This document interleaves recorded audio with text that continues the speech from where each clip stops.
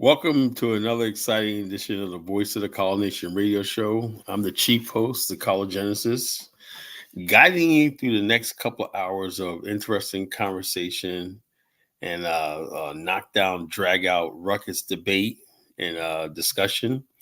Welcome. Thank you for joining us. As you know, this show starts off slow, but we get heated every night and everything like that. As this audience grows and influence of this platform grows, I'm here right with you. We started a little early tonight because, like I said, I wanted to get started early so I could basically start going to bed earlier. And I don't want to be up all night doing this. So I'm starting early at night. When I can, I'll start at 9 o'clock in the evening. And if I could start sooner, 8 o'clock, I'll do it. But here we are, 9 o'clock Eastern Standard Time. We're here with another topic and whatnot. And you gotta ask me, who comes up with the best topics to talk about? Genesis, I go where no man or woman is willing to go. I'll take you there, and they saw, I'll take you there. Mercy, I'll take you there. You know what I'm saying? Kala will take you there. Kala will take you to dimensions you won't never thought you would go to, you know. What's going on, Ja? Thanks for sharing. Thanks for salute Kala the boss. Yes, Kala is the boss here, You can call me Boss Kala. You can call me Kala Thanos. You can call me who else? You can call me Reverend Kala. There's many different names of mine as I go by. You can call me the culture critic. You can call me the geopolitical pundit. You can call me the chief host of the Voice of the Colonization radio show. You can call me what else? I got the culture critic. You can call me geopolitical pundit. And you can call me many things. You call me brother, friend, whatever you want to call me. Just don't call me late to dinner, So tonight's topic, should we delineate from the ignorant and stupid people in our community? And the reason why I took this topic because a lot of Negroes are now with the ADOS FBA are talking about delineating. I'm like, okay, since everyone wants to talk about delineating, why don't I start talking about the people I want to delineate from, Which is like most of you people who call yourself ADOS FBA, you the type of black people I can't stand. I wish I could get rid of you people. I wish you guys would go away.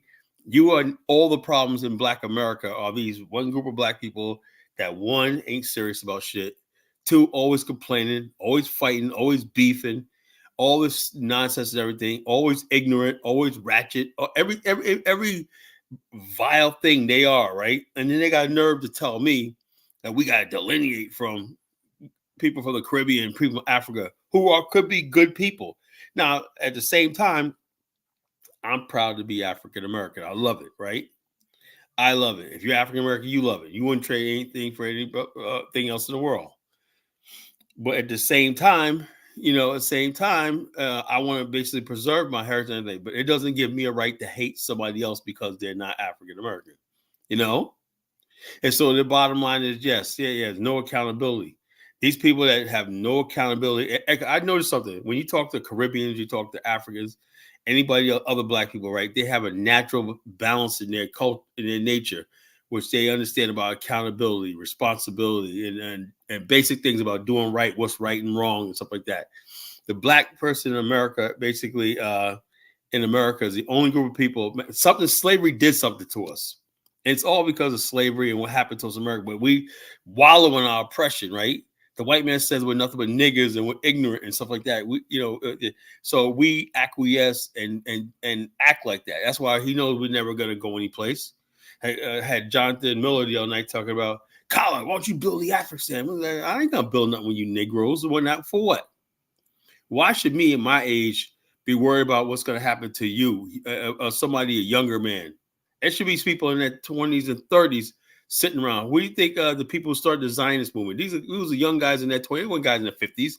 These are people, young men in their 20s and 30s and early 40s that said, this is what we have. Lee Kuan Yew, when he took over Singapore, he was only 42 years old, a 42-year-old lawyer. He was a young man, But we got people in their 30s who still think 30s and 40s in Black America still thinks like children. Well, somebody got to build the African. Okay, then I say, okay, you know something?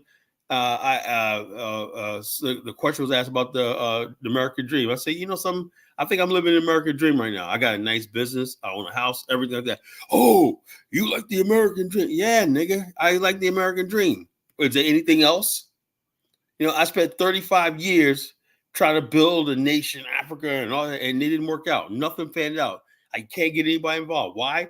Even the people that I deal with, the Pan-Africanists on the continent and everything like that, the black people, Pan-Africanists, they don't know anything about delayed gratification. You know, I tell them this is what we're gonna have to do. It's a 20-year process that we're gonna have to take to build something. If you had a state or municipality on the continent, you know, where you could basically write the laws and give out the contracts and licensing and everything, you have what we call a geopolitical entity. That basically is like Hong Kong is a geopolitical entity. Dubai is a geopolitical entity. The black man in the West needs his own geopolitical entity that he controls, where he makes his stand. When you have a geopolitical entity, that means when people look at the map, that's you. That's where you are. If I want to do business there, anything, I got to go through a government channel. Right now, there's nothing with the black man after 500 years in the West still has no power over anything that goes on in life. We have no power over the communication that's communicated with us, our education, what we eat, or even how we look at ourselves when it's controlled by other people. We're still in captivity. So when you tell people this is a way how to get out of captivity, at least have an escape. Even if you stay in America, shouldn't we have an escape?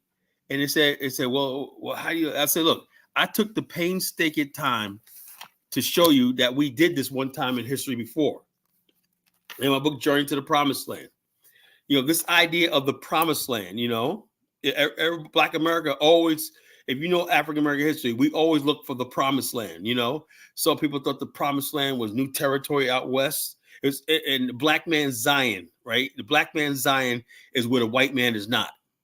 The promised land is Zion. The black man's Zion is where the white man's not. So that's in the black culture in America, right? We want to know where the promised land is, a place we don't have to worry about racism. We don't have to worry about something like that. We could all come together as brothers and sisters and build this beautiful nation and everything. But if that doesn't appeal to you anymore, you know, okay, I said it.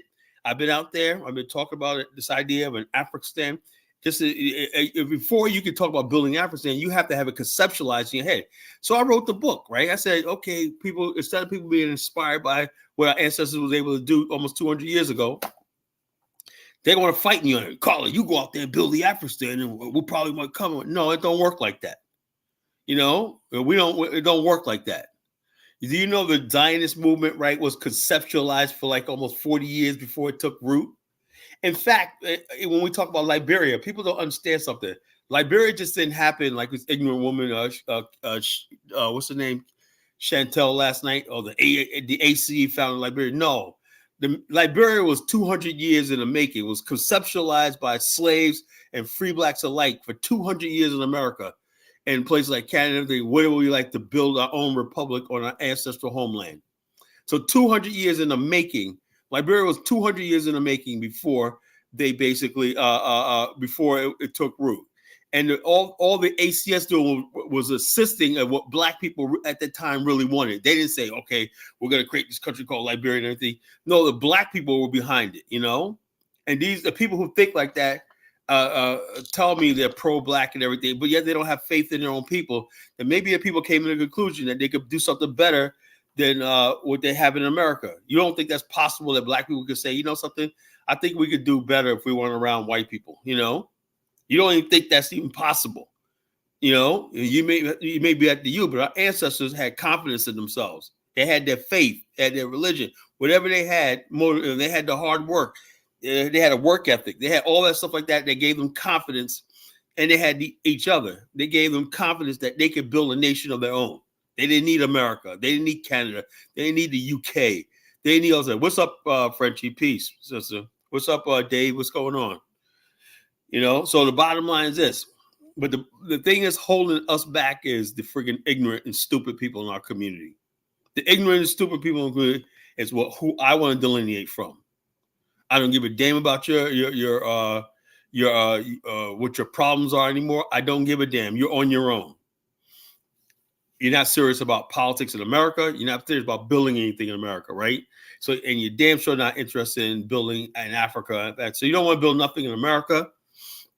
I did a whole show saying black people should get a piece of the $900 billion, a piece of the action, $900 billion worth of goods and services that the federal government purchased from the general public. You would think my inbox would be like, Kyle, you got any ideas? No, of course not. Because all I do is the same sob story people that get on here complaining about racism, white supremacy, and yes, cut us off reparations check. I'm sick of niggas. Really, I am. And if you really want to understand what I'm talking about, I'm going to show you how much I hate you people tonight. I really am. I'm going to show you how much I'm going to explode on you tonight. That's how much anger I am, because I figure I could be so much further. I could have been, even though happy God made me where I'm right now, but I think I'm late in life. I'm just starting to get success. I wasted decades with brainwashed this past. So I want to deliver a lot of people from this Pan-African friggin' zombie stuff before it's too late. So you can go out there and live your life and not worry about a bunch of people who don't give a damn about nothing but having a good time and acting stupid, saying stupid shit. I want to deliver people from that so-called Pan-African bondage. That's what I'm here for. Don't call me a Pan-Africanist. I'm trying to deliver people from that nonsense. So, like I said, if I sound like I'm in a bad mood tonight, I'm angry. I am. I'm in a very ferocious, angry mood tonight. So, people test me, you're going to get your feelings hurt. So, but tonight, when people talk about delineating, I want to delineate. Really, Yeah, wise man. Everybody was brainwashed, You're brainwashed. We're brainwashed to turn the opportunity right in front. I would tell anybody, take the opportunity right in front of you, A lot of people basically don't have, there's opportunity, but they won't get a job because, hey, I don't want to work for the white man. I don't want to do this. I don't want to be no police officer.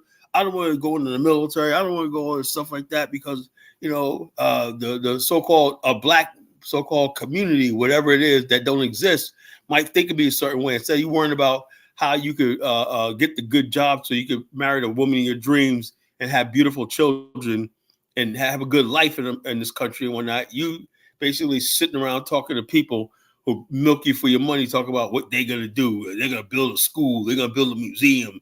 And you're sitting there wasting your freaking life away. I'm here to set people free. You say, well, Colin, you're like, yeah, this is time to do stuff.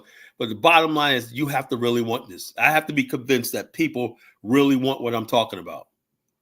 If you're not here, what I'm talking about, the reparations task force. Come on. This is what I'm talking about. And the bottom line is these are young guys. Denzel early. These are young guys. Look, it's a joke, man. There's no reparation. You're not going to get no reparations, bro. It's a farce. It's a political farce. They're laughing at you behind your back because you don't know any better.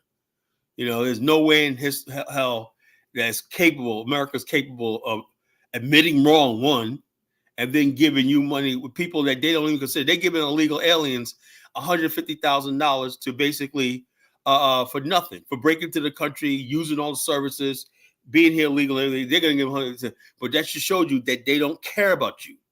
They don't give a damn about you, what you think. They're convinced in their mind you ain't shit. You're not human. You're not human. And what should have been done with reparations should have been done right after slavery, right? We should never became citizens of this country. We should have left our status in limbo, and then we could have made the case for reparations by building our own nation, whatever like that, out of America, parted ways with America. But no, we fought because we didn't have enough confidence in ourselves. The only way we felt like we're human is we have to get recognition from them and their constitution. So in other words, I'm a human because the Constitution, the white man's Constitution says it, the white man's Declaration of Independence says this, just a piece of friggin' paper that's useless to us or whatnot. That's what you friggin' try to validate yourself with.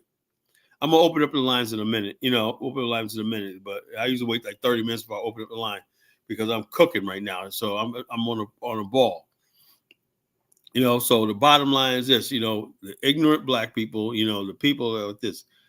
The reparations pastor have until tomorrow. See, there's not going to be any reparations, bro. You guys got to stop making fools of yourself. This is all just an attempt to get you to the polls in November. That's it. It used to be a time where black people had street smarts and they were smart. See, I'm from New York. We know people from New York know when you're being hustled. We know when you're being soft soap. We know we used to call, you're being bamboozled. When somebody's shucking and jiving and stuff like this. But all you country Negroes from California and everything, y'all don't know no better. Y'all don't really know any better. They're playing you. They're playing you. They know they got really nothing to get you to vote for them. It's all about power, but they're playing you. Ross Moy says, hey, 5 hours of nothingness. I don't think so, Ross Moyes. 5 hours of nothingness. I think I'm saying a whole bunch of stuff that's true. Now, if you're one of these Negro ignorant people that I'm talking about, I'm sure you want to be like, oh, it's 5 hours, but do you know that I'm hitting at people like you? I think you're on the African side of things, you're like I said, I ain't gonna just talk about Black Americans. I'm talking about ignorant Africans too.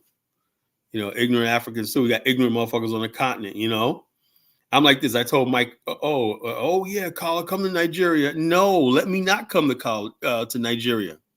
And I showed him Makoto. Why are you showing this, Carla? But you showed me about some nice. I don't give a damn about one or few nice neighborhoods. I'm looking at that fucking slum Makoto. No human being should live like that. That's a failed society, a failed civilization. And I'll never subject my people to that filth and trash. No, I'm sorry. It's not going to happen. Just like which people talk, well, you can go to Ghana. And like, I know all about Ghanaians, they're friggin' power failure. Look, electricity's been around for like 150 years now. Every country on earth grew their economy and industrialization by mastering the flow of electricity and stuff like that, And you got Africa has not mastered the basics of electricity in all this time, and you want us to live there? Are you crazy? What would I get out of going to Ghana? Yeah, you can go to Ghana, Carla, but we got power failures, we got no indoor plumbing, we got poop out in the bushes and whatnot. Okay, why would I want to subject myself to that? Why?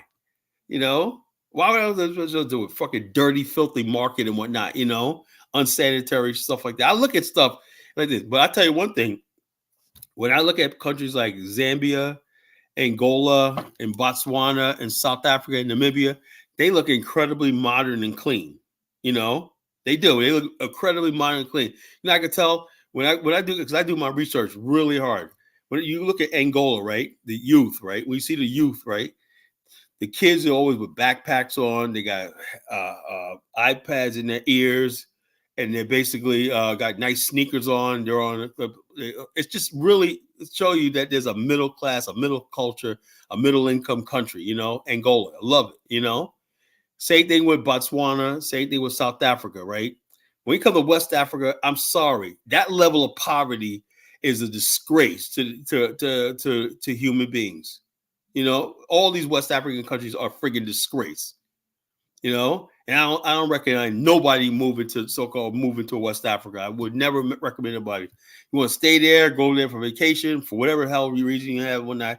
But tomorrow I'm gonna go there and open my business, and I'm gonna get the fuck out of here. That's another thing. We gotta take that power away from these dusty ass Africans, who think they got us over a barrel because they got control over our mother continent, right? They think they got us control of mother continent, so we gotta listen to them. They're not trying to progress. They're not trying to get better. They're not trying to come up to a certain level, right? They want us to come down with them in the gutter and everything and say, come on over here like this. Suffer with us, Carla. You can walk 2 miles and bathe in a river. You ain't too. No, I'm not going to bathe in a goddamn river, in a creek. No, I'm not going to go to a well, dig a well or whatnot. I want freaking indoor plumbing. I want modernization. That's what I'm a product of the modern world. You can't give that to me and get out of my face. You can't hate where you come from. Look, bottom line is I know I come from Africa, but you guys control it right now. You guys control it right now, and you guys are determined to keep it a freaking mess. Now, if you guys basically, what you have is Africa, right, is the white man's keeping black people savage and primitive in a place. So it offers no place for the black person in the West. It offers nothing to us, No, we get nothing out of it. No, we're not even a stock exchange, not a decent stock exchange. Would you go take your money that you got in the bank and switch it over to the Naira and whatnot and put your money in a Nigerian stock exchange? Hell no. If you do that, you're a fucking fool. So the bottom line is about yeah, I don't hate where I come from. I'm just disappointed. Because, like I said, I loved Africa. I still love Africa, right? But I understand that I won't see this in my lifetime because it seems to me Africa is like what they are right now, and I just accept the fact that that's what they are. They don't want to be better. They don't want to do better. They don't want to. They don't want to build modern Africa. They don't want to build anything like that. You look at Asia. How Asia's building modern cities and everything. I'm sorry if I hurt your feelings tonight, but I gotta tell it like it is.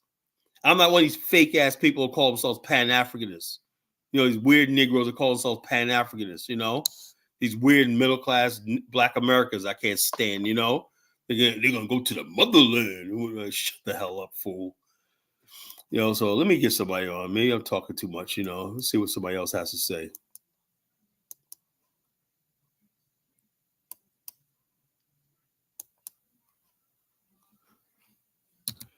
Modern Africa is not already built. There's no modern Africa, man. You gotta be kidding me. There's no modern Africa. If there was modern Africa, you'd be living there right now, Ross Moise. I mean, I'm dead serious. I'm not stealing Tariq. I don't like to. Tariq says he doesn't want nothing to do with Africa at all. My wife is African. I go to Africa actually next year. I might not go to Liberia. We might go to Morocco. I might have her come to Morocco. We might meet in Morocco, stay in Morocco for a whole month and whatnot because she's tired of Liberia. I said, I don't know. So I will see, Actually, Morocco, I added up. Morocco, us staying in Morocco for a month was actually cheaper than me going all the way to Liberia. Everything. But I will see. We'll see. We'll see how it works out, But go ahead, wise man. What's going on, brother? Hey, what's up, brother? Hey, everything you said about Okay. Go ahead, brother. Hello? Yeah, yeah, I can hear you. I'm sorry I had my Oh, mute. what's up, Kyla? How you doing, I'm doing Kyla, good, man? doing good. Yeah, man. We do need to delineate from our degenerate classes, man. We need to rebuild our intellectual class. Let the Yeah, intellectuals yeah, yeah. be with each The other. problem is the people who are intellectual are scared. They even got They, people like Professor Smalls, these ADOS FBA people. They got people bent over and uh, cowering to ignorance. But ignorant people, black people, always are intimidating. They're very intimidating. yeah, they're very scared. They're not gutsy. They're not gutsy. But they know how to Um, intimidate other black people, right? Because they know the majority of black people are ignorance or ignorance dominate our culture. Black American culture is basically ignorant, you know. And the bottom line is that's what people like this. So when you say something smart, back when I was a kid, when I just say, "Oh, look at Professor over there," Professor. In other words, it's unusual for somebody to say something intelligent. So they clown you by basically calling you professor or bookworm, blah blah blah blah. But the bottom line is, you get to the point where I'm at the point where I'd rather be called that than ignorant. You people are ignorant. And the bottom line is, I'm sick and tired of ignorant people. They get up on television, make fools out of us, and everything. Go ahead. But it's like I miss the good old days. Back in the day, even in the '90s, you used to see our intellectual class on the TV all the time, Oh every yeah, yeah. Back weekend, in the day, you had all shows year. like I American remember, Black Forum. You had shows like It Is Like It or Is with Joe EVS. Noble, Yeah, we don't see those shows no more. We don't because see they even took the away youth. all the Don't. black Yeah, intellectual and stuff like that it's off just television. it's just like they transferred our black intellectuals and just gave us the degenerates. Just Yep, you that's what it is. just showered us with degeneracy. And And then they replaced all our intellectuals with entertainers and whatnot. oh the, man. the problem with us is that we don't like education, man. We like what they call it, edutainment. Yeah. That's what we We got like. hip and hop, man. You got hip and hop But we to gotta get people. off that, bro. We gotta Man, I think we're just far too gonna get off of that, man. It's we not gonna gotta come back. graduate, bruh. But we gotta graduate, bruh. It's the same thing going on in Africa. The same thing going on here. We gotta graduate as a people. Bro, it's gonna It's a start time. underground, bro. It's We a gotta do it from the underground, then bring it to the top. Yeah, like even with Kala Afristan, how you expect Kala to just build Afristan? You need different people intellectual people, different people Yeah, from the Zionist movement. different. The Zionist movement. One person, Theodore Herzl, started the movement, right? The next, somebody said, "I got ideas. I got ideas," and soon Jews Yeah, all that's around the how it world began to starts. contribute to this Exactly. idea. That's But how it who's starts. joining me on this idea of an Afghanistan? Nobody. Yeah. Everybody just pivot to did a about turn. I'm gonna get so talk about reparations. Why? Because that's instant gratification. I want a payout, and they really think there's gonna be a big payday. That's gonna But solve all but that. but but, but you just said something really interesting. It's instant. We're not in it for the long haul. We don't know how to see the fruits of our labor. That's the problem, man. Oh, everything You is what know. they could eat right now or not. Like the guy, instead of planting a harvest or whatnot, he said, "I'm not gonna plant a harvest because I need to eat right now." No, you plant a harvest, cultivate it, and then when it bears fruit, then you eat. And so Hmm. we don't have that mentality. We're just like whatever we could get right now. That's we're like people like to, oh, I want reparations for my vote. You're not going to get reparations for your vote. It's Man, like what happened to us, Carl? Sorry to interrupt you. What happened to us, man? Like back then, like in the silent generation, even if baby boomers, man, they were more patient. They took their time. I mean, what happened? Is it technology? I'm bringing technology into this. Is it YouTube? The yeah. information era? What's going What on, man? people are irresponsible, like Phil Scott, right? I like Phil, but he's irresponsible. If you Wow, why don't you know what say you're that? talking about as far as politics, you need to keep your mouth shut, right? I don't know. I'm not gonna, like I said, you never hear me telling about who the people to vote for, right? But him and Jason Black, only people say, I don't hear nothing about no rapper. That's not a really winning issue. So why would you come up to Kamala Harris and say you want to vote, you want reparations? She knows she can't do that. She just signed that, she said I'm gonna lose. Yeah, So why that's would you commit that's political committing suicide? political suicide. Yeah, Political political suicide. suicide. They don't even think like that, and they know better. They know she's not can't do that, right? But it's just that they're using that power, right? That power because they know most black people are ignorant. I said, like, I may not like Kamala Harris, but I'm not gonna freaking say. When people say, "Well, she said she gonna get reparations," I said that's not the reason I don't like her. But because I like her because she flip flop on a lot of stuff. She said she was against fracking. Now she's for it. She said she was against the wall. She wants to stop the wall. Now she wants to build a wall faster than Trump. She's all over the place. She don't know what the hell she stands for. And that's Yeah. what I go by. I know She's not reparations is not a issue I'm going to vote on. she's not going to be running the day-to-day operation, Kyle. It's going to be Tim Wise. He's going to be running the day. He's going Or to be just the a bunch of technician. handlers and No, he's everything going like to be the that. technician. She'll put her rubber stamp on stuff like that. None of these Yeah, guys are incompetent. Competent to run a country. he's gonna be the technician. He's gonna be the one doing the day-to-day policies, drafting the policies, running around Congress. He's gonna be the one doing the technical work for her, and then Yeah. she's just gonna be signing papers. That's all. So Yeah. you're Yeah. saying she's just a face? She's like a puppet. She's Yeah, not really the. yeah. No, Interesting. because you got to look at it. Tim Wise is a governor.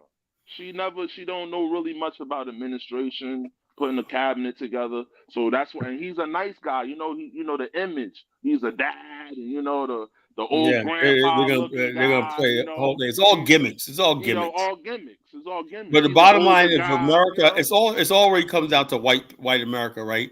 If they elect this woman, they just basically sign a death warrant, and by extension, we're finished too. Yeah. Like I Yeah, said, yeah, Black yeah, America is tethered to white America. yeah. If white America goes down and whatnot, Black America's finished. We go Yeah, down. that's true. We number two. We gonna go down. We're gonna go But we're down. not even tools. We're like children, man. We're like overgrown children, bro. Oh yeah, we're like overgrown children who stomp our feet and say we want our allowance and whatnot. I mean, everybody, even my own. I mean, people in my family, they get emotional and say, "Hey, this is how I feel about Kamala Harris." That's why I don't speak on it no more. They get emotional. I say, "Get out your emotions and think logical. What are they doing for us? What's the impact on us? And not just us, but the country." They don't Because care. we got these immigrants coming over here. These immigrants just took over a freaking apartment in Denver. It's getting bad, man. Check this out. I said this on Dinah's show the other day. I said, look, you cannot have laws for thee and not for me, right? They've already made the immigrants a protected class. It's like above the law. They could drive on our. Now I don't feel bad. I don't hate those sovereign citizens Moors anymore. Because the immigrants are doing the same thing. They Yeah. Yeah. people out living in them, we're not coming across the board, stealing people's social security numbers, breaking the law. right? Breaking And the no one law. do anything. But black people, you know for yourself, we're so over policed. A couple of weeks ago, right? I was at a stoplight, right? And this cop was right next door, right next to me, right? And you know how cops, when they pull up next to you, they think you're trying to avoid them, right? So this is what happened. I was looking at my phone, right? And I didn't see the light turn green. So he pulled off, right? And I was there for a second. The people in back me bleeped the horn. Then I finally went up. So the cop saw that, right? And then he got behind me and pulled me over. He said, well, you acting suspicious. I said, you pulled me over. He says, I have a lawful right to pull you over because it's probable suspicion. So I said, okay. So anyway, he wanted to give me a ticket, but whoever his supervisor was said, no, just give him a warning. He said, next time you got drive because you driving erratically and you just didn't look right when you was in the road, you were driving. I said, I wasn't paying attention. I said I wasn't paying attention when the light like that. So you look at your phone. I lied and said no. But the bottom line, he had every right to pull me over. It was because they got the right to pull you over. They do it, and they take pride in the fact that they could pull you over for anything, window tints, anything they could pull you over for because it's the law, and we just go along with it. But if you break into the country illegally, cross the border, you could work, you could steal, you could rape, you could do whatever you want to do. No, heck no. Where the law doesn't apply to you, No, the law's gonna apply to them. I just think right now they're letting them get away with it right now.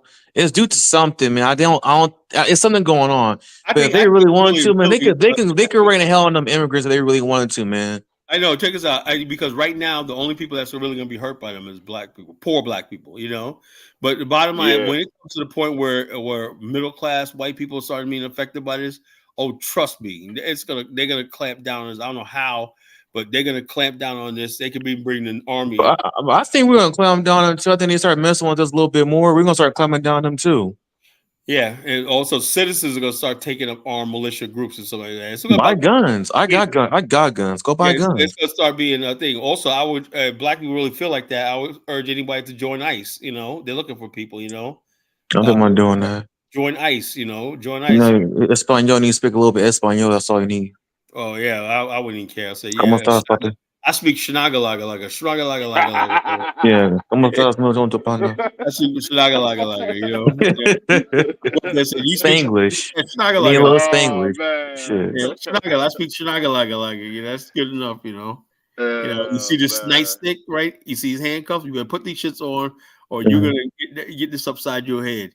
You know what I'm saying? But Carla, back to the whole Kamala Harris. This is really a scary situation, man.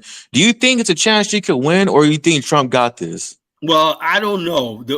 What scares me is the fact, even though you have a lot of black people breaking for Trump and staying home, there's an awful lot of white people. You don't get sick and tired of the white people. People like Kamala and like Obama is using Black America's social credit, right? So a lot of white people still have white guilt. And they always say, we're going to turn a page in history. This is how sick these people are, right? They think that throwing their vote to somebody like Kamala, even if it damages them, means they can erase slavery, erase all the racism and everything. No, they can't do. Come on, no. That's what they think. Remember Mitch McConnell said? Kyla, that's what they really think? That's what they really think. I know white people. That's what they really think. New I'm hearing. This is something new. Check us out. When Barack Obama got elected, right? Rush Limbaugh said, now we don't have to worry about nothing because we got a black man in the White House. That's all they needed, right?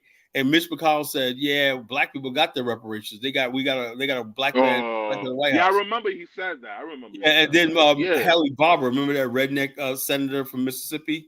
He said, African Americans don't mean shit. They got Obama. They don't mean shit from now on. I don't want to hear nothing from them. So Obama actually black people's social credit. Credit, like now, let me give you an example where I'm talking about social credit. What did the worldwide Jews get with their social credit? The damage of Holocaust. They got the state of Israel. Israel. They didn't get that. They got the civil service jobs. Yeah, they got a lot of stuff. Jews got banking, and they got the state of Israel. Yeah. Black people basically let other people, grifters, come in and steal our social capital for their own personal gain. The Al Sharptons, Obamas, all these people. They know what they're doing. They're playing on white sympathy and white empathy, Yeah. So that's the game we're playing. Just some people Mike says, Carl Silver, black. I'm not. It's not black. I have nothing. Why is it that when you state the obvious? Yeah, They say I'm anti-immigrants. I have nothing. Nobody talks about Hey, immigrants. Colin, I have nothing against these people that are coming over here. I'm hey, saying Colin, we're a lawless country. Colin, are You this know? African immigrants saying this? Is the African dude saying this? Yeah. Hey Oh, man, what's up with these Africans? Okay, when they say immigrants, yeah, we respect y'all, but when they're talking about immigrants, they're not talking about no Africans. That's code word for Latinos. They're so busy trying to identify with Hispanics and whatnot. They get in our way, and what's going to happen is Africans keep saying that we will turn on them. You know, we're not talking. We're not talking But about they don't care about no African. They care about Latino immigrants. They don't care about no Africans. African immigrants not taking over compounds. Yeah, they're not doing all that stuff like that, you know. But Mike wants to protect. He thinks America should be open. He's a globalist. He don't believe America should have a border, identity. Anybody could just come in and set up shop, do whatever they want to do, as long as they're making money. No, America has meaning to it, you know. You know, you can't just come here like this company just simply not up for grabs. You know. I said somebody said, "What's your gripe with Africans?" I have no gripe with Africans. You know, we're not talking about African immigrants, bro. I never said anything about African immigrants. You know, man, that's happened before. We talk about immigrants, and we're talking about immigrants. We're talking about Latinos, but yeah, they're immigrants too. But I don't know. They keep linking themselves in with other immigrants. I'm like, you got to worry about yourselves. Yeah, Mike says I turned on Africa. How did I turn on Africa? My wife's a freaking African fool. You know. So the bottom line, how did I turn on Africans? Some of my best friends are Africans. You know. You just telling the truth. But you think you're gonna come here and make war on us, bro? You are sadly mistaken. You're gonna see a side of us you ain't gonna like. Yeah. Black America. They don't have to worry about us. They're gonna worry about the white folks. White folks gonna jump on them first. When you turn on the white folks, but if the white folks ever got the impression that if they did something to you and we won't do anything, you're finished in this country. The reason why they don't touch Africans because they fear us. You know, they fear us retaliating, and they will. If you're like, remember that guy Abu Diallo? Amadou Diallo. Black America was about to burn New York City down for that brother. You know, I remember Senegalese brother. Black America about to burn that city down for that brother. You know, they had to about to burn that city. New York about to go up in flames over that brother. You know. Now I'm not talking about Africans making war. I'm saying. Mike, the way Mike talks sometimes, it sounds like he's making war against us. Like you know, stuff he says. I know he means well, but sometimes he sounds like he's making war against us. You know, and I say the same thing about these ADOS FBA people, right? You know, you don't talk about my African family like that. You know, we're gonna delineate from like that. Okay, you say like you'll say about Bobby Shmurda is a Jamaican. What the hell is that doing? What about what's that doing? King Von and all these other people, you know? What about Snoop Dogg, right? What is Snoop Dogg, right? Snoop Dogg gets up on the friggin' the Olympics in French and start doing. He was so high, man, he couldn't even walk. But yet that's okay because he's a so-called ADOS FBA. And getting 100,000, 200,000 a day to be at the Olympics. Getting all that money and whatnot. But these Negroes don't say nothing. I want to delineate from the Caribbeans and the Africans. What for? You know. I would accept Caribbeans and Africans before I accept a lot of these Negroes, you know? It's all about whether you're a decent person. I say that all the time, but do I get credit for that, you know? I say that all the time. I denounce that xenophobic shit, you know? But I do have a right to defend myself, the right to defend my people. That's just obvious, you know what I'm saying? You know, when Africans are being unfair, we have a right to defend ourselves, you know, against character assassination. You know, unfair judgment against us and stuff like that. We have a right to, you know. Mike goes, how can Africa turn on Africa when whites are the ones he really believes that white people inviting them here. No, it's corporations and whoever globalists who are inviting you here. The average white person in America don't want you here, Mike. Trust me, you know. They don't.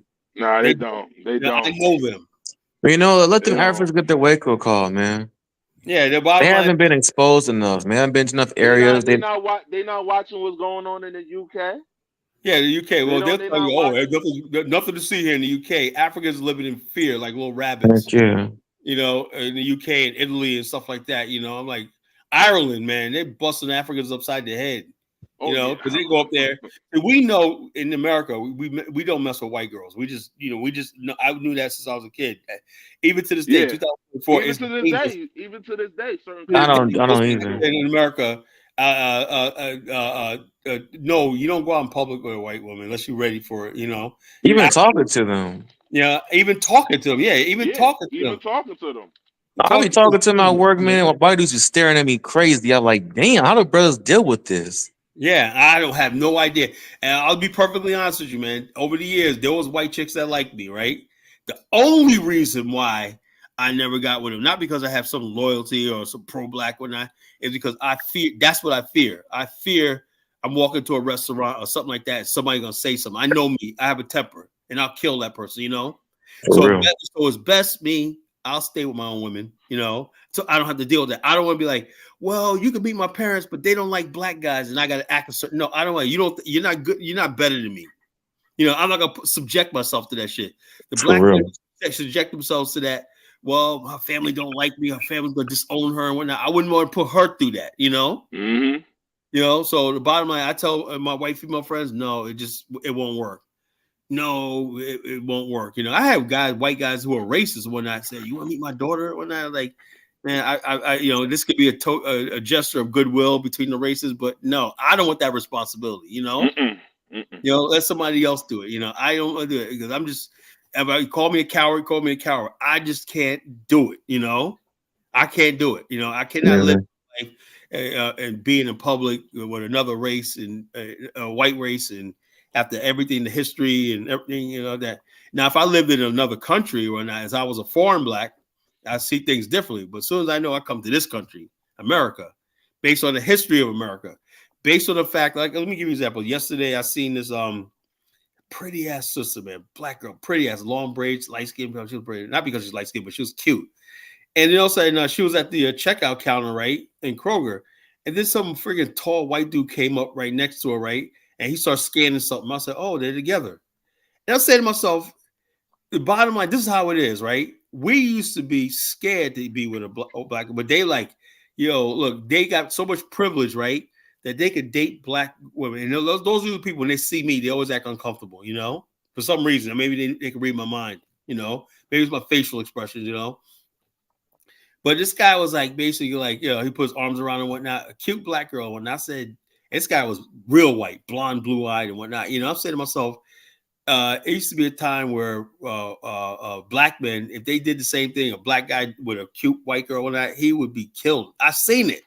I had a friend of mine, his brother. You don't think I'm lying? Look up Sean I looked that story up. Middletown, New York. The case is, you looked it up? I looked it up. That was crazy, man. Like, yeah, it happened on one night. Went to go see like his friend, and next he went missing. He ended up dead. And go to the top of the hill. Meet me up at the top of the hill, right there. That's where people used to go to make out. We used to bring girls up there to make out, right? And back at the school, and they found him with 33 stab wounds. Jeez. Killed him. He played football. That was the fall of 1986. And movies out that during the time. The Golden Child. Remember the Golden Child with Eddie Murphy? You probably don't remember that. I remember that movie. I remember. He was like protecting some child or something. It was like some kung fu movie. I got magical powers. I remember that was out at the time, But Sean Edward, his brother Wayne was a good friend of mine, me and Wayne and I were the same age. Sean was like his little brother, because I had graduated high school in 1986, right? And so Wayne Edwards was like a year older than me. And both our parents knew each other because they were in the NAACP and everything. He's one of those. These guys were, with the white girls. Even though him and Wayne worked down in Jersey at this department store, we both liked this little Nigerian girl that was there. Man, she was cute as hell. Man, she was from Nigeria. She was cute as hell. She wanted no part of me, man. I was like, I said, yeah, I wasn't good enough, I said, all right, but she was cute though, man. We used to sit there and joke with her and everything like that, But he liked a lot of white girls, too. Whatnot, but all them the Edward brothers, they like white girls, But I got a question, Kyle. How do brothers deal with that? Even I see sometimes brothers out there with white women today. How do they deal with that crap? What goes to their head? Yeah, but like I said, if they're not an immigrant, right? If they're African American brother, they got balls. Mm-hmm. They got balls. You got brothers out there that really don't give a fuck. They think it's they're so like think about the civil rights movement back in the days when they had SNCC and the marches and everything like that. And one of the things that was like when they used to have the sit-in and stuff like that, you had white kids going down there, right, marching with them, right. And then all of a sudden, next thing you know, you're going down there and you see some of the girls. That's what they told Malcolm X. They said we want to help our people, but these white kids are coming down there and they're sleeping with black kids in the South and North, whatnot, and it becomes some watered down racial love fest and whatnot. And we need to be militant down there, you know. And so, therefore, it was very controversial. A lot of these white, like Viola Davis, was killed by the Klan, you know, and stuff like that. But how do you basically go against somebody who's down there to so-called help you? See how the bad situation we're in, you know? And a lot. Let's be honest with ourselves. A lot of the people of the civil rights movement, like Harry Belafonte, were into white women. Sidney Poitier, you know, they were into white women. So it's like we're caught between a rock and a hard place, you know. Do you think they experience racism? Or what do you think what goes to their head when they experience racism? I mean, not that all of them experience it, but what do you think that goes to their head? Well, I think they think their job is to correct everybody that black people and white people should mix together and blah blah blah. But they understand that does not strengthen the black community. You know, that's that Crazy. black community. You know, but it's a tricky situation, right? Because this is what I would say to interracial couples. Okay, if you got an interracial couple, that's you. You guys get a house in a mixed race community, right? Get with other mixed couples and everything. Understand the world. You can't change the world to suit you. You know? Yeah. That's the problem that I have. They're just like gay people, right? It's not about people being gay. It's like them trying to train us to accept that stuff as normal. Heck no. You see what I'm saying? Yeah, I Heck get no. They're not. And with social media, these people got power now. You know. And Carla, I've noticed something about interracial dating. They're commercializing it a lot. Oh like, yeah, you see it, right? Every time you see a movies. mattress commercial, what do you see? You see it a a lot black in the woman with a movies white guy. Yeah. You meet these goofy looking white guys with a fine ass black sister. When you know what they're doing to us, and what they're trying to say, you know, it's everything like that, you know. And so, white black men. White, you rarely see black men. I see this one video, a mattress commercial. They said we still talking about the Klan in 2000. Yeah, this is America, around. Dude. What do you mean? They still around. They're still around, man. They still got sundown towns. They still around. You know, they take many different forms. They're still there. This is what I'm talking about. People like Michael get us killed. Brothers, they're not taking this thing serious. That's why we can't never let them lead us. You know, never. They're not taking this. They're still. Nobody has yet to find an old Klan robe in the garbage. I've never found one. And I know people. I know so many people that got killed by the Klan and everything like that. We talk about this, that, and the other thing. Them wounds are still there. You go to places, parts of North Carolina and the deep South, you can feel them. They're still there. You can feel them. The Klan is still there. Around. They still around. They still active. They just went underground. They do other things. And now the police officer, like Frank, what's that dude named Frank Duke? He was the Grand Wizard. He said, now we're going to be judges. We're going to be the doctors. We're going to be police officers. They just transformed. Yeah, they just transformed. We're now going around. They're bankers. They're everything now. You know. Shoot. Hold up. Not only that, the Klan is in Africa too now. Yeah, they're behind a lot of this tension between Black America and Africa. The Klan is in Africa right now, in Ghana. Kyla, it's so crazy that you saying that, right? It's a chick that I know in Liberia, right? Right. And she got engaged to some white guy. Oh yeah. He got Lucas Richards, right? He slit her throat. Yeah. That dude in South Africa? No, in Africa. In South Africa, right? This is what happened. I'm talking about Liberia. It happened when I was there. She lived in Cape Mount, right? And this guy that was like a NGO, like a missionary, right? He was actually married in the States, right? But he told her he was not married, right? Or he could have a second wife, whatever the hell it was, right? Anyway, when it was time, he was like, he wanted out of that, right? They were supposed to get married. Anyway, he tried to fake her death by slitting her throat, but she lived. And they'll say he tried to blame it on this Liberian kid, right? The Liberian kid is the one who stopped him from killing her, right? And they'll say he tried to say I was attacked by this guy, right? And she lived, right? Had she not lived, that other guy would have went down for that, right? because and then all of a sudden, George Weah appointed judge. He looks like he's dusty and hungry. Said there was no evidence, even though those witnesses said she said like this. And you saw what she was saying. She goes, "Lucas, you're gonna be cursed forever." When So the bottom line is these guys are coming to Africa now, abusing our there. But Kyle, I'm not even talking about that situation. I know about that situation, but I'm saying personal situations. Another one? When I'm in Liberia, yes. When me, I know a chick personally in Liberia. The guy that she's about to get engaged to a white guy. Maybe she want a green card or whatever. But the guy looked like a straight neo-Nazi. And I was that's what you have neo-Nazis going over there. Yo, he got African women. He got tattoos all on his legs, on his arms, and you be seeing those little Roman symbols. I'm like, this guy looks like, I don't know. But you right. They out there. But hey, what's going on? I'm interrupting you, brother. Hey, what's going on? Yeah. I hear this happens a lot, and it's why I don't trust white men. Nothing against them, but I see it's happening a lot with white men. Nothing good will come out of white men pursuing black women. What's going on with these homicidal situations? Like, I know it's the caveman, Neanderthal DNA in them, but I hear that a lot because I had my mom. Her friend got married to a white man later on in life. Well, she's already married to a white man before, but got married again. I went to a wedding. I met the dude, tattoos everywhere, former UFC fighter. I'm like, I already got a bad feeling about this cat.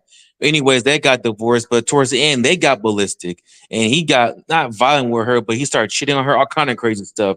So my question is, what's up with these white dudes being around women and they're showing their true side, man? Why can't black women see through this stuff? One time, I was in a Food Line at night, right? People say, "Carl, you shop a lot." This was years ago. It's like 10 years ago, right?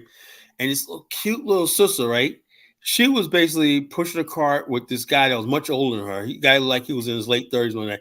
He looked like a friggin' Richard Spencer type dude, white nationalist type of dude. I'm like saying to myself, I felt like saying, "Why are you with this young girl?" This is what I wanted to say. I look at him. I grilled this motherfucker like I was about to step up like a father figure. What are you doing with this young girl? You're just using her for right now because she's cute. White guys have no qualm about using cute black girls. They're not gonna marry them, but using cute black girls and whatnot for their pleasures and their fetishes and whatnot. And black women think they're being loved. It's something new. Maybe because the guy might have had money or something like that. But I'm saying to myself, you like such a loser. You instead of being with a white chick around your age and everything like that, you're basically dating a girl. The girl could be no more than 19. This guy looked like he was at least 36 or 37. Yeah. Oh, and but my question is, what's up with these violent outrages with white men against our women? What's going on? I've been noticing that too, bro. You're right, bro. There's a lot of that. There's a lot of black women getting killed by white men. Yes, I've been noticing that too. This is unfortunate, man. Unfortunate. This because a lot of black women just basically don't get it, right? And like people sitting there telling me, "Oh yeah, I think there should be boundaries." I really do. I think there should be boundaries.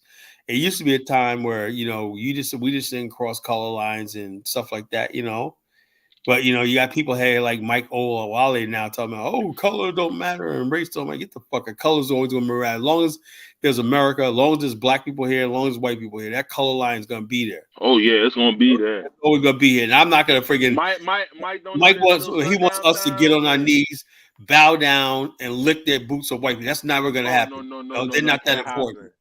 Let them lick the boots. Let them lick the boots. That can't happen. We're never gonna. I don't give a damn about anything else. Because the bottom line is, like I said, and I do real business in America.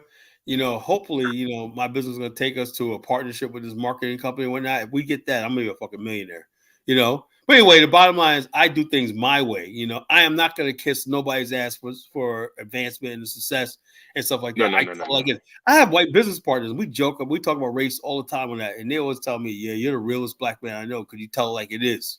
That's why they respect you for that. If they think like I'm a real freaking man, I'm not a bootlicker.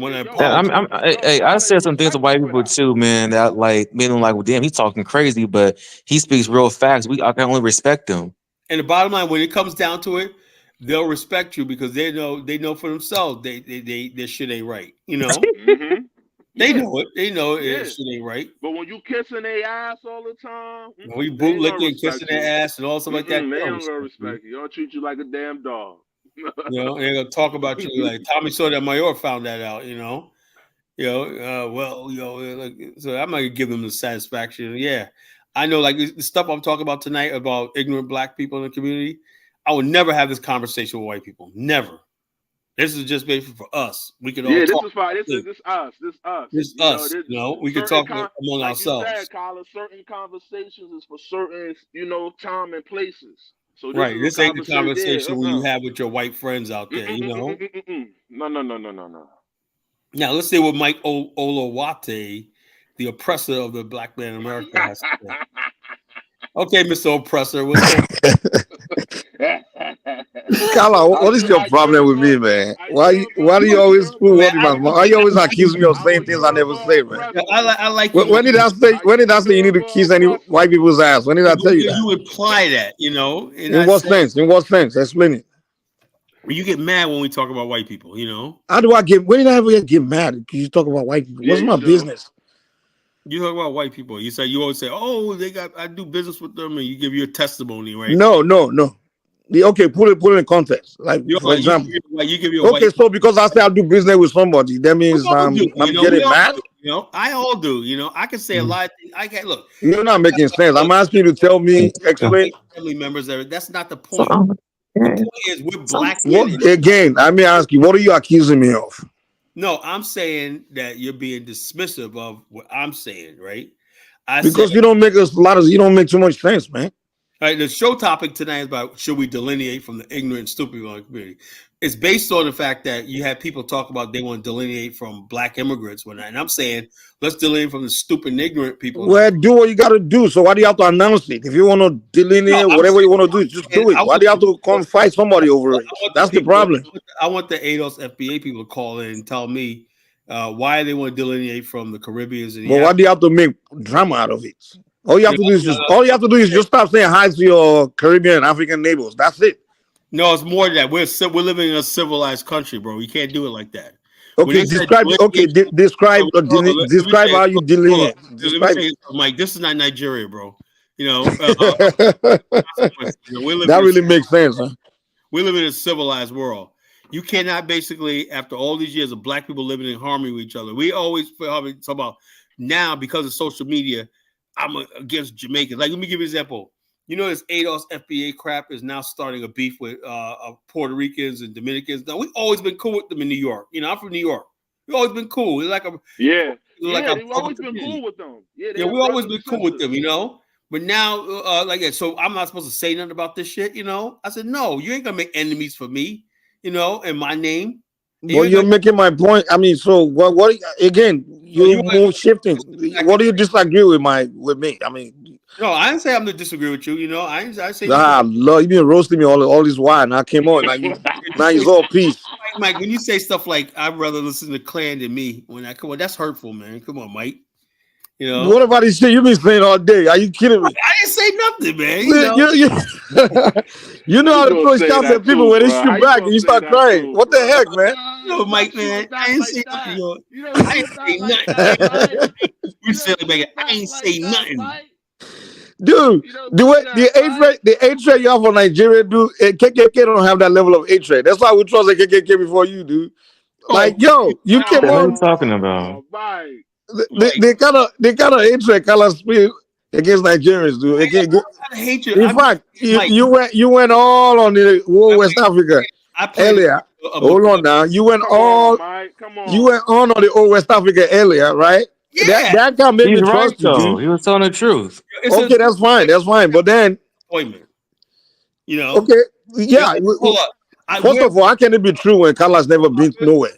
Carla's only been to Liberia. Hold on. That is West Africa, though. Exactly. That's what I'm saying. He's only been so Liberia is the whole West Africa. I played you a video. Mike, the whole West Africa fucked up, though. Mike. Yeah, all West Africa's fucked up, man. Oh well, that's your subjective view. That's fine with me. I really care less what what FBA thinks or whatever. Okay. But I can guarantee none of you can afford to live in my neighborhood in Nigeria. That's what I can say. But the fact of the matter is, Carla, a KKK. I would not pay. Nigeria, bro. Come on, man. Before you guys start telling me about KKK is dangerous out there. Like my people, my Nigerian community in America, all the Nigerians I knew, they were murdered. They were all murdered by Black Americans. So don't give me all the KKK stories. How do you know that? How do you know that? Because that I know. Because when they were arrested, prosecuted, it was FBA. So you guys are more scary than you guys are bigger threat to my community than the KKK. So don't give me that KKK story, okay? Hold on. If your community is, I'm not saying all of y'all. Most of y'all are good people. Don't get it wrong now. I'm just saying the same way. Like it's not all white people that's KKK, Carla. So I'm not generalizing here. I'm just saying we all have bad people. Here's the problem with that, right? That's a red herring. Because what's the problem with that? You know, and I know, right? And I can say the same thing.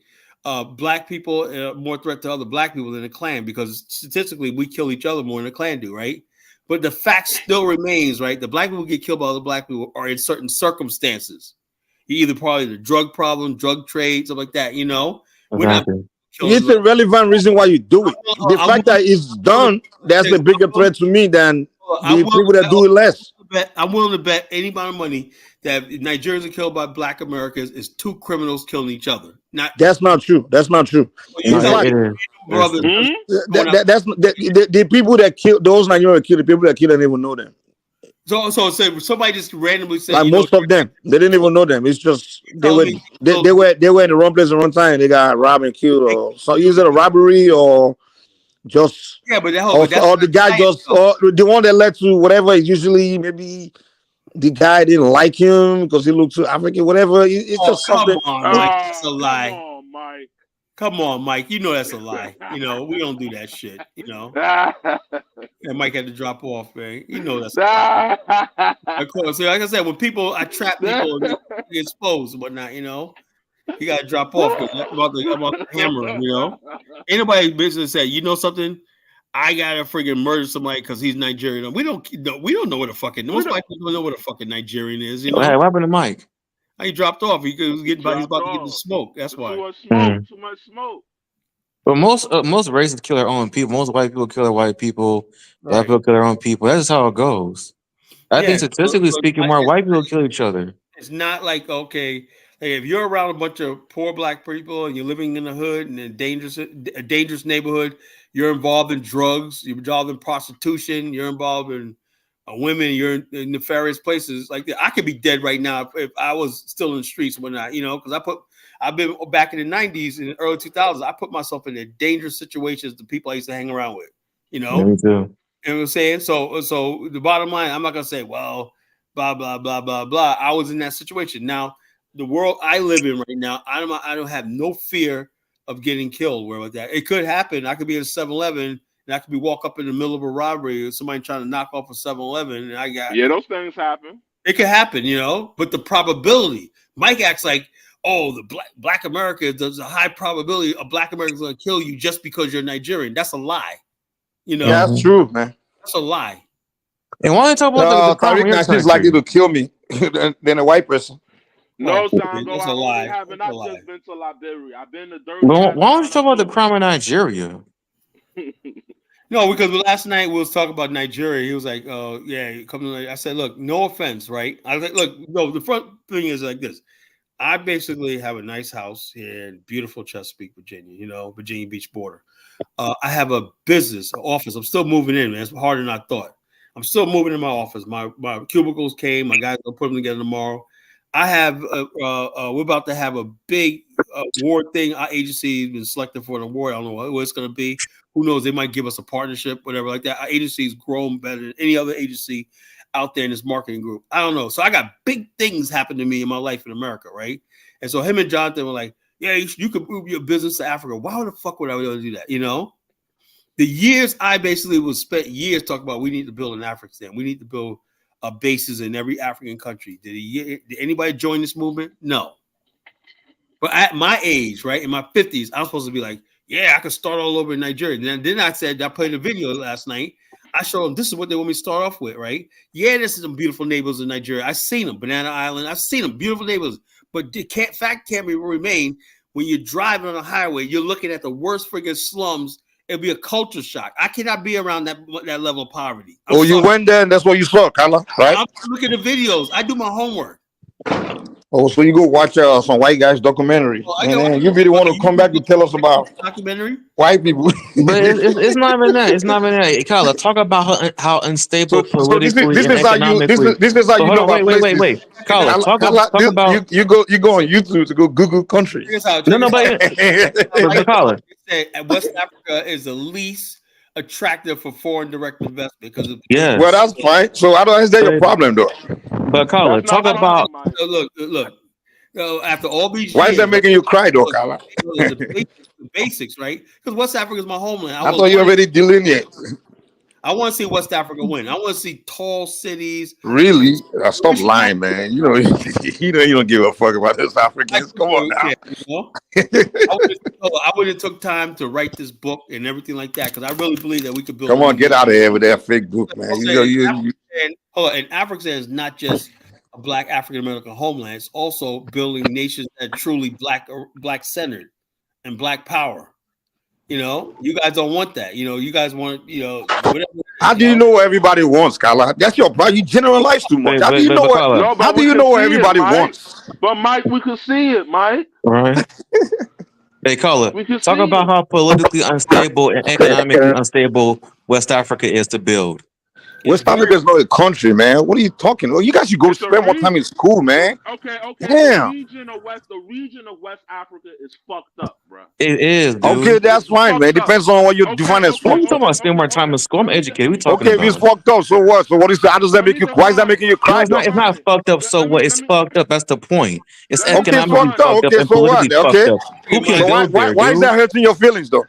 So what? You hurt my feelings. I'm just. You sound like you're hurt that it's fucked up. I'm hurt it's fucked up. I'm still playing in your voice. I'm hurt, Mike. I'm not hurt that your neighborhood is fucked up. It's full of crack and shit. I don't give a fuck. It doesn't hurt my feelings. Who's talking about why are you talking about my neighborhood? You don't even your neighborhood, all the black neighborhood in America is full of crackheads and shit, but it doesn't hurt my feelings, so I'm not going to come here and be talking about it. That's just the hood. That, man, come on. Well, that doesn't hurt my feelings, so I'm not going to come here and be telling you because that's not my problem. That's you guys' problem, you know? If I can't get on a train from Monrovia to Lagos, West Africa's fucked up. Yeah, that's what I'm saying. Okay, that's fine. So why does it hurt your feelings? Again, answer the question. If it's taking me 5 to 6 days to drive from Monrovia to Lagos. Yeah. So why does it hurt your feelings? Again, answer the question. Can be a problem, especially West Africa. Explain specifically what's the issues you're running into. Well, one is, like I said, West Africa, there's tons of opportunity, but unfortunately, you got a political class and politics. You know, and African politics are toxic, are really toxic. Okay. Whoever's in power, whoever got social status, power, and everything like that, they're the ones who call the shots. It doesn't matter what the masses think. So where in the world doesn't the powerful call the shots? Oh, no. You guys, you guys have been crying about you been crying about reparation and all that dumb shit. Because the Democrats are not calling shots to give you reparation, and then you being an hypocrite talking about the powerful are the one calling shots in another country. You're dumb, man. Come on, Kyla. Hypocrisy is. Your hypocrisy is on a different level, man. Hypocrisy means a country, a society ruled by thieves and. No, you're talking about the powerful call the shots. I see there's every country in the world, the powerful don't call the shots. They're incompetent. You know, it run the country or not. You know, it runs. Well, you're more competent. You've been running a BAIO for 10 years, man. Where's all the money, Kyla? Where's all the BAIO money, Kyla? You've been investing all the BAIO money, and you come here talking. You're an hypocrite, man. Come on. I don't want to hear. You've been talking about beauty Afghanistan. All the Afghanistan money, where is it, man? I never collected those. You worse than Dr. Umar, man. You're trying to collect all build school for the past 20 years. I'm going here laughing and whatnot, man. I dare Zongo to come up here. He's gonna get a whooping tonight. Gotta stop being a hypocrite, man. Stop calling people corrupt when you're more corrupt than them. Come on now. Government, Mike. You know. You're the president of Afghanistan, BAIO. Where's all the goddamn money? It's all embezzled. At least the Africans can show you something they built, the leaders. Well, you haven't built a goddamn. Yeah, you haven't even laid goddamn bricks for Afghanistan. For the past 20 years, you've been the president of Afghanistan, Kyla. Yeah, it was handed to you. BAIO hasn't built anything. Yeah, you guys. You sell us pipe dreams every day, man. Come on. You guys had stuff handed to you, you know. And Kyla, another problem I have with you is this, man. You know why I respect white guys? Then I respect you. When white guys, when they say something, and they figure out how to build it. You know, like if a white guy goes, maybe you see a country wants to go to and they don't have toilets. Oh, you see that's an opportunity. You go build a toilet and make money. Go there and sell the toilet and make money. You been crying about you can't go to your Africa. Hold on. You been crying about you want to go to Africa, but they don't have toilet. I'm not a build shit. Build a goddamn toilet then. Goddamn, who's stopping you? So you don't know how to build toilet, Kala? I never said anything about. So you can't build toilet, but you criticizing other people that can't build it. You know, I never said that. That's what you said. You said they don't have plumbing or some bullshit, whatever you call it, plumbing, toilet, whatever. Kala. Like, listen to me very careful. People that can't build shit out the one that always points they got other people that are not building shit. This is me careful, right? I never said that, right? All I said was people when people basically, and I was talking about that delayed gratification show. I said, and listen to me carefully, Mike, right? And I'm not trying to be funny, right? I said you got people building big giant houses in places like Ghana and whatnot before they could build the right type of plumbing. You know, take this shit out of the house. No. Before that, earlier. When you were here before anybody called in, you were talking about, I can go to shit West Africa, because they ain't got no toilet, they ain't got no plumbing. And I'm like, okay, if a white guy would have said, hold on. There's no white guy in the world that would not go to a place for that reason. The white guy was like, whoa, they don't have it? Let me go fucking make money. Because he knows when they build it, he's gonna go there and make money. A white man will not when the white man came to the United States, hold on. When the white man came to the United States from Europe, there was no goddamn nothing built, but they came and built the goddamn country. That's the difference between a white man and a black man like you. A black man like you can build shit. You just complain. You waiting for a place to be built for you, and then you go there and freaking lounge and cry about and then you start saying, if it wasn't me, I wouldn't have been able to build it. Like information man. If it wasn't me, you wouldn't be able to build your shit. Get the fuck out of here, man. Did I ever That's why I respect the white men than you, because those guys can build shit. They build stuff. So don't come here and tell me about KKK. KKK come to Nigeria, I believe they will contribute something. But you're not going to contribute shit, but probably babies or something, Now, how am I? This clown says I'm as divisive as Tariq. How am I divisive? You're not different from Tariq and shit, dude. There's no difference. You're all the same, man. You just like to move and use a different tactic, Oh, so you do that. I like the Africans. Oh, you the kind of guy that Tony is. I like the African. You turn the other way and say fuck the Africans. I know a lot of cats like you, man. Come on, I lived in the hood for a while, so I know cats like you. You know what I'm saying? They be like, hey, African dude, what's up, man? What's up with me? As soon as I turn around, I'm like, oh, fuck them Africans. Man, get out of here, Kyle. I know cats like you, dude. You're such an ingrate. I know Tyreek is straightforward, He's like, yo, fuck y'all, and I'm like, I respect that. That's why I'll leave him alone. Hey, you stay over there, I'll stay over here. Look at Boyman says, Kyle's intelligent, Tariq. Don't do that. Well, Kyle gonna be like, oh, I love the African. I want y'all to win, man. We're family. Oh, yeah. Well, then when he turn around, oh, fuck them Africans. No, I never said fuck them Africans. I said, come on, man. We can stand that shit. I love you guys more. That shit come out of you every day, dude. You come out, I want African, and then on the other breath, come on, man. You don't appreciate shit, You're an ingrate. You're an ingrate. No, I just know people, man. I'm very good. I study people very well. You're an oppressor, man. There are some good Black Americans that genuinely like Africa. You know what I'm saying? Like someone like Dinas, for example. He's real. He's genuine. Yeah. I love my brother Dinas, but where does he live? Well, it's not my business. That's between you and him. Go talk. He lives in. But what I'm saying is, he's straightforward. He's not the type that would say, "Oh, I love this African." He turn around and say, "Fuck the Africans." He's one of those good Black Americans that don't do that. Well, I know you, man. I talk to Dinas. I talk to Dinas off the air, and he does say things, whatnot that you're like, oh, I didn't know you felt like this. Trust me. No, so you can say what if. Of course, there's nowhere that's perfect. You can talk about the problems of places. That's okay. That's what I'm doing, man. But he doesn't. He's not coming from a place of hatred. But you're calling me. Oh man, I don't see where you get off calling me a hater for. You know what I mean? Kind of like the only business you want to have with Africa, Liberia, is you want to figure somehow you think you can colonize those people. That's kind of like your dream. Hey Dave, because you said Liberia, and I will see you talking about the indigenous, clowning the indigenous Liberian, putting them down, and you claim you're all one Liberian. I see you talk shit about those indigenous Liberians, man, and you be like, oh, one Liberia. Come on, get out of it. Hold on. This is the first thing, Mike. Let me educate you a little bit, right? Really? First of all, my good brother. You haven't even educated yourself. Hold on. My good brother, partner, a great African. What is he? He's indigenous. He's a mono warrior. You know, do I hate yes, man. You think I care? But I just know.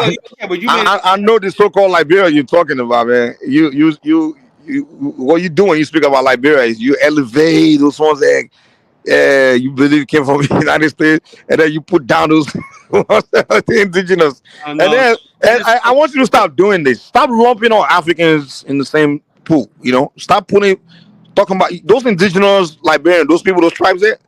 They're their own people. They're not the same people as people in other African countries. They're not the same as my people. So stop putting us in the same. If you got a problem with those people, that's you and them. Stop saying they're Africans. Sometimes I feel like you putting me in that group, you know.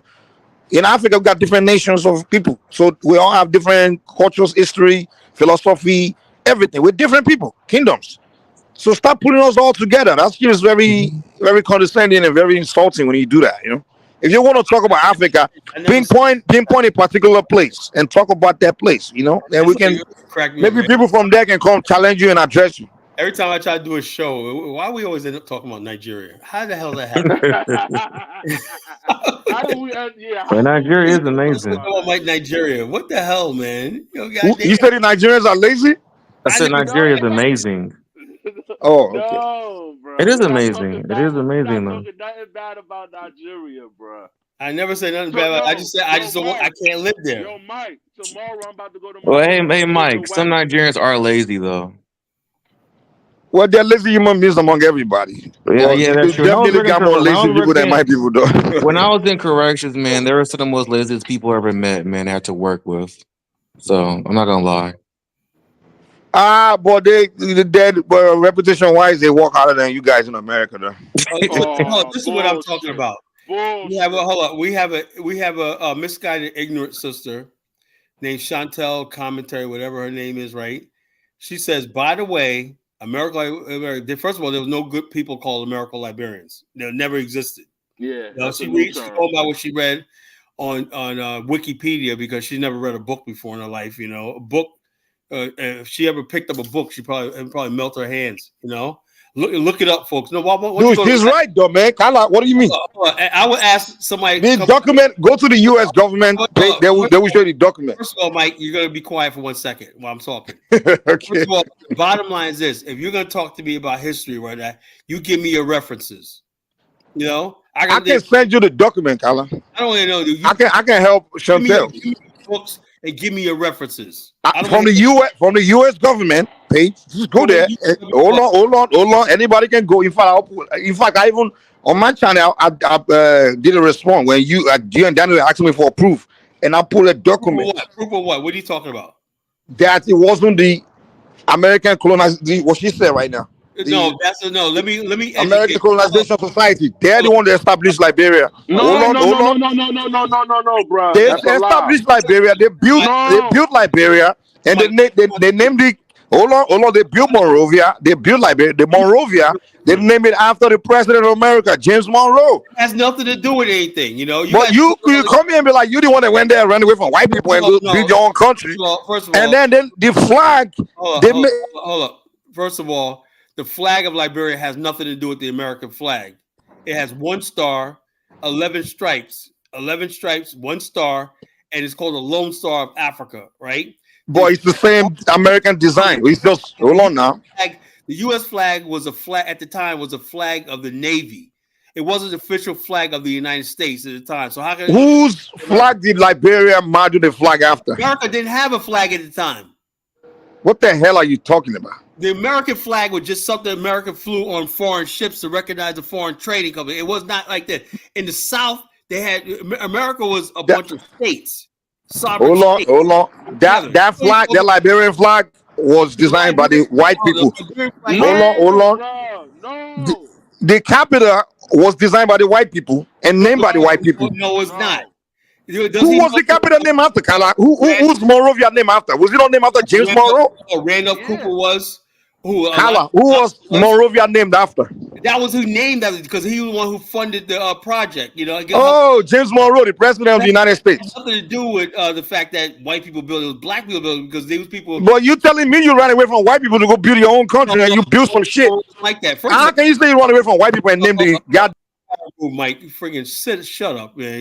I'm sick of his ignorant. How he gonna say that the ACS? No, bro. The ACS only assisted in what was already happening. Black people want to build a nation, and all they did was private funding because at the time, slave ships and all that was prevalent in the Atlantic Ocean.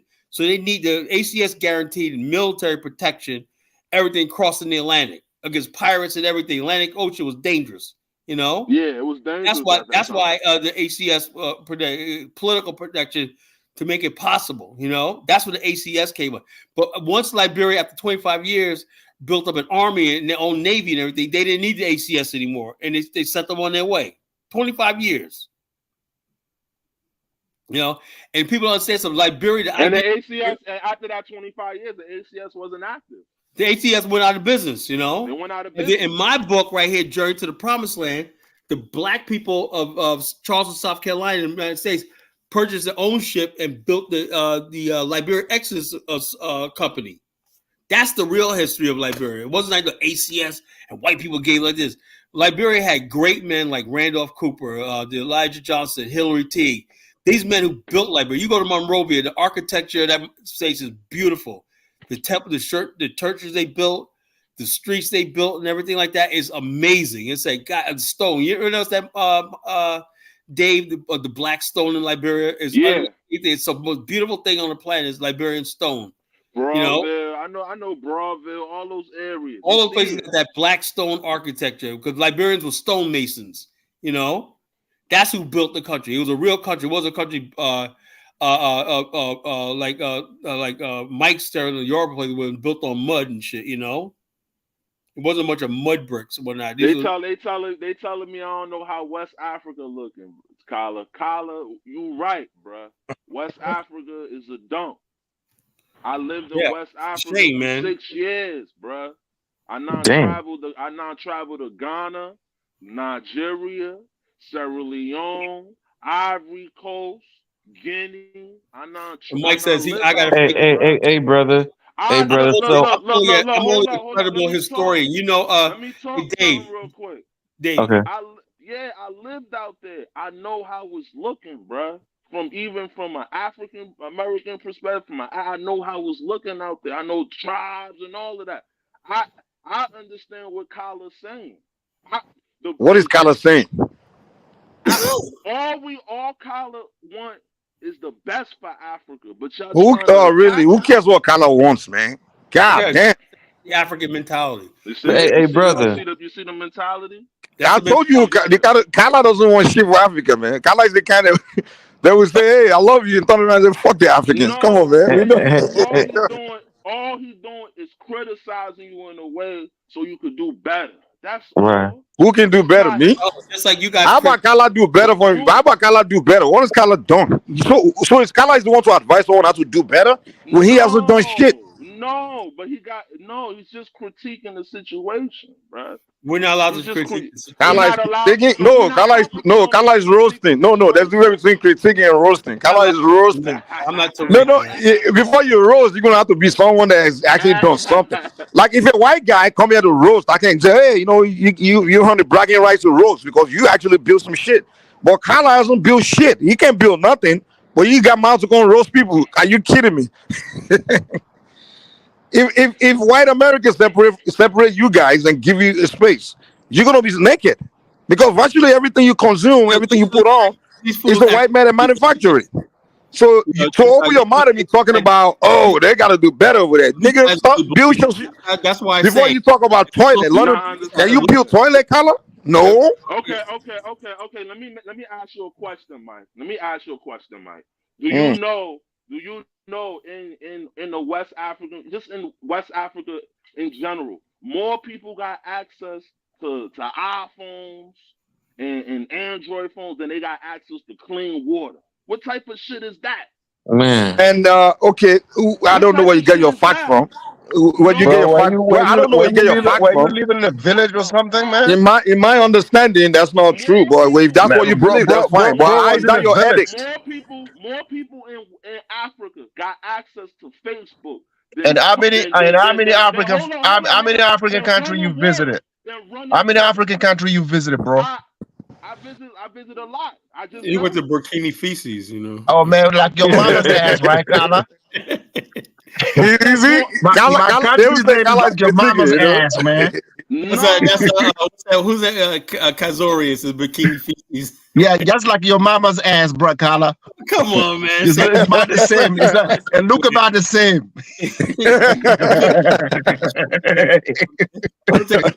Man, goddamn.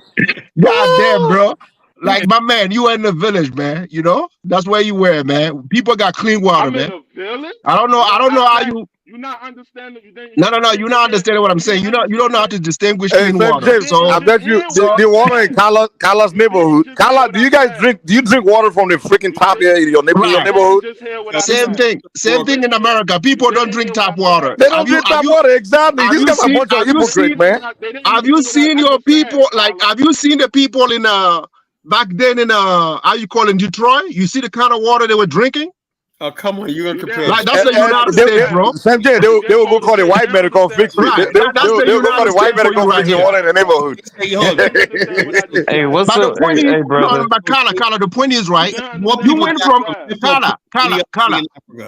You went from giving us a deadline on how you're gonna begin building Liberia to now bashing Africa. What happened? No, hold up. No, let me tell you something. I'm not bashing. We're not bashing. Everybody's bashing you.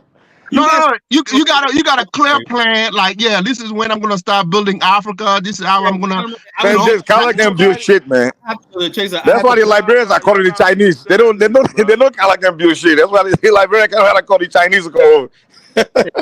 Why the president was in Atlanta the other week, you know, when I courting black businesses. He just couldn't say hi, that's all. It was a direct result of the business conference I had in Liberia earlier this year.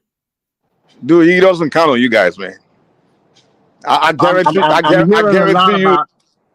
I'm hearing a lot about, you know, what everything that's wrong with Africa, then, you know, what I'm gonna do to fix it. And you used to have like you used to be on point about, you know, how you're gonna do in Africa to now doing backing. Oh, check this out. Since everybody's gonna fight me on this, I have to start getting your attention a little bit, you know? What happened? You know, everybody's gonna keep fighting me on every little thing. Fight what? If I say that this is what we need and whatnot, you know, the bottom line is Africans have no respect for us whatsoever. No. There is do you have respect for Africans, Kala? There is needs and wants. Africa. You guys, the Africans, everything what you could take. No, Kala. When did Africans stop you from going to Africa and build the things that you said don't work in Africa? Can't build nothing, man. They only know how to talk. Yeah. I mean, when did Africans stop you from? Bottom line, all the years we. Kala can't even build a neighborhood in America. He wants to go build Africa. All the years we put into Africa and whatnot, it's all about them. It's nothing about. No, Africans don't take from you. You guys want to steal from Africans. Well, we preventing that from happening. Kala's goal is to go colonize Africa. No. Like you going back to Africa, right? You want to be the center. You want to be the center of everything. We build more than we take. Kala, you do shit, man. Kala, the problem is you see yourself as a white man in black. Nah, you think you can do you think Africa has given you more than what you guys have brought in. Trust me. What happened? What is Africa giving us? Man, look at Ghana, man. Look at what your people are building in Ghana, man. $80,000 houses they can't even build in America. Just look at it, man. That's how we're benefiting from all that. Man, you're benefiting. People are going in there and they're building the dream houses, man. They can't build in America. This is a given. Hell, we're putting money into that worthless country and whatnot. What do we get? No, it's not worthless. Those people don't think it's worthless because the building in there, they went in there to visit and they decided to invest. So it's not worthless. These black people are going to Ghana and taking their pension funds and all that, wasting all that money and whatnot. Because they don't have a life in America. They can't live right in America with those pensions. They can't. America, right? They can't, bro. Don't lie to me. We here in America. This pension don't mean nothing. America, you know? They don't mean nothing. They don't own homes. Those people that live in Ghana, they don't even own homes in America. They can't own homes. They went to Ghana, they bought the dream house from their own mouth. That's what they said. It's not me saying it. Those people, that's what they said. Oh, I came to Ghana, I bought the house of my dream or built the house of my dream. That's what they said. So they didn't say, oh, yeah, I got a. Most of them said they don't even have a mansion in America. How come? Yeah, these are guys. You're talking about pension. Pension don't mean shit. These are ignorant people who basically are getting conned by Africans. When I come over, no. You guys have scam more Africans than Africans scam you. Trust me, because sometimes we feel embarrassed. Listen. You know how many times? I told some YouTuber, don't even brought the shame to African American because I protected you. There's a lot of scam. Like if you want it, I can show you the evidence. You want to see African American scamming Africans on the continent. I have the videos. We have the videos. We have the videos. Good evening, gentlemen. We have the videos, bro. You want to see it, Carla? You want to see it? Show this dude Dollar Bill where he's going wrong. He's talking about African Americans are scamming Africans. Yeah, I'd like to see this. Land scam. They go to Africa. They increase the price of the land, and they get an African in front, telling them, "Oh, this is my connect." Whereby they're standing behind, fixing the price, or telling the Africans, oh, these are black Americans. Don't fix that price because it's too low. Increase the price for my people because they got it like that. You want to see that recording? You want to see it? Are they scamming Africans or are they scamming African Americans? Bro, they went to those people and get the land and lie that they want to do something different. You just said. Hold on. Let me explain it again. They get the land on the low, lying to these Africans. This is what they're trying to do. You know, and when they get the paperwork now, they prop up the price so they can push it to black American. So they're lying to these locals to get the land. St. James. Okay. You in America? Yes, I am. So who was the African American woman you lied to get your green card? Maybe your mama's sister. You don't know my mama. Maybe your mama's sister or something. You don't know my mama. Your voice becomes familiar to me. I didn't say nothing about your washwoman mama, did I? Oh, no. Your mama's sister, maybe they have helped me or something. You're in New York, right? Yeah, I'm in New York. Right, yeah, I live in New York. Maybe your mama's sister helped me. Some in your family. Nobody in my family would marry you. Oh, I don't know about that, bro. I know that. Yeah, I'm royalty, bro. No, nobody. Yeah, you're all royalty. You came here as kings and driving. Yeah, check us out. Everybody's pushing scheme and whatnot. Bro, listen. I told you the truth, and you're telling me about intentions. Now, who did you lie to get your green card, and what was that intention? If I lie to an American to get my green card, that means I'm skilled. I have a skill. So, all right. So the guy who lied to the Africans to do what he did, he was skilled too, right? Absolutely. So why are you coming here and you don't have clean hands? No, that's what I. No. Listen for a second. Okay. See, look at the example because you have a low emotional intelligence. Okay. You're talking at first. You told a lie that they were scamming Africans. Yes. They weren't scamming Africans. They were giving the Africans a price, right? Okay. And then they were scamming African Americans because just the same way you scammed that woman, that crackhead woman you told her you was a prince from Africa, right? You're gonna do all this for her, and as soon as you got your green card, you dropped her, right? That's what you did. I don't know about that. You making up stuff that you know. No, listen. Now you done? Are you done? Are you done? Right? Are you done? No. Are you done? Are you done? Yeah, I'm done. I didn't call you. Since you are not listening, right? I don't know what kind of brew you just drunk something tonight. But I'm gonna wake you up a little bit. I don't get high. Yeah, I don't know. Listen. Well, you can No. I told you that's my turn, right? I told you that's my turn. Palm wine either. Are you gonna sit your fat ass and listen to me, or what you gonna do? Are you gonna sit your dumb ass and talk? Man, homeboy, man, don't get emotional with me, man. Sit your fat ass and listen. Sit your fat ass and listen, man. Getting emotional, like man, man. You see, I don't want to do it with my whole. I still want to debate you on that Liberian story. No, Mike, listen, let me get that fat ass over here, man. That Yankee boy. Listen. Yankee boy, listen. Yankee boy, listen to me. Like Yankee boy. First of all, I'm not Yankee boy. You're Ross Clot, Bumba Clot, Ross. Yeah, body boy. Listen, let me talk to that Yankee boy. Delavue's a cool guy, man. St. James. Delavue's Delavue's a cool dude, though, man. He's a cool dude. No, he's a Yankee boy. He's a Yankee boy. No, Delavue's a OG. He's a nice guy, man. He's a nice brother from New York. He actually like Africans. Okay. Since you step in, Dalavue like Africans. He's a cool guy. He's Kala is the one you're roasting. You see, out of respect, I'm gonna go. I'm gonna take that.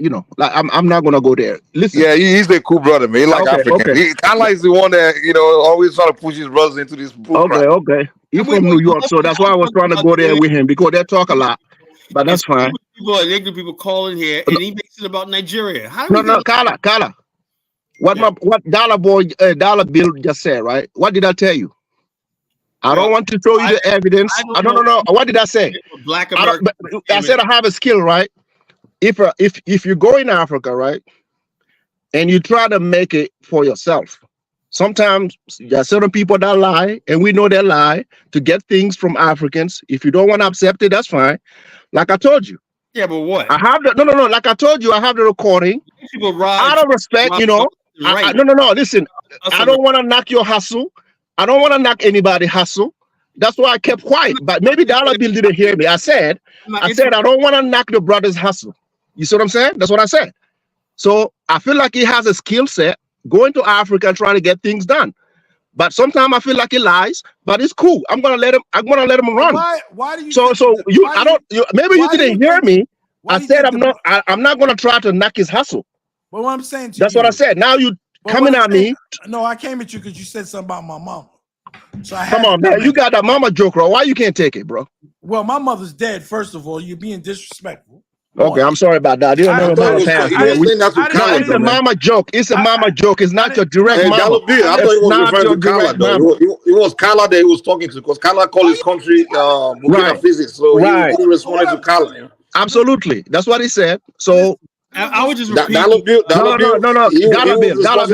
was responding to Kala, not you. Kala was the one that called his country Burkina Faso, so he responded to Kala. Right.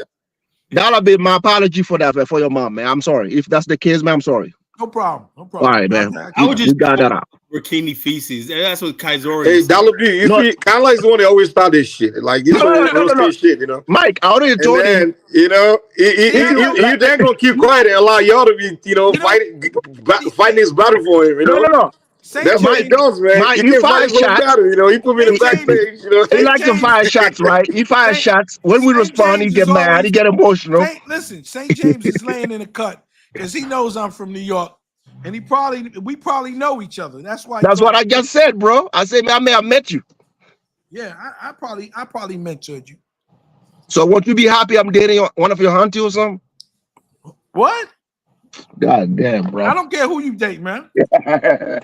It's not my penis. You date who you want to date. That's what I said, but you got mad when I said that.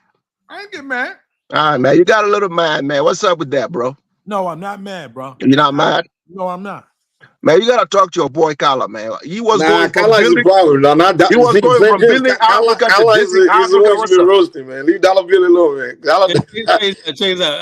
I see St. James come here. I said, let me have some fun, man. It's a Friday night. What Kala does is Kala is gonna start the whole diaspora war thing, and then he's gonna keep quiet and let the cool Black American to be catching the heat. That's what you do, man. You gotta use diaspora war to bring your channel, man. That's what I pick up tonight is I'm talking about me and Dollar Bill myself.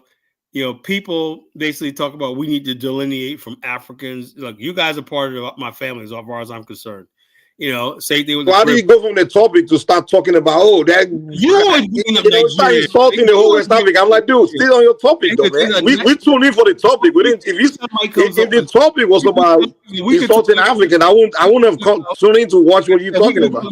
Climate change. When I had Mike next thing we get into his knockdown drag out about Nigeria. How does that always happen? Dude, you had a topic before I called you. You already talking a whole bunch of shit about West Africa and all that. I'm like, dude, hold up. Why was it the fact that every listen show I was going off on black. No, you have a right to talk shit, but when we start talking it back, don't start claiming victim. Don't start claiming victim. You know, I was going off on everybody. You know, I'm equal opportunity. Why are you gonna be going off? Is the topic about other people? Okay, I mean, you gotta go off on your people. Talk about your. I mean, if you want to solve your people's problem, focus on that. If you want to talk about Africa, that's fine. But if you start insulting them, we're gonna call and insult you back. That's just a fact. And I know you're purposely doing it just to grow your channel. I get that. Mike. Let me get back on topic, right? My topic tonight is: should we delineate from ignorant and stupid people in the community? In other words, basically, what I'm saying is this: there's people going around saying that we should delineate from the Caribbeans and the Africans. What I say? I asked the question last night. Like John DeMille said, yeah, what's wrong with delineation? It's wrong because I said it's divisive. Well, we should delineate from them. For what? You know, why are we going to divide ourselves from black people if they're living in this country? You know, and that's what I feel about it. I said we may not really like each other, but the bottom line is when you see a group of people, I'm not going to say you Nigerians go on this side, you Black Americans on this side, you Caribbean, and let's all stay separate. No, you're black. That's the way I see it, you know. But these people who go around talking about delineation, I'll say like this. Why don't we delineate for the people that's destroying Black America? That's my topic of tonight was. Nigerians are not destroying Black America. Caribbeans are not destroying Black America. Certain people they are. You know? But the bottom line is I got people like Chantel in the chat room tonight. Don't know her ass from her elbow. You know? And basically Chantel wanted the man, and I think she was digging on Mike. I think you heard her say James. Say James, man. Y'all make a good couple, man. No. Listen, Carla. When you're talking about when you have these kind of titles, right? When us Africans, when we call in, right, you have to begin by explaining what your title means. In Greek, I got to speak in Shinaga. No, I don't know. Maybe it's like I understand the way you put it, but some people. No. Listen, it's been going on for a minute in America, right? And for us Africans, right, we getting tired of this, right? I know you're on a good side based on, you know, the way you speak, right? I'm not saying it's you. I'm not saying it's you per se. You know, I'm just saying when you try to relay the message, so it feels as though like you're trying to be with African, but at the same time you are not. You know, James, so we're trying to all Africans. I get that, my bro. White people dipped in chocolate. I'm sorry. We're all Africans, as far as I'm concerned, man. Just like, look, you're gonna get some bruising when that's like welcome to the family, man. You're gonna get your ass. We got some knuckles. Here's my problem, though, man. You guys always say things like this. Let me say this real quick. You guys always say things like, "Oh, this is our culture. We roast and we do dozens of things." And then when the Africans are okay, that's your culture. Then hold on. Dollar Bill, you see where I'm going, right? We were raised in Africa is this. We just don't start disrespecting people unless maybe a close friend or people we hang out with, something like. But in America, you have people like Carlo, right? They will start like just throwing shots at someone they're not really close to, like African in public. Mm-hmm. And then when people say, "Dude, you're being rude," they be like, "Oh, this is our cousin. This is our culture. We roast, you know, we do dozens and things like that." And then when the Africans are like, "Okay, well, that's your culture. Well, let me get used to it and start roasting back and things like that." And then when the Africans start doing the whole roasting, and they be like, "Oh, y'all coming over here disrespecting us," like that. I'm like, dude, you say it's your culture to be roasting, right? Come to that. I believe you know this Carla would be saying, "Whoa, they come over here disrespecting us." Come on, but then you the same on the same breath. You're saying, "Oh, this is your culture. You're gonna get bruises." Listen to me carefully, right? I always say Africans have every right to defend themselves, you know. And they have every right to criticize stuff they see in Black America. I'm saying it because they're Black. What I do notice is that you being heard so much about, you know, the kind of roasting and we throw back at you and things like that. And I'm like, dude, the thing is, you can't say it's your. Stop calling it your culture. It doesn't make sense. When you got that being rude to other people, it's not a culture. Last night, I don't care about that. You know, because I know a lot of stuff y'all say about Black America is true. I believe you. You know, you don't have to worry about me on that. Nah, honestly, to be honest with you, like people I know, we don't sit around talking about Black Americans, dude. Africans, like literally, I'm sorry, we don't. Yeah, we do. Yeah, you do. No. Nigerians, we don't sit around talking about Black America. What we talk about is usually something to achieve, business or shit. Hold on. We spend more time talking about. Hold on. If you go around Nigeria, they spend more time talking about maybe Asians, Indians. Because those are the people hold on. His way to say those are the people they're competing with. Nigeria usually talking about the industries, like different industries in America and what's going on there. That's the kind of conversation we have, dude. We're talking about how we want breakthrough into this industry and the people that are dominating the area. And that's not the conversation we have. We don't talk about Black Americans. The only time bro, I wish I could believe that, but it doesn't really matter. We don't sit around talking about Black. Like we don't literally. We talk about what are we gaining from talking about you, dude? You just go on any social. What you do is you're projecting your own mentality onto other people. That's what you're doing. I can look it up for you, man. You want to prove it?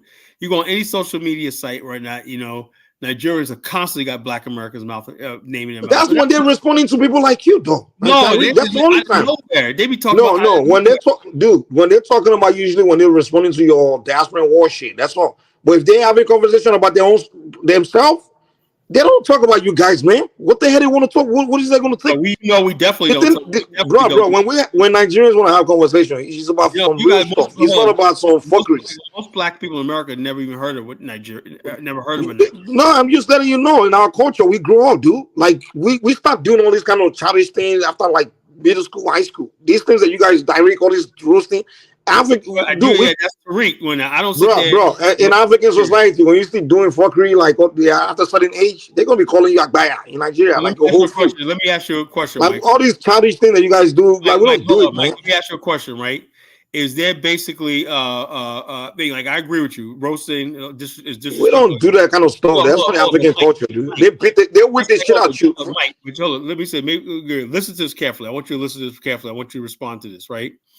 Just like I say, there's certain pathologies Black America do that Nigerians point out, and that's true, right? Like, what do you mean point out? Like you do it all the time, Black people, like you said, the guy wants something for nothing. You say you hired a guy, and he just wanted to be at the top. He didn't want to work for me. Yeah, that's because we're roasting. But I'm not going to sit around with Nigerians and be having that kind of conversation, right? You said that, right? And I know pathology a lot to you. Right? It doesn't mean that's what Nigerians say. Hold on. That's true. Right, a lot of Black Americans act like that. They don't have a sense of delayed gratification. They don't want to work hard for anything on that. They don't want to sacrifice. No, there are people like that among all people, dude. Well, I know that, but I'm saying, but you pointed out among Black people, right? Which is true. Hey, if you point it out, it only helps us, right? Same time, right? And like I said, maybe I should just be quiet about because people take it too seriously. I have legitimate criticism about not Nigerians. I have no problem with what they do in America, right? Well, I'm saying when we talk about Nigeria, the country, they could be better, right? And you guys get mad about that. No, we don't get mad. Hold on, Kala, I'm sorry. Let me correct you. We don't get mad about you saying. Hold on, Kala, please. Hold on. Give me a chance. Kala, if you look him here and you just address a problem in Nigeria, they could be better. Why would I get mad about it? No, what you come out to do is let's shit on people over there. It's a shit on country. That's so stupid over there. No. The thing is, the insult is what we respond to. It's not the criticism. It's not you having a conversation about where we come from. I don't have a problem with you talking about what's bad in some place. I don't care. I mean, of course, it's good for you to discuss it. In fact, I will come in and even engage you and tell you. I don't want you to go. I don't have a problem with you talking about something that's wrong anywhere in the world. But no, what you do? Calm down. Just rewind your video. What you were doing was just throwing curse words and insult, and people could be like, okay, now it's the insult that we're responding to, not the point you're making, Kala. But believe me, in my heart, right, I wish only the best for you. I really whatever you wish. I mean, it's irrelevant. It doesn't change my life. But just know that it's the insult that you know that we respond to. It's not your position, your view. Your view is okay with me. But when you start calling those names and things, saying, "Oh, yeah." That's not funny. Yeah, shit on country. Okay, we're gonna come back and give you roasting back. Well, that's not being civilized, man. Civilized is you take what I just exactly. Said. We're not civilized. You more civilized than me. But the way you act sometimes, Are you more civilized? No, that's what you do. You right. Instead, you say, "Thank you. Let's move on to something else, Kyle. Let's talk about something else." You're like, so what? So what? Well, I don't care. Well, I'm gonna make my money. See, that's not being civilized. No, I'm telling you, I don't bother you. So what? No, you're saying it to hurt my feelings, and I'm letting you know it's not hurting my feelings. So what, man? You said Nigeria's a shithole, and I said, so what? What's wrong with that? Well, you want me to be like, oh yes, sir, yes, sir. I never said Nigeria's a shithole, bro. Come on. Put it guys. Kala, you never said it. That'll be honest. Kala never said that. I wasn't here. But listen. I don't mind you saying. I mean, I don't mind. That's your voice. That's your. But don't get mad. It's not similar. I think that we all get kind of sensitive about like different situations. Like when people say things about the hood in America, it doesn't bother me. We don't control the hoods in America. We don't financially control the hoods in America. We didn't create them. We didn't create them. They were created by white people. And we didn't create them. And just like if somebody's coming from wherever they're coming in from the world, we have no control to tell them, you can't come in here because we don't control. We don't own the hoods, right? So these are political things that have been set up. Now, sometimes you like to stay in the hood to try to help. And a lot of times you have to leave the hood because people want to pull you back down. They don't want to help elevate you, right? They figure, hey, you're doing better than me, so I got to pull you down like a crab in the barrel type mentality. But I think this happens all over the Black world. And I think, we begin to act like little children when we start to say, I'm bad and you bad too, because this happens all over the Black world. Because if it didn't happen, we wouldn't be having this conversation here in America. We'd be in Africa right now, right? We wouldn't have to be here. What happened? What do you mean? What happened all over the Black world? I don't get it. It happens all over in the Black world. Look what is the thing that happens? And in the Caribbean, look who's going and doing the things that they're doing in our community. What's that thing? I'm trying to understand. I'm not disagreeing with you. I'm trying to know what you say. I didn't say that. I'm not angry. I'm saying when the Arabs and the Indians that are going over to Africa and they're controlling. Okay, they're not controlling. I don't know where you guys get the idea. Well, some parts of Africa they are controlling. What are they controlling? Maybe not in Nigeria, and the Gambia and different places. No African country mines anything. The Palestinians. No one is controlling. They're not the one controlling anything. They get to do business, and that's fine. Well, see, that's what I'm talking about. We have a different thing about doing business. We have a different. But this is business. I'm like, you're not doing no business. That's exploitation. That's not business. This is business that's not be going in to the hands of Black people. Well, businessman is not responsible for charity, man. We can't be talking. It's not about charity. It's not about. It's about self-sufficiency. Okay, that's not businessman's problem. That's not businessman's responsibility. A businessman's I disagree because when people take their community, let me tell you, for instance, how people in America who are the Arabs and the Asians, right? And I'll tell you about New York because I can't tell you about the entire 50 states of America, right? Let's say, for instance, they take the best teachers that they feel, they come up to the teacher and say, I'm gonna give you $300-$400 on Saturday if you come and you teach 30 of my kids. Right? What's the teacher going to say? Yeah, I'll take that $300, $500 for that weekend. And they get together and they'll get their money together because they got these stores, right? They don't have to be rich. They pool their money together because they have that economic thing that they work together. And I'm not mad at them for working together, but I'm just explaining to you, this is how they know that there's about 4 or 5 schools, about 3 or 4 schools in New York City, that 90% of the kids who graduate from that school, St. James knows what I'm talking about, Stuyvesant, Bronx High School of Science, and some others, they go and get in these schools because they take the best teachers, pull them off of the school, have them teaching in a storefront somewhere, and these kids get into these specialized schools. Out of those specialized schools, because they have the scores, most of those kids go to Harvard, they go to Yale, they go to MIT. That's because they're doing local business.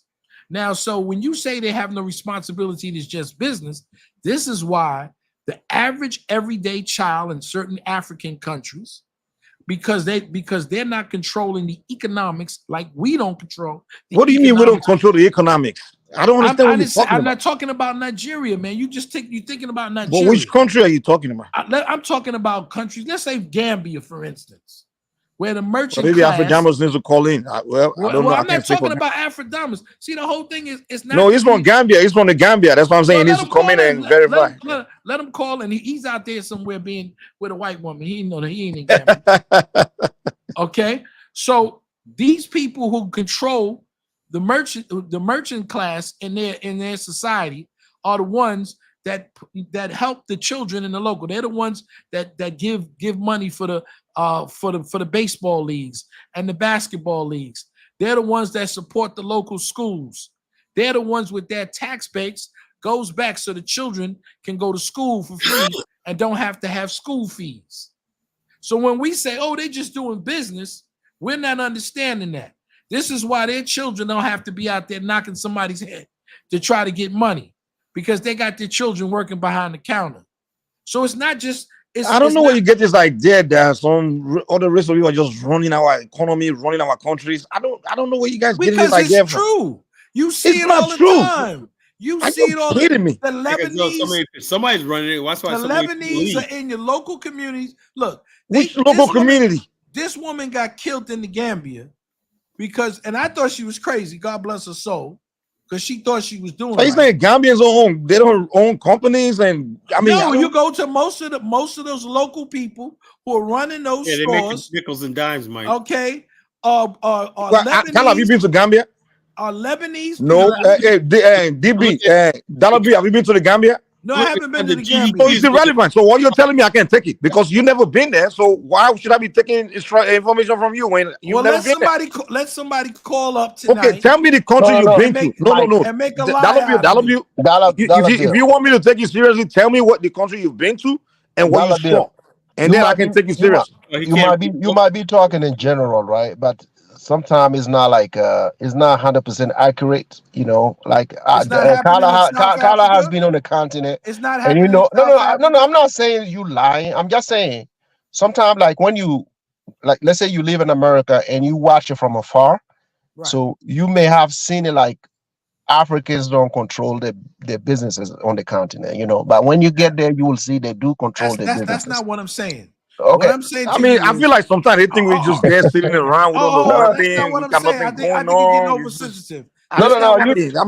That's not what I'm saying. You talking about micro, like on a macro level, or you know? Like, yeah, I get that. You know. So I'm looking at I watch the BBC and a lot of different other places. About you still watching those people? You can't be doing that, man. You still watching those people, dollar bill? You can't be doing that, dude. You gotta go to those countries yourself, man. Africans don't want to watch the real media. They want to create Carla, that's what you guys problem. You guys watch too much TV, man. TV in Africa almost had me quit my business and go to Africa. I would have been like killing mad if I would have quit everything to Africa and got stuck in Nigeria, man. I'd be like coming back, motherfucking. Carla, the fact of the matter is you can't survive. You can't compete with Nigerian business. Yeah, I know I can't. I can't. You won't have a space. I got a nice, comfortable business right here. You won't have a space. The so-called Lebanese in Nigeria, they all went bankrupt, man. They can't compete with. When it comes to business, you'll know where. Hold on. First of all, I do real business. I'm not no merchant. Well, insurance? No? Are you kidding me? Selling insurance? Center. People call my center. That's a bit. Even my son, my 16-year-old son, can do that. That's a petty business for him. And everything like that for people's business and stuff like that. That's why I do real business, you know. Man, get out of here, man. All I'm saying is, you got people in South Africa who are protecting where they live because they're the merchant class. They're the merchant class. They got whole areas where they don't allow Black Africans to go in their areas. You see, that's South Africa right there. You know, and it's places. Yeah, now you make sense. That's not where we come from. That's not where we come from, man. We don't come from that. You know, we ain't got no white people telling us don't go in here. That's them. That's them. See, that's South Africa's problem, man. Because of the history they have there. You know, that can happen in West Africa. You know, I didn't say, listen, but let me tell you something. No, maybe you know. I know you're a knowledgeable guy. Let me tell you something. Mm-hmm. Before, when our people came back from the war, right, World War II. Yes. You know, the amount of pressure that we put on these folks to leave the continent or the West African side. No. Tell me, listen. These people knew we were about to fight. That's why they took off. That's why they decided to control us from the far. In West Africa, we can't have these people coming in and sleeping right next to us and controlling us. That can't happen. Trust me, that can't happen. Well, you have the numbers. West Africa, we can't let that happen. In certain countries, I just don't want to give you the names, I see videos where you have other people there controlling, doing whatever they're doing in West Africa. You have to be from afar. You have to do that from a distance. West Africa would not tolerate that. Even when they were dead, the British and all this French, no, the only people that saw them were probably like less than 3% of the population. They were just in one section. Why they took off? Exactly. So what these things they're talking about it. Yeah, but that doesn't mean that doesn't relinquish the control. Just because I get you. That's why we fight it. We thought that Black America would link up for that. That's why we said, okay, maybe Black America will link up for that. You can't sit here in America, right? When America is still doing what they do. No. When America is still doing what? Have you seen the congressman from where you from? From no, Kala. Have you seen the guy from Florida talking about they need to send America to bomb Nigeria? That's what we're dealing with. That's what the Africans are dealing with. Your own country is just trying to You talking about a white senator? Yes. He said they need to go drop some bombs in Nigeria. It's all over the place. Of course, that's how white people think. So this is your country. So we have to deal with America. We have to deal with Americans. We and know, they still don't understand exactly the struggle we go through. So what do you want us to do? They dropped the bomb on black people. What exactly? Hold on. Let me ask you a question. What do you want us to do? Yeah, America's doing that to Africa. Well, what could we do? Hey, listen, I don't want you to do much, right? But you say you build the country like if that's your country. Do the politics. Do the politics of it. Just do the politics of the country. Everybody listen to the show. Don't go putting your life on the line and stuff like that. Talking about you protect that, because as soon as America comes around and pass out some money, those same Africans will stab you right in the back. And that's not what's happening there, bro. You try to. I never said Black American or any American should go on the continent. That's not what I said. What are you saying? But a congressman from your own country said they need to blast this part of Africa. He said it. He can't do nothing about it officially. So I'm not saying go outside and riot and do whatever. I'm just saying. Are you surprised? I'm not. Oh, okay. I'm just here telling you this is what we deal with. Maybe you don't. A lot of people don't get it. You guys would have built up a relationship with us in America, whatnot. You know, we had. Man, get out of here! You would have Mike. So listen, Mike. When Sankara came here in America, right? He came here like I don't remember. That was in '85 or whatever. I remember. Yeah, he went to Harlem. He went to the United Nations, right? Mm-hmm. You know what he asked? Because I have inside knowledge of it. He said, "Where black people live at?" They say Harlem. They put him in a nice hotel. He said, "No, I'm not going to sleep there. I'm going to Harlem." Carla, do you know that he went to sleep in Harlem? He said, "I want to meet Black American." There is video about that.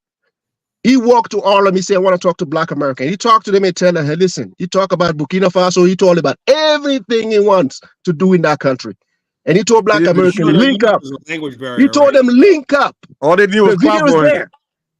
Link up with me. Can't be like, y'all didn't link with us. You know, even when we link with you, y'all can't do shit, man. Come on, man. When you talking about these people, never. I remember. I have a conversation with you. I don't get it. I can pull it up. Yeah, the president of Burkina Faso. He went to Harlem. Black people. Y'all didn't have no power to do shit, man. Come on.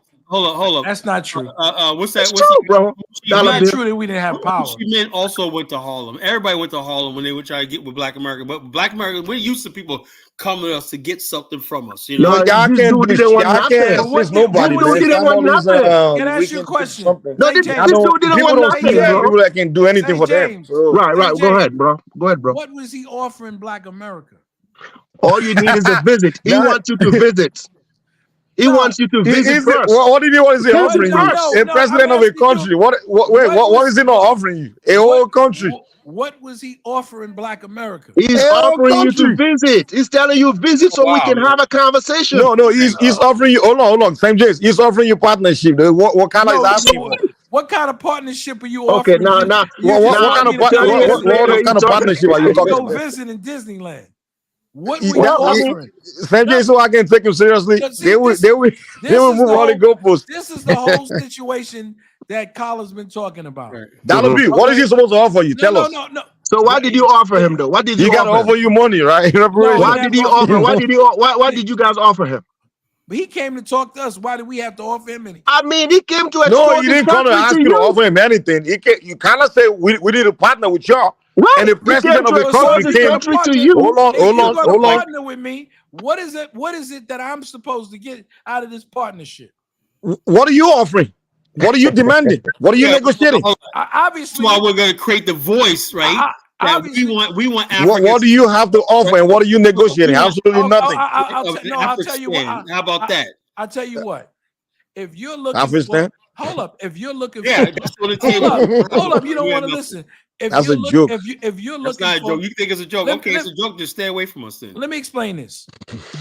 I'm just staying away from you. Trust me. Israel is a very small country in the so-called Middle East, right? Northern Africa. But more people are supporting them. American Jews are supporting them, right? But what do they have in return for the Jews who support them? They have the right to abode.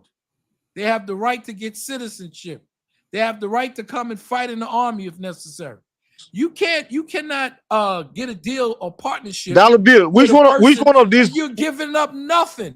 Dollar Bill. Dollar, can you give me a chance?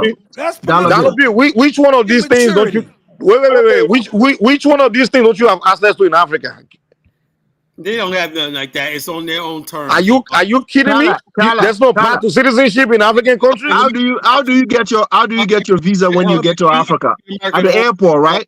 Hold on, any African American hold public office on the whole entire continent. They will stop moving the goalposts. He cannot. They will move it. They will move the goalposts all the way to. That's what they're doing. We have no deal. Then we have no deal. Okay, Carla, what do you have to offer? Absolutely nothing.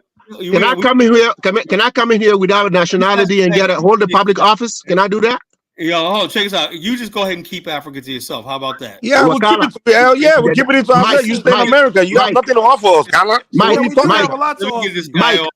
you have nothing to offer us, dude. Mike, I'm gonna tell you what we got to offer you. Mike, I'm tell you, you mean pipe drink? As an African, right? Mike,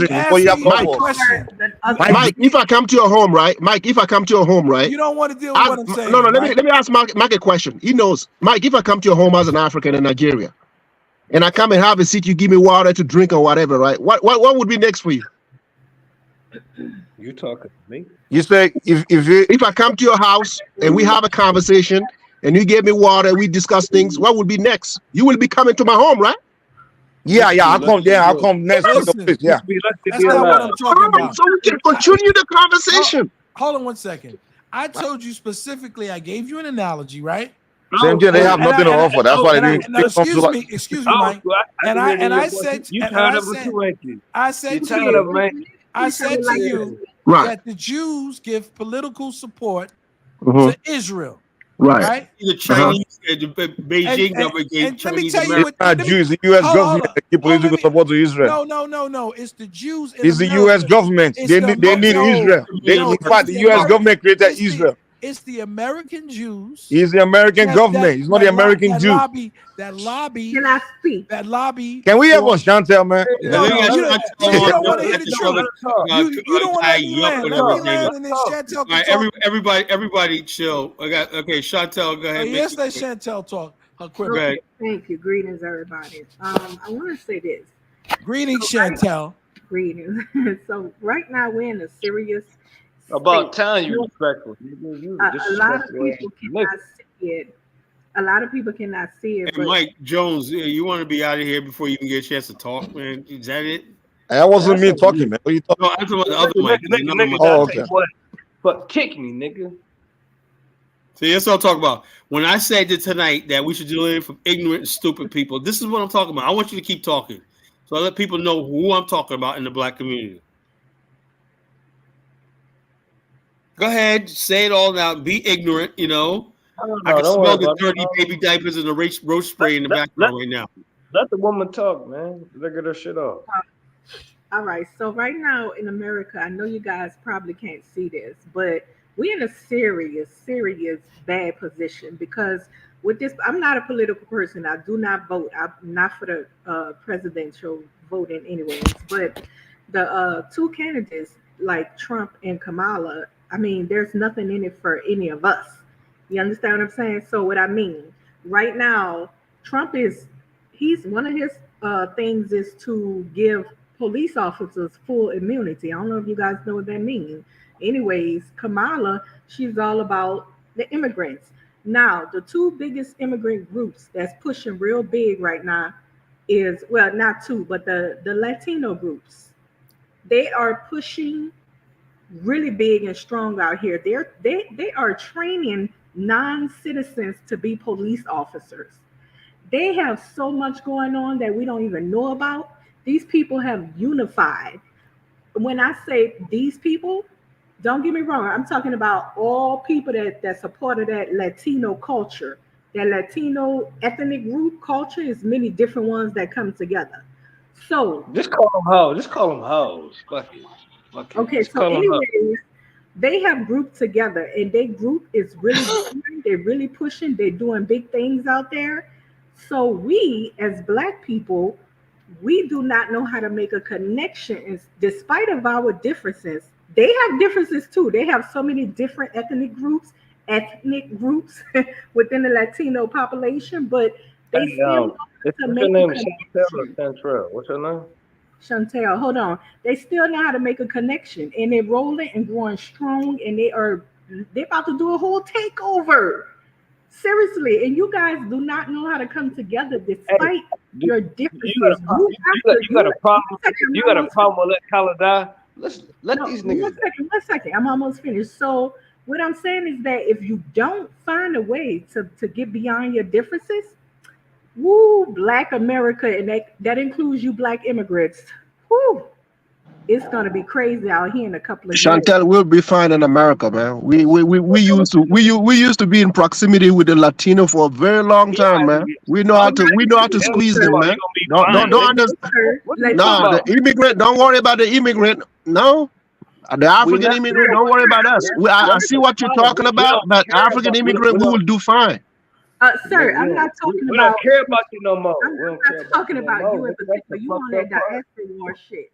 I'm not with that. I'm talking about serious matters in the communities. I've been saying that for a while, Chantel. You don't speak on behalf of all Africans. Trust me. No, you neither. Oh yeah, I do speak for you know what? But then there's you degenerates that get up here and promote this bullshit. No, I don't care. Division. You're talking about two communities that don't even get along. So what you talking about? No, St. James, you know that's a lie. You do get along. Stop the drama. You live in New York. Stop lying. Stop lying, St. James. Then they would. You should be. St. James, you need to stop lying. Man, Chantel was pushing that 2 weeks ago, talking about Africans don't even. Chantel. She was the one doing that weeks ago. What you talking about? St. James, what African Americans do you want to keep it up? Do you want to keep this up? You want to keep this Chantel up? was the one, man. Don't play that. Don't act like no, we're gonna suffer because the Latinos are coming here. No, that's your issue. Keep this up or not? That's your issue. Deal with that. Okay, he just making me lose my train of thought. But yeah, I want you to do that because you have nothing to say. But you interrupted me, sir. So again, don't worry about it, man. They're taking over, and you guys, hey, y'all gonna have to learn to get past your differences. Well, that's your community they're taking over, so you gotta worry about that. Over our community. Well, so why Black Americans are crying over there? You don't see African crying over there. You're not because you're a track star. Here. You don't have nothing to lose. You haven't built anything here. That's what I'm saying because you guys don't. You got your people talking about they want to delineate. So that makes sense. But Carla, to be honest though, I think I see where James is going. The Latinos, they treat us better than you guys treat us, man. Oh, come on. That's why the Latinos, Mike, you're lying. They respect the Africans better than the Black Americans do. That's a lie. From my experience, I don't know about St. James. St. James, who do you get along with better, the Latinos or the Black Americans? No, Mike, you know what it is, man. God damn, you know what it is. You don't even need to get. I'm not saying some Latinos give me problems, but I don't get that much headache from them. Yeah, what headache are you getting from African Americans? Let Mike Jones speak. You find out. Yes, from Mike Jones. You find out. Mike Jones, go ahead. He hates me more than he hates you. Come on, man. That's the truth. That is he correct. Hates me more you know what? Because you're trying to say more than he hates you. Because you're trying to say, bro. If you live in New York, right, Mike? I don't get too many Mike, Latinos like that. Give me headache like back in the day, right? Back in the day when I used to live in New York, right? You know the first people that spoke to me, that approached me? The Latinos. They're like, hey, what's up? Yeah, you talk about soccer and you know, Mexico, nigga. You were living around Dominicans. That's what why happened? people approach you. You weren't living around African Americans. I lived around African Americans. I had African American friends, bro. The African American roast you. St. James, you were down there in the South Bronx with them Dominicans. Stop lying. No, I was in White Plains, bro. You White Plains what? New York? Yeah, 225. That's my old town. Yeah, that's where I was, man. There was no Latino. There was not. What? So what was that? I was that neighborhood, right? That was Black American and Jamaican, right? There's mostly Jamaicans. Right. I was living there. Mostly Jamaicans, not African. Yeah, Jamaican and Black American. Yeah. There's mostly Jamaicans live over there. Very few African Americans. You know what the crazy thing is? Like, we used to love Jamaicans, thinking like we gotta accept fucking Africans. We don't like y'all, nigga. That's fine. See, that's fine, man. That's why we gotta people with the Latino. He hates me and Colin more than he hates you. So the person he'll try to hurt is us before he try to hurt you. Now you coming here talking about your hate, man. Africans, we get it. If you don't love Africans, that's fine. You know, we get it. I have a lady on the panel. Let's see what she say, please. Yes. Okay. Go ahead, sister. Let's get the lovely sister. Maybe she's got something sweet to say. Yes, sister. Speak on, Frenchie. No, sorry. I just wanted to second what Chantel had actually said. She didn't actually say anything that was incorrect. She was completely right. Mm-hmm. We do need to put our differences aside because we have a bigger enemy to fight, you know? So all these diaspora wars need to end. It's counterproductive. That's all I had to say, really. Thank you, Frenchie. Chantel was the main factor of the divide. Chantel was the main factor of the divide. What can you give us? Like, I mean, like, why? Okay, but what she's saying today is correct, isn't it? She's not wrong. I mean, I don't see anything wrong, but I'm just like, she's absolutely correct in what she said. Both that's good. That's good. Intelligence. Tomorrow's gonna be a different story. We know.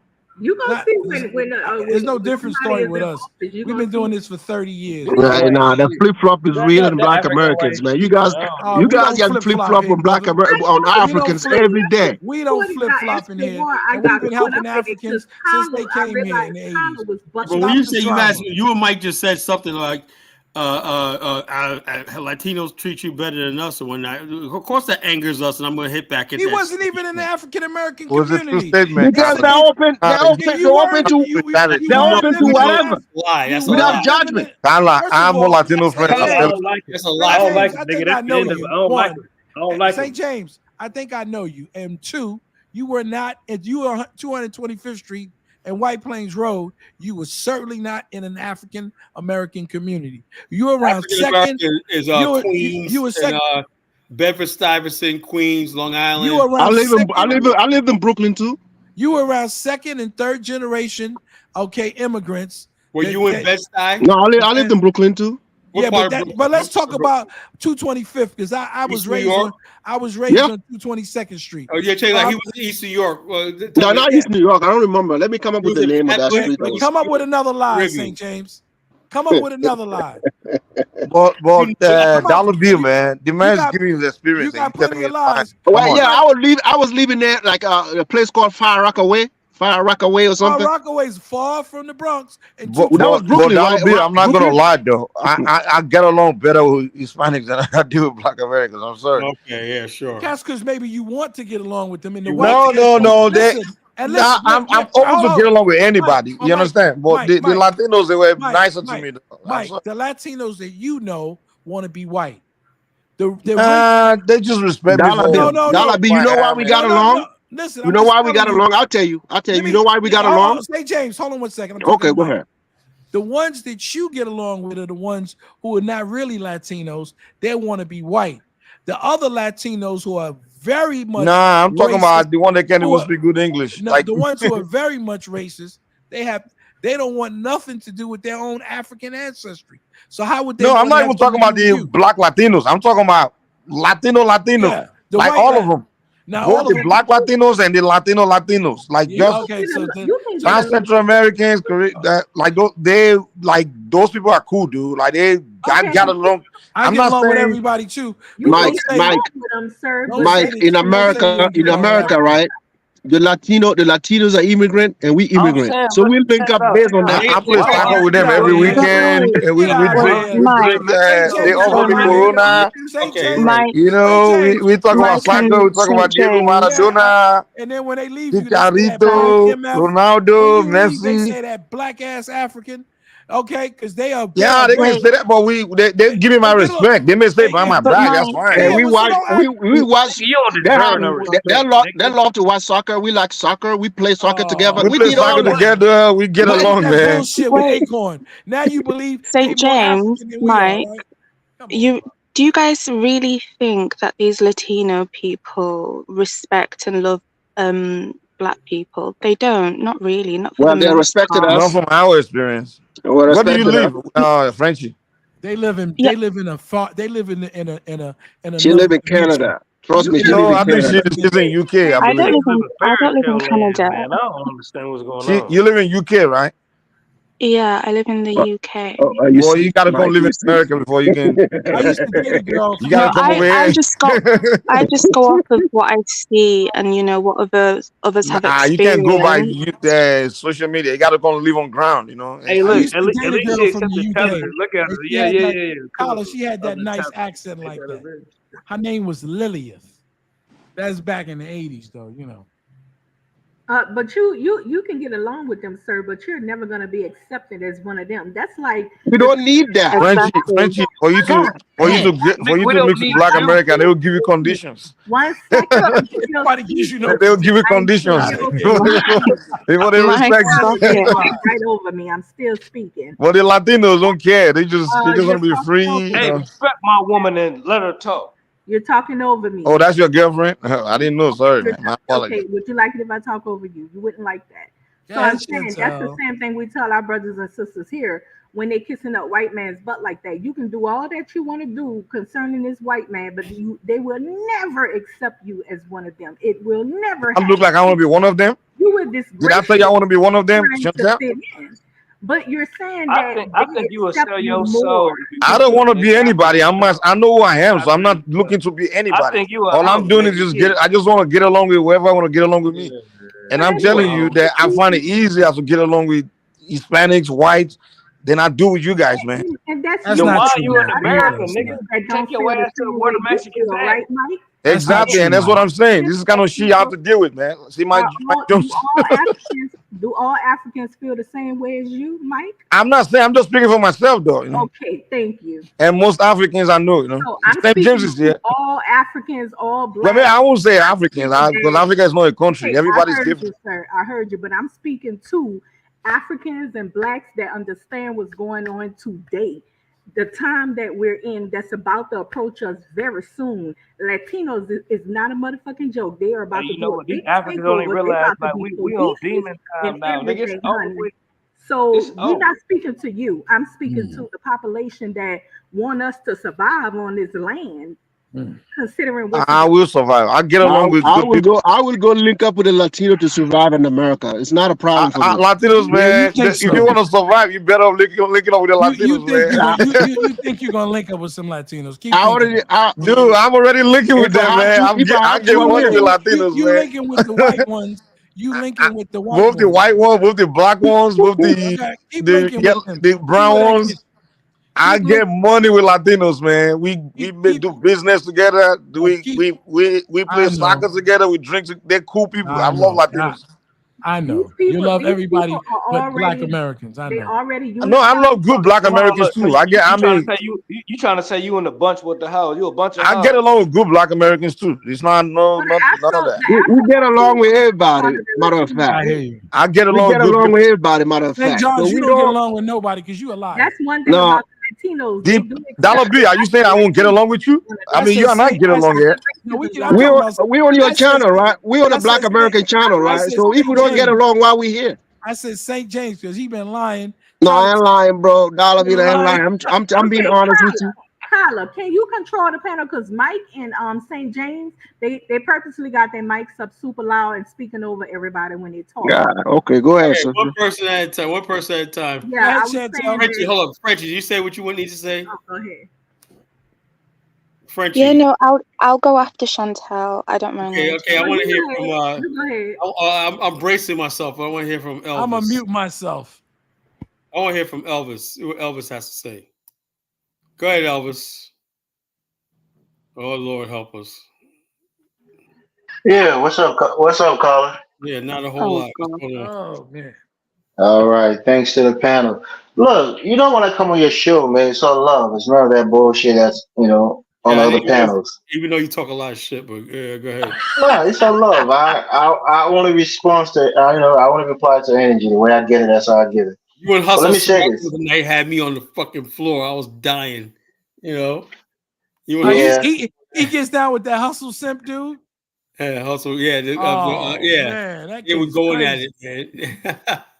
Yeah, but let me say this though, right? On other platforms, I'm always speaking in favor of us getting along with African Americans, but at the same time, understanding that we're not them. They have a different history than we do. You're not like us. And no, when I said not like you, I'm not saying like we're not, black as in skin tone, but our experiences and the things that hurt us, the things that we prioritize are not always the same. Like, the other African brothers are saying, like they can get along with Mexicans. Elvis, let me stop you right there, Elvis. Now that's a legitimate point, right? Now, how come when somebody says Kamala Harris is not like us, you give us all this backlash that she's a black woman and all this stuff like this? No, you see, you go into politics, and politics can be very divisive, even in most people who are of the same race. Let me tell you this, Colin. You just delineated from Black America, right? So when black people in America say, you know something, I kind of like this delineation thing. Kamala Harris is not one of us. She's not one of us. I'm fine with that, Colin. I'm fine with it. Yeah. Look, if Kamala Harris was an Asian woman, I was going to vote for her. If she was a white woman, I was going to vote for her because ideologically, I'm aligned with her. You have a problem with black people who like Donald Trump. No, I don't. I have a problem when these guys say the rhetoric that what have Democrats. Hold on, Carla, you gotta let me speak though, bro. Say you hate black people who hate when black people vote for Donald Trump. No, that's not what I said. That's what I'm trying to explain to you. Okay, when they use the rhetoric that what are the Democrats giving you? What are the tangibles? So I asked that question back in return. What are the Republicans offering? What are they going to give you? That's my reply to them. So if you think the Republican Party is better for you because ideologically you're aligned with them, like this. Trump had a black agenda. If somebody says good, vote for him for that. I'm not against it. Check this out. This is how it works, Elvis, right? If for 50-something years, black people vote for one political party, they never delivered, right? And black people say, you know something, we're going to try something new, even if it costs us, right? To make a point. We're going to basically go for the Republicans and put Trump and Republicans the majority in the House and whatnot. You don't think that black people are justified to do that. You don't think in any circumstances black people should break with the Democratic Party. No, that's not what I've said. I've never said that, Carla. Look, I'm a person. Let's be honest about ourselves. That's what you say. No. I'm a person who vote on policy. I'm a person who vote on policy. I'm a Democrat. I believe. What do we say? We don't care. Carla, you got to give me like 5. You got to give me like 10 seconds. I'm a person who vote on policy. What's the policy? My worldview aligns with the Democratic Party more. I believe in helping those who can't help themselves. I believe in helping the. I asked you the other day. Carla, I'm going to pass the mic, Carla. I'm going to pass the mic. I think. Thank you. Yeah, you come back with that because I asked you the other day. Okay, that's your pause right there. Let's say I don't agree with that, right? I don't agree that the taxpayers, the government should take care of a class of people. I don't think we should take care of immigrants coming over here with free shit. I don't think we should give money to gays for HIV medicine and whatnot. I don't think we should do all that. That's me as a black person. It doesn't matter. Me as a person, I don't care about that. You're telling me I have to go, and I don't believe in late-term abortion. So I got to throw all my values away. And Mike, she's not a Jamaican American. Jamaica's an island. It's not a nationality. Ain't a race either. Our dad is Jamaican, right? Dad's not Jamaican. Her dad is half Irish, half Indian, Jamaica guy born in Jamaica. He's not Jamaican like Bob Marley, Buju Banton, stuff like that. He's not Afro-Jamaican. He's not Afro-Jamaican. Also, just being from Jamaica don't make you a Jamaican, you know. And don't make them black either. Just and that's what I'm telling you, Carla. What the hell? We're not voting for her because she's black. We're voting for her because she's a Democrat. That's the difference. You guys want to suddenly force. Well, hold on, Carla. I don't know. Maybe you can educate me. Does she have no? Hold on. She has no African. I'm asking you a question. You won't even let me ask you the question. You're really answering. I don't know her. I'm learning. So is she like some kind of black roots, right? She has a black roots. No African black roots. No. Zero. Wow. Yeah, that's correct right there, Mike. You gotta get with that's not true. Her father has black in him. That's just not true. If you have a Jamaican friend, just get with them. They will explain to you the dynamic in Jamaica is very different than what we thought we knew. When you get with a Jamaican, they will explain that to you. But you listen. Can I say this? Go ahead. This is what I tried to bring up last night, and this is something that's been going on in Europe, specifically in England and France and other places for years. Interracial marriages have been going on for at least 100 years, and before it was legal, they were doing it out there. So the part of the mantra of the coat of arms of Jamaica is out of many people come one person. So even if she does have any black roots in her from her father somewhere down the line, they don't as you would say, delineate or differentiate or discriminate. They feel that if you're a Jamaican, you're a Jamaican, right? If you're Chinese, if you're white, whatever you are, out of many nations come one person. That's part of their coat of arms. That's the 5 pineapples, right? If you look at their coat of arms. Whose coat of arms? Who's? Jamaica's coat of arms. Okay. But that don't mean she gets to use Black America's credit. No, and she doesn't. But what I'm saying is, this is why they're confused when we say she's not black, because it doesn't matter to them. It only matters that she's Jamaican. And for the women who are voting, it doesn't matter if she's black. They just care that she's a woman. So it makes us look like, oh, well, we're saying she has to quantify her blackness. Well, that's not what we're saying. What we're saying is that she's not historically one of us. That she went to a black college and they said, well, she went to an HBCU. So what?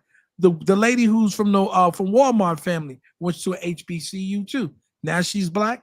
Hey, check this out. Hey, Dollar Bill, let's talk about a movie a lot of people don't know, School Days. Yes. Remember the light skin versus the jigaboos? Remember that? Yeah, the wannabes and the jigaboos. The wannabes and jigaboos. She joined the Blue Vein Society in Black America, right? Accepted non-black people. As long as you didn't have African blood in you, you could join the Blue Vein Society. That's what Kamala Harris joined. Now she makes it. I was a Kappa when that. Those are blue veins. She got African blood in her? No, she don't have no African blood in her. You know, the least. Let me tell you how it works, Mike. In America, right? If you have any black African blood in you, you are like cast down. One drop condemns you to friggin'. Yeah, I know all that American stuff. I'm not. That's not what I'm talking about. I always thought her dad was a black Jamaican. My mom was. I'm saying Kamala Harris. When they say she was an AKA, that's part of the boule. Those people actually uphold the brown paper bag. You cannot be anything. I think like me, my person, I'm probably the darkest they would take. You know. Yeah, you can't. No, not you. You're not. You're darker than a paper bag. I'm darker than a paper bag, something like that. You know. Mike, that was the paper somebody bag. Told me I'm just on the border. But, if you're darker than a paper bag. Yeah, you're a light brown paper bag. Well, she looks like she has. I mean, I thought she looked like half black, half Indian. No, there's a lot of black looking Indians. Mike, like a black Mike, are both your parents Yorubas? Yeah. Okay, so if you are, let's say you're Nigerian, right, and your father is Yoruba and your mom is how you call it? Igbo. Your mom is Igbo. If I ask you, are you Yoruba? You will tell me what? Yeah, in Nigeria, you go by the father's. All right. If I tell you tell me you Yoruba, right? Yeah. Can you sometimes say I'm Igbo? Because your mom is Igbo. Can you say no? In Nigeria, you're from your father's tribe. Right, that's what I'm saying. Even if you're raised by your mom's and your mom's tribe, they still regard you as one. You will never see yourself. Like Burna Boy, for example, his mom is Yoruba, his dad is Ijo. But you will never see yourself as a raised Yoruba boy. We call him an Ijo boy, you know. Right, as a Yoruba, your father being Yoruba, you will never introduce yourself to someone as a Igbo, right? No. Kamala Harris, like for us Africans looking at it, I'm like, okay, if your father is Jamaican, as she says, that doesn't make him and black. in video she's referring to herself as an Indian or something. She's referring to herself. She always says she's Indian. No, but every culture is different. Some cultures. That's what I'm saying. No. That's why I was trying to learn more about their culture. Like for us, you can't represent like your mother's side. Like, oh, I am Igbo. You know, she was raised as an Indian girl by her mother in Canada. After you. What did you say, Chantel? I wanted to speak after you. No, you can speak now, Chantel. You asked a question, Chantel. We can get out of it. Let me tell you something. Black people gotta stop acting like get instant gratification. Like the political process will give you something instantly, and so it has to be a long process of planning everything like that politicians buy into. We got this project that's been going on for 10 years. How are you on this project right here? We're building this, we're building that. Are you helping us continue to fund it and expand like that? You have nothing on the table that they can legitimately vote around or gain support on. You can't just say, what are you going to do for black person? And they got to come up with the plan themselves, you know? So that's what what can the politicians do for a section of the country? I don't understand when you guys always say this thing. Hold on. This is why I said, Mike, listen to me. You listen to all these other black people. Listen to me. I've been listening to you for so long. People in America have certain things that they want and everything like that. Like there was a civil rights movement, then it was an apartheid movement in South Africa. That's how you got the black support. After the apartheid movement in South Africa or whatnot, the black vote and everything like that community was unpoliticized, was depoliticized, whatever like that for decades. You know, and so there's nothing collectively. Now, most black people are affected by local politics and regional politics in a state, whatever like that. There's federal government for the most part, right? There's no plan. When people say, we want this, we want that, they don't have it sat around. There's no freaking consensus. There's no mandate that these people talk about. It's just they use sound bites and everything to try to get something. And like I said about the yard Negroes, and these people are trying to gain for themselves personally. The Al Sharptons, the Ben Crumps, all the people, they're trying to gain, you know?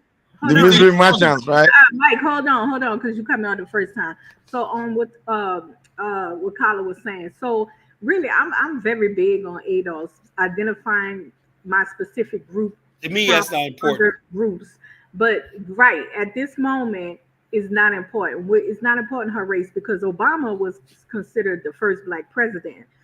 Obama didn't do anything for us for 8 years. He had a black wife. That's my reason for voting for him, because of the lovely, wonderful, intelligent Michelle. But he did nothing there for us. Neither did she. So it doesn't. But don't you think I should have asked? 1 second, sir. Let me finish. I'm just asking you a question, man. Hold on. Ask me after, please. It doesn't matter what race Kamala is. What matters to me is she offering us something? Well, let me ask you a question, Chantel. But Kala, can I ask both of you a question? This is what I'll talk about tonight. I'm sick and tired of black people talk about what they're going to offer us, like we're so needy and whatnot. What exactly do you want? Exactly. That's what I'm about to ask. Don't you think you have to ask what you want? Do you just sit down and someone will figure what you want? Why? Elsa, where's the we or not? You know, where's the we? What do I get out of this? Why do I don't need food stamps. I don't need all this stuff. Don't you think you have to specifically ask what you want, and then before you accuse somebody not giving you? You know, sir, there are so many grassroots name them. Organizations out here. Not only that, we have a political organization, the Black Caucus. We have a political organization now with the Ice Cube and other entertainers. They even doing their little entertainers. Come on, these people do have agendas and things. They do have demands that they have. Like what's the demand? Give us one. Give us the agenda. To all that because I'm not specific. You don't know anything. You just talking. So you don't know the demands. They want to delineate. That's a demand. Over talking me. They have many black groups. What you think? Groups that do what? and all of them are sitting up Groups there that do doing what? What exactly these groups those do? people have demands and list of demands. Political. Okay, give us a list, Chantel. Tell us about these demands. So again, they have people that is pushing for us. I may not be up there pushing at the front. What is this, Chantel? Tell us now. Can you at least let her finish, please? I'm letting her finish. I'm getting frustrated. I'm not hearing anything. Many things. We're pushing for many things is nothing. Tell me specifically. Police reform. Name me one thing. We're pushing for black protection, as the Asians got their protection. Protection from who? Sir, from white America, sir, from racism. Okay, you know more black people. We're pushing for that same anti-black. I don't agree with that. We have to get guns out of our community, whatnot. You know, you ain't pushing for that. But you're talking over me. You're making me forget my thoughts. So we're pushing for black protection. We're pushing for better education. They're not giving our schools any money. We have people in positions, baby, that's pushing for a lot of shit. What about the fact that a lot of black kids don't apply themselves in school? Jail reform with all this multi-billion-dollar prison system. Okay. Jail. Jail. Better treatment for prisoners. Sir, I got jail reform. We gotta let cold-blooded murders out run the streets. I'm trying to answer the. So we're pushing for jail reform. They're locking innocent people up so much. Right. Yeah, we're right. Pushing for you guys, the black immigrants. Y'all pushing for change here, right? You want things. Carla, you're being unfair to her, bro. Let her make a point, man. Thank you. We are. They got black immigrants pushing for things in their community for as immigration that they trying to get done. There's plenty of people. We are not pushing as one though. We're pushing different organizations. You compare yourself to a black immigrant. Okay. But black people do have demands, sweetheart. I don't have any. None. Everything you just said don't affect me. So why should I push for that? It affects Carla. I'm gonna say this one thing. I'm gonna be quiet. Carla, if you are a black American, sir, you don't affect me because I don't give a damn. Let her make a statement. You know the history here. At one point, black people. Yeah, I know, and I pull myself out of that. Every single thing that we have in this country, we had to fight for. Learning how to read, how to write, how to be educated. So one second, sir. How to walk in the front door. At one Carla, be fair to the panel, man. At one time, we could not walk in the front doors of buildings. We couldn't go in certain areas. We were slummed up. They wouldn't even let. Years ago. Oh my freaking gosh! They wouldn't even let black people buy homes. They had us slummed up in hoods in a project. We had to fight for that to buy homes and houses. We had to fight for loans. We had to everything we got. We had to fight for in this country. And Carla, you benefited off of that. And now you sit here as though you did something big when you did nothing. Well, the bottom line is this: anything I got, I made it myself. How about that? No, you didn't make nothing yourself. You educated because of the blood. I made it myself, so you can take that to the bank. I guarantee you, Carla, you probably got some grants and some some benefit because you were black. I never got you benefit. You benefited for being black in some of these businesses. That's another thing I'm sick and tired of. You show me how I benefited. I busted my ass in my profession for 16 years. I'm finally getting someplace. And you gonna sit here and tell me how I benefited from the government? Get the hell out of here with that shit. I guarantee you, Carla, you benefited from the government. I never benefited from anything these government wants about. So I resent people. But you tell Africans that they benefit from us, Carla. I don't know. You have told them they benefit from our past generation, right? But they don't benefit from you. You have benefited from. They don't benefit from this current lazy generation of black people. This generation of black people in America are lazy and useless. Carla is the typical Republicans. Once they make it through the door, they want to shut it for everybody else. That's right. Let me be a Republican then, because I'm sick and tired of dead weight and ignorant people and stupid people running the community. That's the way I feel about it. Pushing a diaspora war is really ignorant Negroes or not, You guys are supposed to be to do, man. You're gonna see Kyle one day. I'm gonna come up there and I'm gonna have to join the Ku Klux Klan and whatnot. Kyle's a Klansman and whatnot. I was like, it's time for me to join, man. You niggas are pushing me to that point. I got you, Carla. Hey, Chantel, we don't say that. You gonna have me going through hell with Baruti, man. Chantel, we don't need no prison reform, man. All the criminals are out right now. They're all out. So we don't need no prison reform. Carla, you'll get a link on your way to that KKK rally to join. That's what happened to you. I'm almost tempted, man. I'll say Clan, I was wrong. St. James, and it might be there if they got soccer up there. Mike is up there, you know, in his Clan robe and whatnot, you know. Gala, what are you talking about, man? Yeah, he might be there with some of the good white people drinking Dos Equis and watching soccer. Damn, it's true, honey. Oh my gosh, Chantel, you guys be serious. This is why black men are failing around the world. Y'all don't take shit serious. All you want to do is want us to cry all day, Chantel. What was it? Like boo boo. Serious for a chance. Chantel, we are serious. But you want us to be uptight. Let me tell you something, Chantel. No, I want you to act like you can get listen, let me so you can win. Listen, I'm winning. So you got black women talking about we need prison reforms. I want the rest of our people to win. Take over. We're gonna have to Chantel, you ain't taking over. You don't have enough criminals in your community. Black women. You don't have enough criminals in your community. It's up to us black women because I would talk about just like all these single mothers and whatnot. You know, that's why the gangs. You don't even want a man. How are we gonna let you lead us? What are you talking about? These single mothers? Y'all go around the world making broken families and single parents. Not us. What are you talking about? I haven't done that. You better talk care of mine. You know. You better talk to the other. You better talk to the other FDA dude.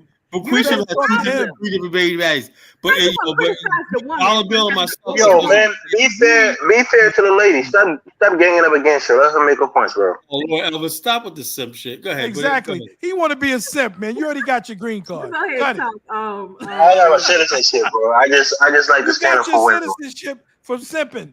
We didn't ask for it, Elvis. We didn't ask for it. I'm talking about him, not you, dear. I'm talking about what he did specifically. Because I know. Oh no, Dollar Bill. I know. I'm just telling him that we didn't ask him to defend us. We didn't ask for it. Yeah, you sisters can do your own thing. They can stand up for themselves. But I just told him the real deal. Chantel wants us to be so demure. We have to be like we're not serious. Why would you think Kyla's doing stuff in the community? I'm doing stuff in the community. What makes you think that we're leaving babies out here in the community? You guys are. I'm not blind. Huh? My eyes is wide open. You are.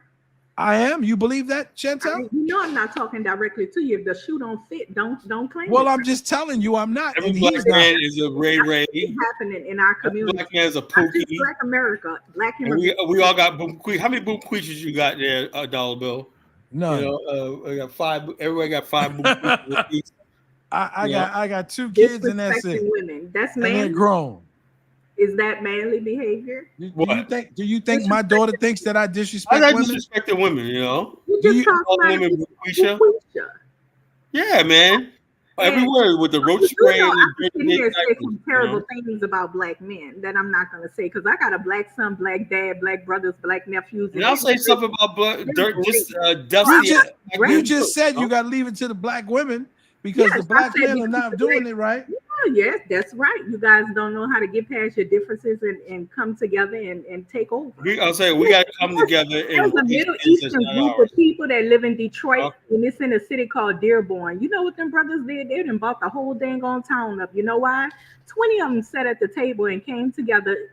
You know, even in spite of their differences, they came together, bought a business, bought the next business, next thing you know, they bought the whole town up. Can I tell you something, Chantel? No, I'm gonna answer this one. Chantel.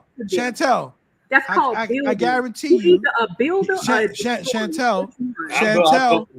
Let me answer this question. Chantel, let me answer you this question. I bet you every one of those 20 guys got a woman that's not nagging them like you would nag your man.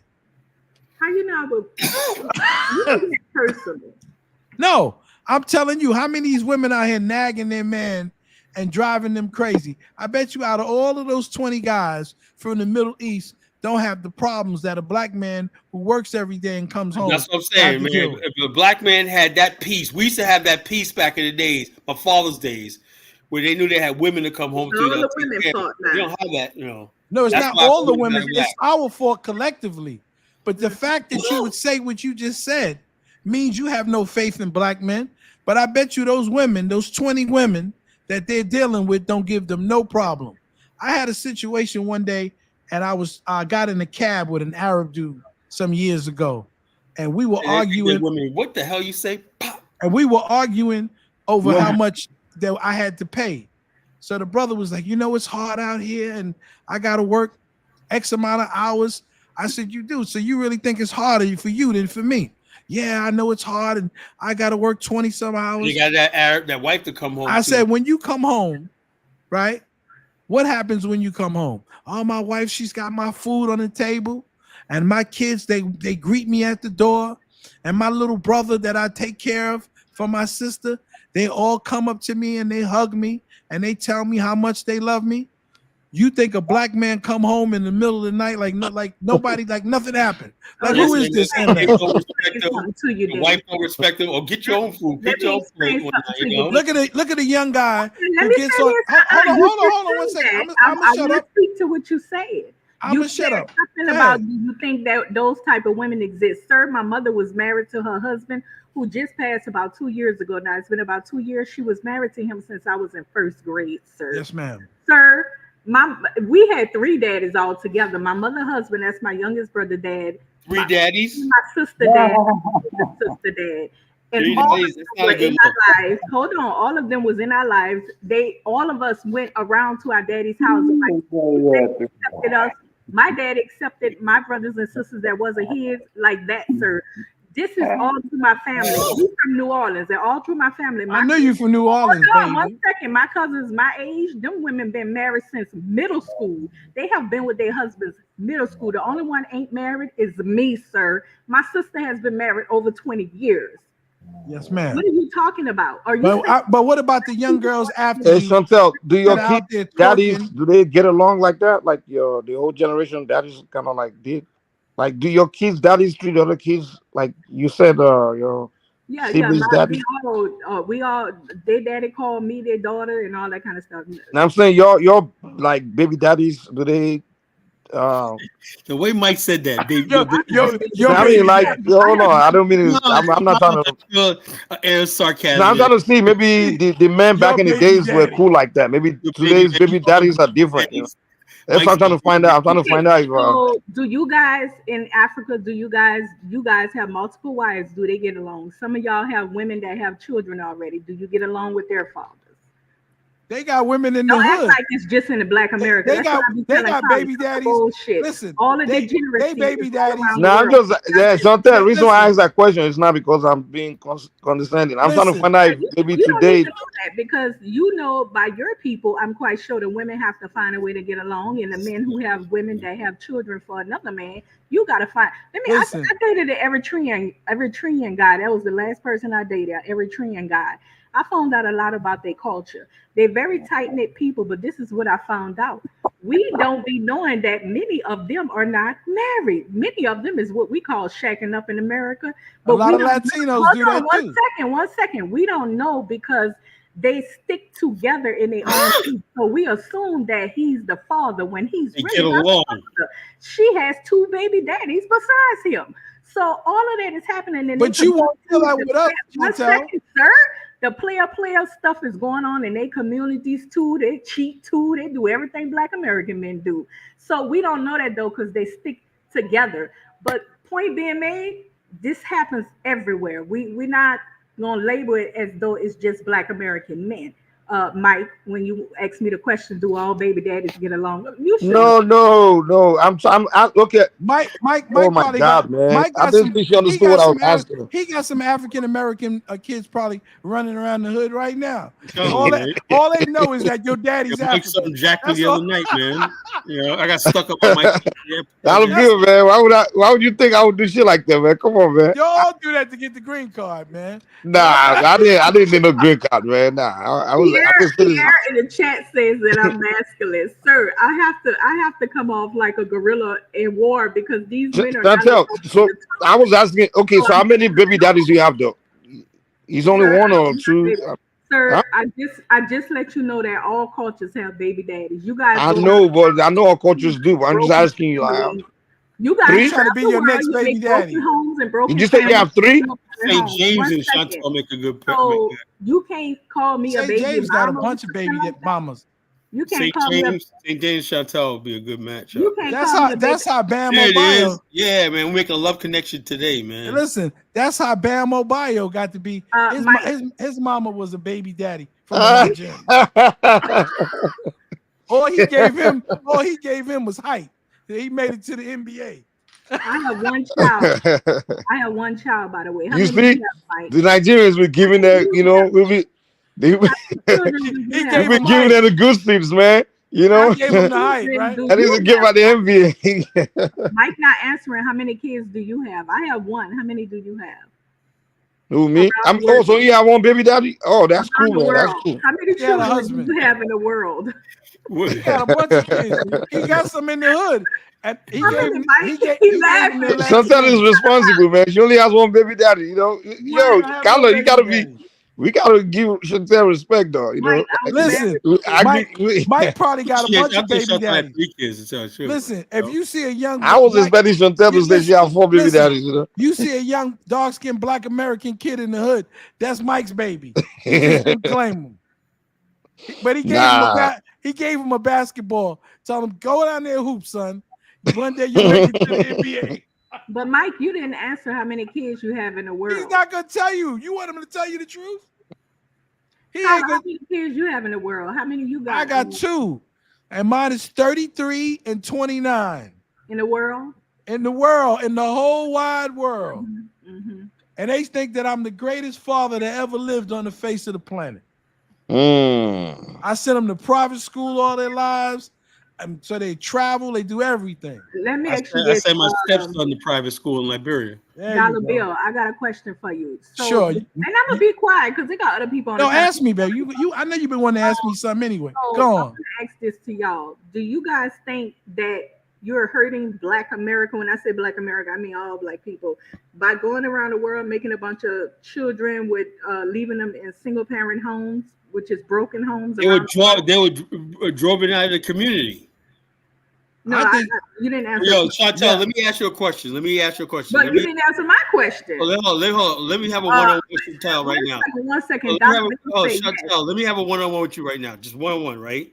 Let me tell you something that was going on, right? Now, yours truly, right? I had all my share of women in my life, whatnot. But at a certain point in time, as you get older, right?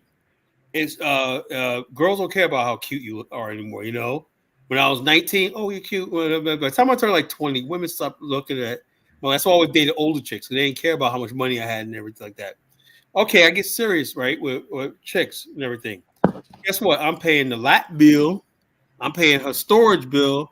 Oh, wait a minute. Yeah, my ex-boyfriend and whatnot, he needs money on his canteen. And yeah, he's still texting or calling her and whatnot from jail and whatnot, And all the shit that goes on when what you're trying to relate, because you want to be with somebody, right? Mm-hmm. Her mother and family don't respect you, right? Everybody thinks you're a simp. Every time you look around, somebody's saying this about, oh yeah, she was with this dude right here, blah, blah, blah, blah, blah. Her friends are trying to break y'all up, all stuff like this, right? And then check us out. We just did what we had to do in the 90s and everything like that. But then towards the 2000s, when that brothers start saying, something, what's this thing called a passport, right? They start getting a passport.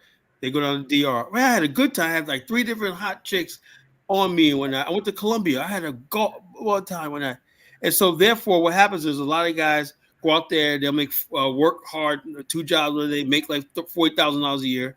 They can save 25 and blow the rest on a chick in another country and everything. And they don't have to they see like they're saving by the little bit of money they're giving this woman in a third world country than the money at the time they have to spend with the women back in America, So that's what happened. You guys didn't understand you had competition. The Black man in America, do you know less than 10% of the world's population make over $30,000 a year? So when you got the average Black man making at least $35,000 a year, that's considered low income in America. But the bottom line is this: you didn't appreciate that. You didn't appreciate that blue collar brother in America. Remember that Biggs Marquis? Nigga, please, you work for UPS. That was reality. Women didn't care. They didn't care. You were blue collar. I didn't know I want to be a blue collar guy. My father, my father, uncles. They built great lives, had houses with blue collar, but we was pressured by our women, Black women, that we got to be a baller, a hustler, or do all this crazy stuff. And basically, the women had all the power in their hands. They did. They had all the power in their hands. Women who have no power and that you could. But you don't have no power anymore. Now you don't have any power anymore. So you wanted women who have no power with little money. Oh no, but black people didn't understand. That's why you went abroad. You guys wanted all the power. All the power. I get what you're saying, Tyler. You're saying why, but I'm saying like this. So you do what they say, whatever like that. They treat you like shit, whatnot. I done bought women cars, some everything. Still got nothing really out of it. So bottom line is this. When I met Isabella, right, we were friends online for like 4 years before we started really talking. And the bottom line said, let me give this little girl a chance. Oh my God, it happened. She getting mad now. No, it was on bottom line. Bottom line. I said like this. First, I said, no, I gotta find me an African American black woman and whatnot. And I said no. So I finally said, something. Let me give this little girl a chance. So 2021, I went over there. This little girl a chance? Well, no, she was young because when I first met her. When I first met her, she was like in her 20s. I waited till her. She was in her 30s before I started talking to her. I'm just saying what you say. Let me get this little girl a chance. I always call cute girls little girls. How about that? Okay. She's like my little girl. I always got called to that. Hey, what's up, babe? Like that. Kyla's damn near 70, so for him, she's a Kyla's girl. not 70 years old. Call her a little girl. Kyla, you can't tell her that because. Did you get your AARP card in the mail? Listen, first how is Kyla tricking? Tell me. Kyla, you've been telling that story for the past 3 years, man. So you've been telling that story for the past 3 years, man. Listen, let me answer Chantel. Chantel, let me get off with Kyla because that's you're an old woman though. What's I call you, old woman, right? And you say Chantel. I call you Granny Chantel. Basically, what you saying? She's young. She's a young woman. You're an old lady. Saying young women. I mean, for a 70-year-old man, 30-year-old is a kid. I said, when did I become 70, Elvis? Elvis is crazy. That's jealousy. And listen, Kyla, it's all jealousy. It's all jealousy. It's all jealousy. Elvis is a refugee. You got a young, beautiful wife, and people are angry because they're always angry when that Zongo's angry. Her a little girl. Zongo's angry. Trying to make you feel bad. Chantel's angry and whatnot. Chantel, James being awful quiet today. Like I said. Hey, what do you say? Say James and Chantel made love today. Saying I want to hook up, man. You called her a little girl. Chantel. What? I call her my little girl. Chantel. Chantel. Chantel. Can I ask you a question, Chantel? Yes. How come in our community, a lot of women don't like men, who are soft natured and nice, and they'll say he's too nice to me. He's not trying to hit me upside my head, and I want a man that's gonna bust me upside my head and drag me down. Okay. What the other woman has to say? I'm sorry, Dollar. No, but you put me in jail, Carla. You don't want to be quiet. You gonna call me 70 years old, man? That's okay, my bad. He's trying to make you a passport. But Chantel, I know you mad because I freaking warned you about Kamala and everything. Why is it that you got women who, I remember a lot of girls that I grew up with, and until they found out I had a good job and all that stuff, then they look at me and go, "Oh man, I should have got with him." How come I didn't give you a chance, right? So why are women like that? Why do they take a guy who's good-hearted and I'm sick and tired of being the fool, man. I swear to God, and treat them bad. But that's why I'm telling Chantel, she don't want to deal with me. She won't answer none of my questions. She want to answer your question when you finish. Yeah, I'm asking you that, Chantel. Why is it? So there's good and bad people in every race of people. If you're looking for something and you don't find it, it doesn't mean that you can't find good. It just means you got tired of looking in that. Why you keep highlighting these disparaging comments, Kyla? So Zongo just basically you and Zongo, y'all like twins and whatnot. Y'all always what I do. I would have said you were 70. If I was wrong, my bad, bro. Elvis, let the girl talk. My freaking age, nigga. I'm gonna call her girl. Let Chantel talk. Be funny, Chantel. The thing is, take a joke, Carla. You know we just playing. I think you're a little salty because you think that we shouldn't have the opportunity to go other places and meet women. See, I was lucky. I didn't have to do that. I didn't have to go out the country because where I lived, there was a lot of women coming from other countries to America. Okay, now tell me what I think, though. But why are you getting so upset about that? I'm not upset at all. If you dated an Eritrean, he's a grown man. Check us out. Since you got a Mystic Dime, hey, she looks kind of cute too. You know what I'm saying? She says, "You a fool because you chase young." I never chase young women. I always And if you did, Carla, they chase you, Carla. You don't chase them. They chase you. These people, you chase young women. And nobody wants to see you happy. No. Yeah, they chase you, Carla. They want that American money. Nobody wants to see me chase them. Miserable and basically just alone and whatnot. I remember I said, American money. 4 months ago, I lost 100 pounds. Oh my God, Cole lost a lot of weight. What are we gonna do? So you got to stop smoking too to keep up, Carla. Then you'll be like one of the young guys. I lost a lot of weight. I think I'm doing good. You're doing well, Carla. Stop letting people get angry with you because you're happy and you got to be very happy. I'm very happy. You're living your best life, Carla. You're late 70s. That's not too late. You know something? We decided. Me and Isabel decided tonight. I thought she was gonna say no. I said, "Why don't we spend a month in Morocco?" I thought she was gonna say no. Come to Liberia. She said, "Oh yeah, let's go." Like, damn. But that's a good thing. Good job, Carla. The bottom line is, I'm gonna spend a month over in Morocco. Enjoy yourself, Carla. Yeah, no, with her, as me, Isabel, and I. There's nothing I like being. No, I don't get credit for that, right? There's so many fine ass women in Liberia. I won't look at none of them. Like my driver said, Kyla, don't look at no other women. He goes out with me, right? Because we go this week. I go out. Isabel let me go out to a club with that. I don't talk to no women. No, none of that. Is that true, Carla? What NM saying? You was a resident at a hospital, so you lost weight. Completely loyal to her. I would never disrespect her family like that because that doesn't mean. I'm one of a kind man. Did you pay a dowry? What? Look, you know what the dowry is? I give her, how much money I give her, or whatever like that. Yeah, I gave her a dowry. You know what I'm saying? Carla, all you say mean nothing for us Africans, man. If you don't get that woman out of a daddy's house, man, it means nothing. Oh, so no, what you call it? What I'm gonna do? Like, I'm trying to get her over here. Oh, okay. We got illegal aliens like Carla, are you sure about you contributing to immigration? Now you gonna complain about immigration later now. Illegal immigration, right? Congo and Elvis, right? You cry about immigration now. You wanna bring immigrant over here. And whatnot, You can't tell them nothing like that, Carla. Let me tell you something. Check this out. Check this out. I don't want immigrant. I want to bring immigrant. Check this out. He goes, I'm broke. If I grow, how do I stay in Liberia this year from March all the way through April and whatnot if I was broke? Carla, you need to stop listening to the comments, bro. We know you ain't. We know you got that insurance money. We know you got that lady kid in private school. We know you're doing big things, bro.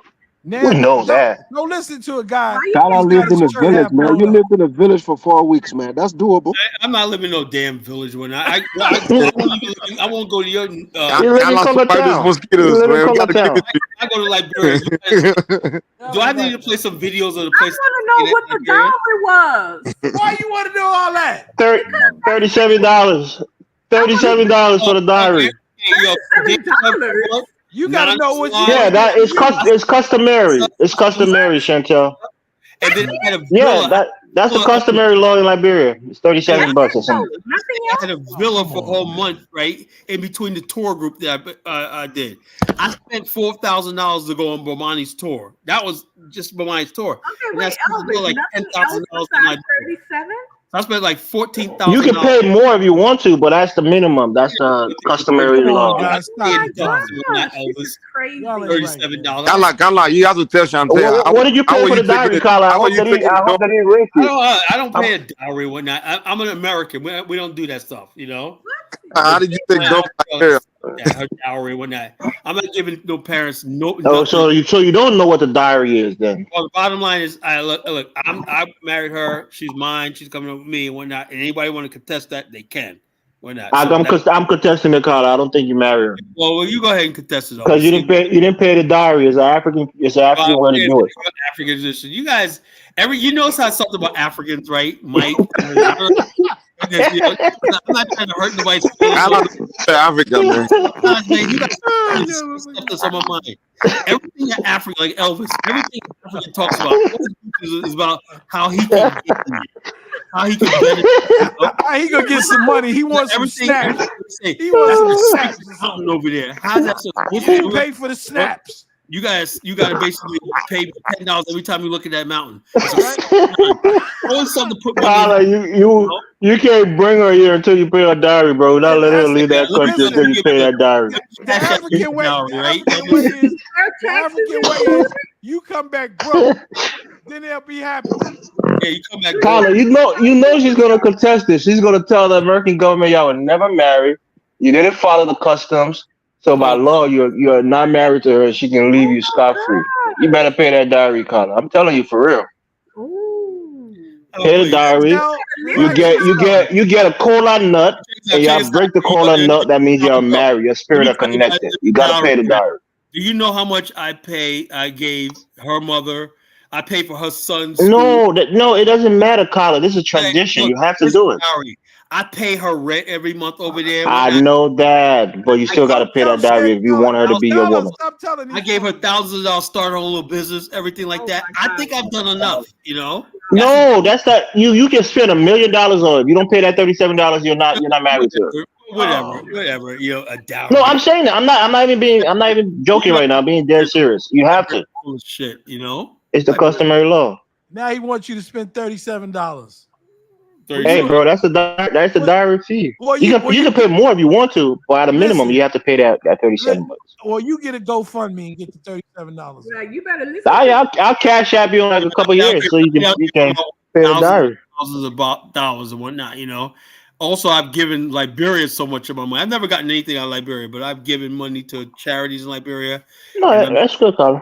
Lots of money in Liberia, helping the poor and helping so that. And I don't put it on camera to see how big it is. I let people have their dignity. You know, I don't take pictures with people, me giving them stuff and shit like that. You know.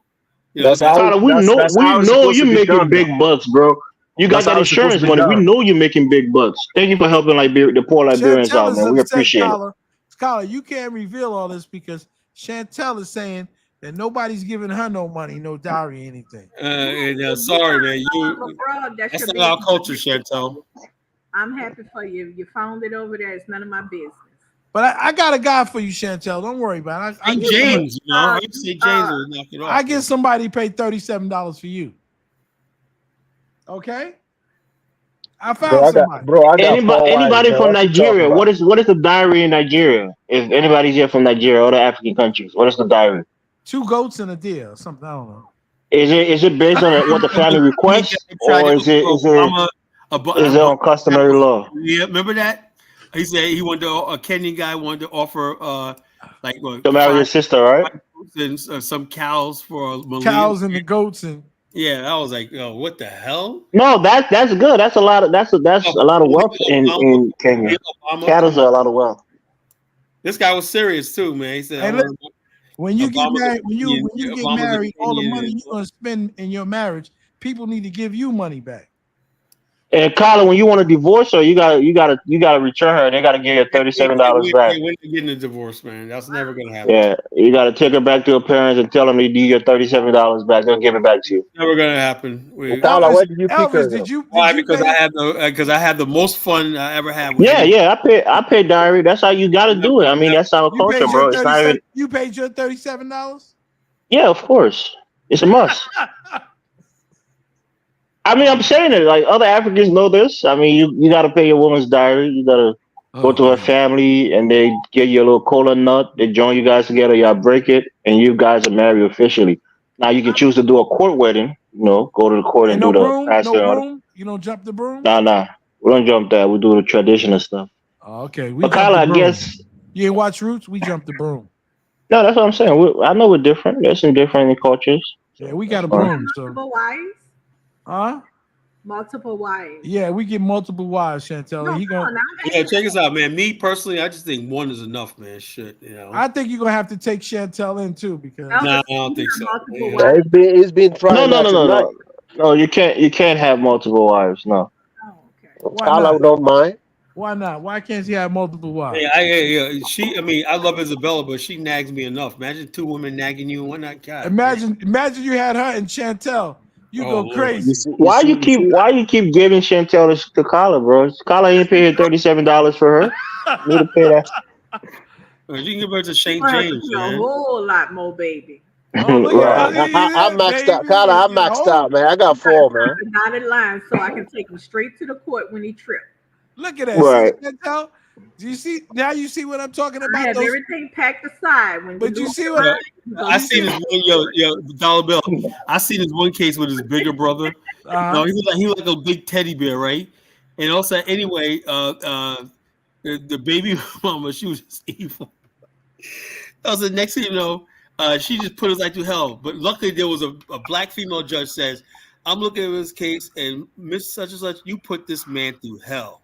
And the guy just breaking down, crying and whatnot. You know, you did this, you took this, you took that, you put him out, and blah blah blah blah blah. Because he was facing jail time for falling back in his child support. Wow. You know, and it was like he just broke down, started crying and whatnot. She was like, and she was just so you could hear the venom in her voice, like this.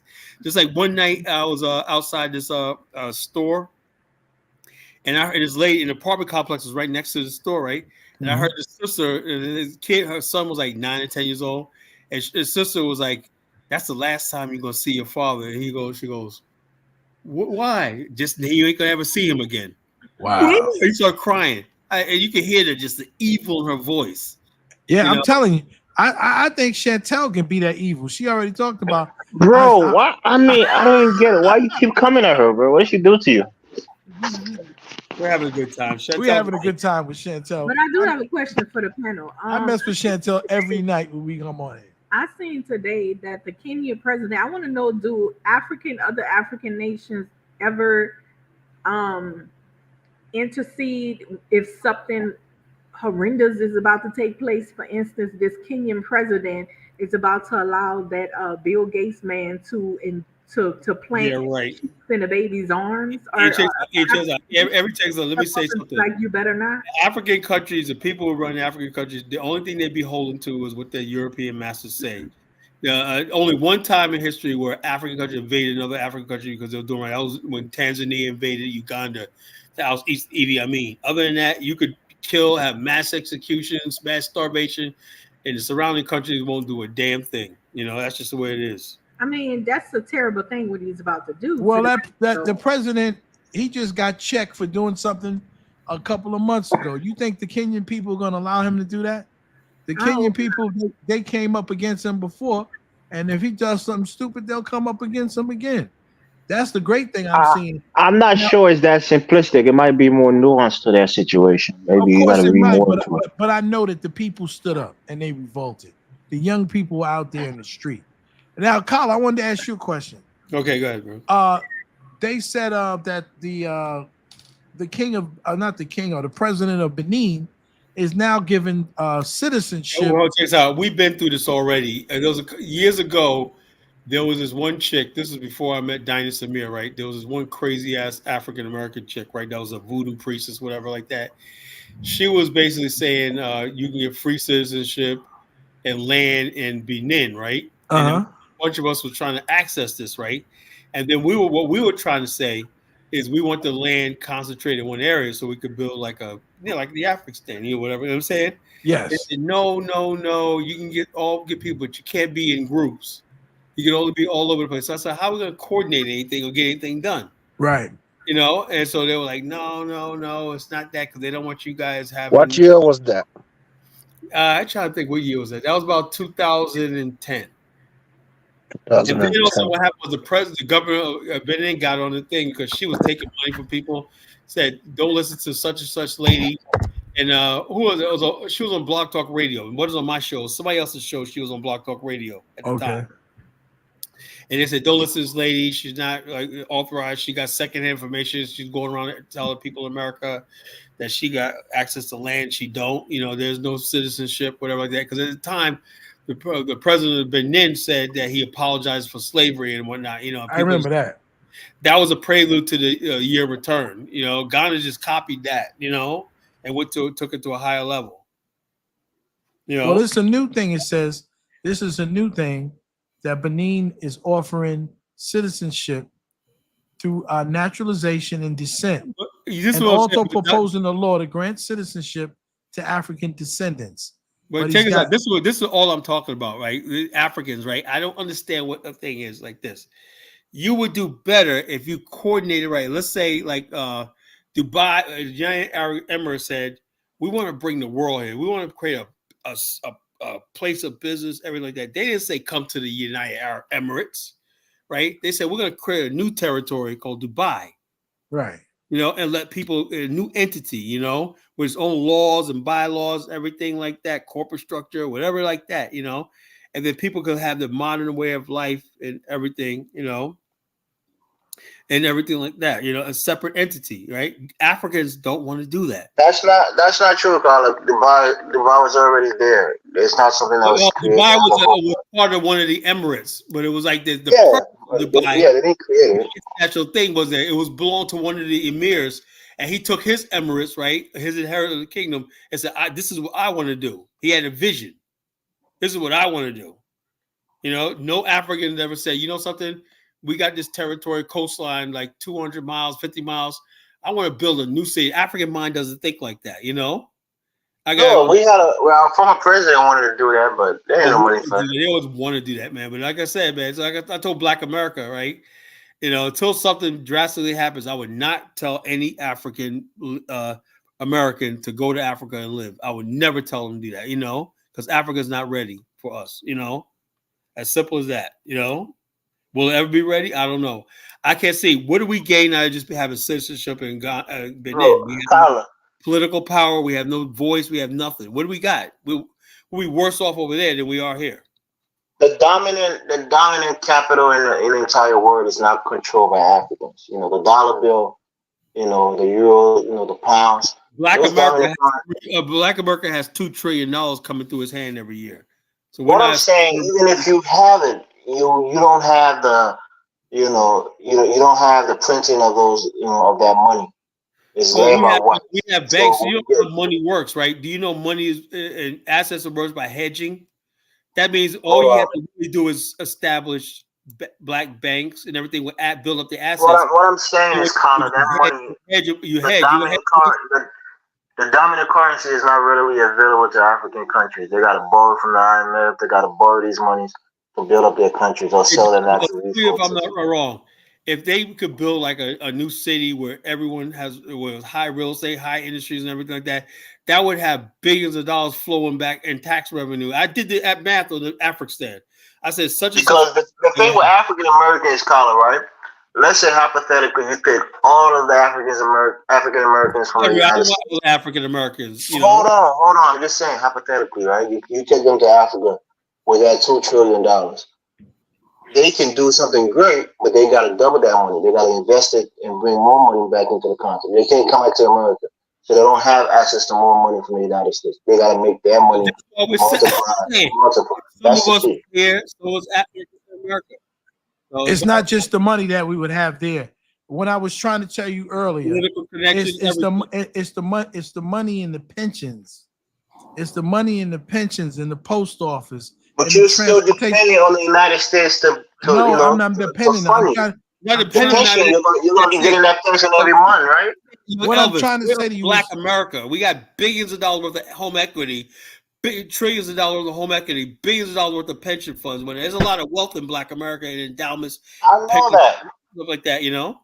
So, listen, could you play the video, Colin, for me? All right, let me. I put it right there in the private chat.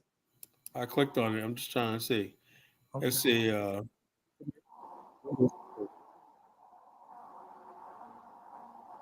And I don't mean anything, Charlene. I just like to rip you up. I'm sorry. I just like to have fun with you. I hope you forgive me. She's sleeping, bro. It's late. She's sleeping. Charlene, get them. Chantel, you got them curlers in your hair. I imagine her. She got them curlers in her hair. I'm not in the same time zone as y'all. Where are you? I'm not gonna say. Oh Lord! Like I'm gonna find you. Early out here. I'm in New York. She's in some African man's house, getting warm. Really? That's her thing. Shoot. Y'all need women, honey. I ain't even. What? I got a woman. I don't need no woman.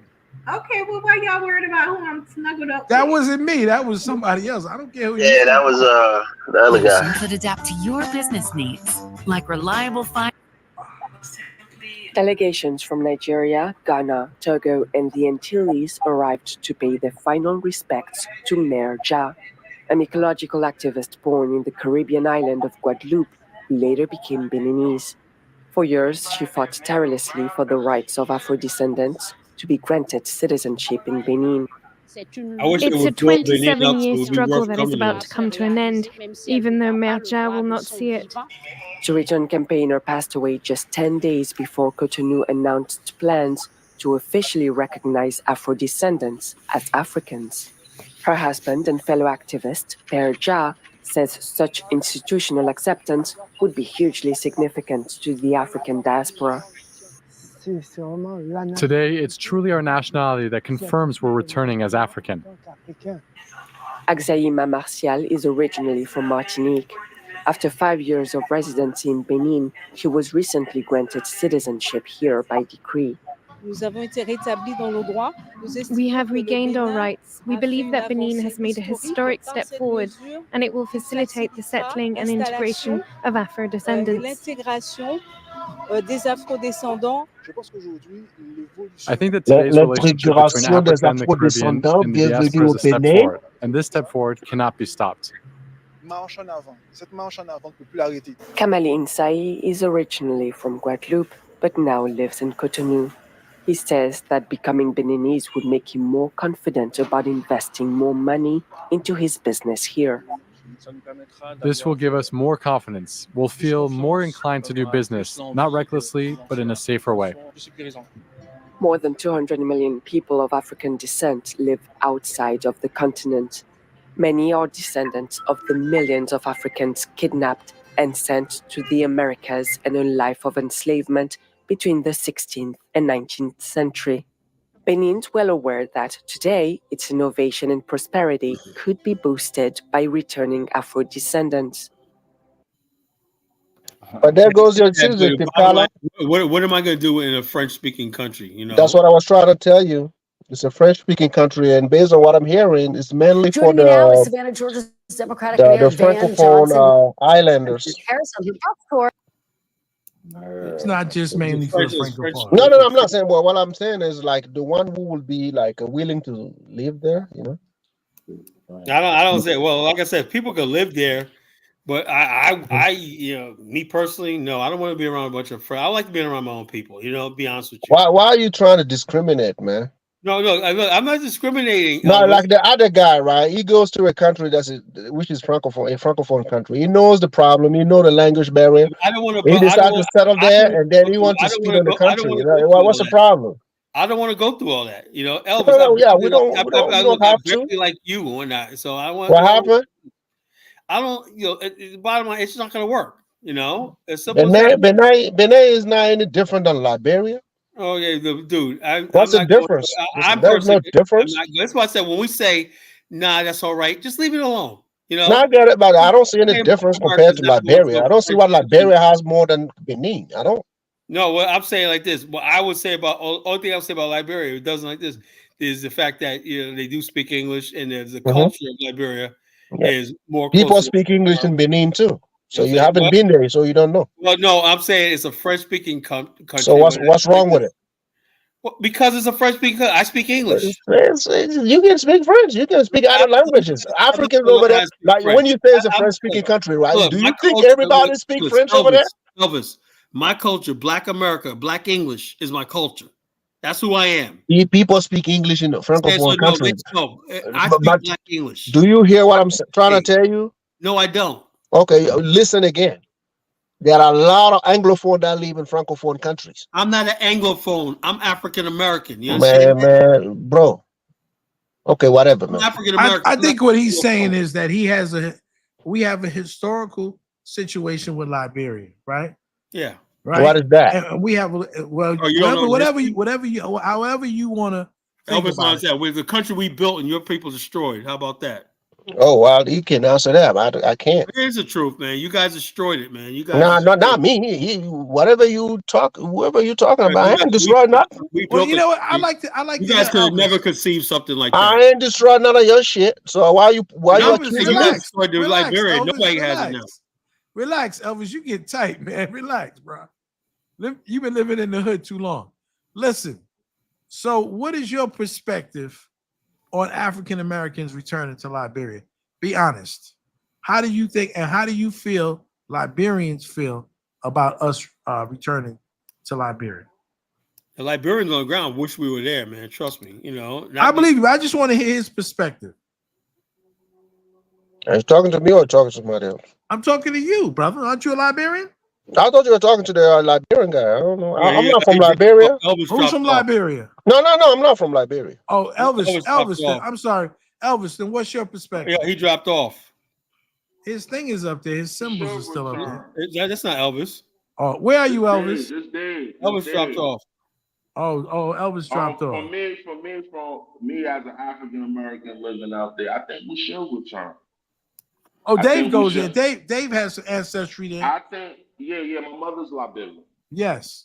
Okay, so I think we should return, and I think we should lobby the government and return. Lobby the government, the Liberian legislators, lobby all of them. I thought you were the government. Why you need to lobby the government? I thought you were the government. I think you just have to just build, right? And just basically plant your flag, do what you got to do.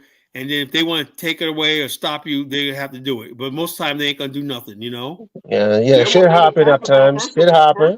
First of all, they'll be happy. They'll be happy. Trust me. I ain't listening to people like Elvis. They'll be very happy. They're happy to see Black Americans there in large numbers. They'll be happy. Trust me. They'll be happy as hell. So where you go? Where you go? They're gonna be like, where you go? Where you going to take dollar bill over there? When you going to do that? Well, bottom line is in 2026, hopefully I'm gonna have another tour. If you asking me, hopefully I have another tour in 2026. On your way back, man, drop by Ivory Coast before you get to the United States. Oh, man, check this out. Ivory Coast is about to go up in flames right now. About to what? Ivory Coast is about to go up in flames right now. French warships. Check this out. French warships outside the coast of Ivory Coast about to invade the country. Wow. No, it's not gonna happen. I just can't. Cote d'Ivoire. Have you seen the Nigerian government go to Niger? Something big is about to happen. Wow. Nigeria goes into Niger, is going to get his ass handed to him. No. That means the unity is getting bigger. So Ivory Coast and those people are getting together, right? They're getting together. The Nigerian army just went to Niger. You know. So something big is about to happen in West Africa. So don't worry about Ivory Coast, man. We're gonna get it together. I like Ivory Coast. I love Ivory Coast. Ivory Coast. Can you guys hear me? Afrodamus is here. How you guys doing? Always good for a laugh. Afrodamus. Mike called him. The blacks, you know, our fellow oppressed. Look, here's the thing. Here's the thing that people are ignoring, right? Okay. The blacks, right? Okay. Typical African man. The blacks. Typical African man. Look, the blacks are. Hold on. The blacks are still in the white man's plantation. You know, as we are seeing in this political season. How the blacks are tap dancing. Hey, Afrodamus, you got a better connection, bro. Your Obama phone is not working. He's using that orange connection. Hold on. Can you guys hear me? We can't hear you that good. You gotta get out of the bedroom with that white woman and get. Afrodamus coming with the orange connection. Hold Hold on. Look, I'm gonna get out. Hold on, I'm gonna get out and come back. Maybe come back, please, man. I've been waiting for you for a while, bro. The black. The blacks. He sound like you know what he remind me of? Tattoo. Remember that fantasy album? The blacks. Talk about us like we're a corporation, like we're a business. Carla, you need to go get that wine, man. It's about to get serious in there. What? Get serious and where? Nah, the conversation's gonna get a little serious. Okay. No, Carla, we should go back, yo. We should go back to Liberia, lobby the government. We should definitely build in Liberia, right? I got some blue over here. If we could build strong, independent, autonomous communities in Liberia, it'd be perfect, right? It looks beautiful, Carla. I'm not gonna lie. It looks beautiful. And I saw Liberia? that lagoon and there's so much land available. It's unreal, man. Trust me. Dollar, you gotta come out there.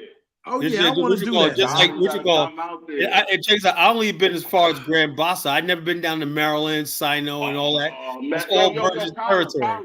Colin, Maryland is like yo, they laid that shit out so good, son. Oh, Maryland's beautiful. Yo, our people laid that shit out so good. Yeah, Maryland the Maryland colony in Liberia was probably one of the most advanced civilizations the world's ever seen. Was advanced, bro. Oh, he's back. The blacks, guys, how am I doing now? Now you sound better. You got your Obama phone working.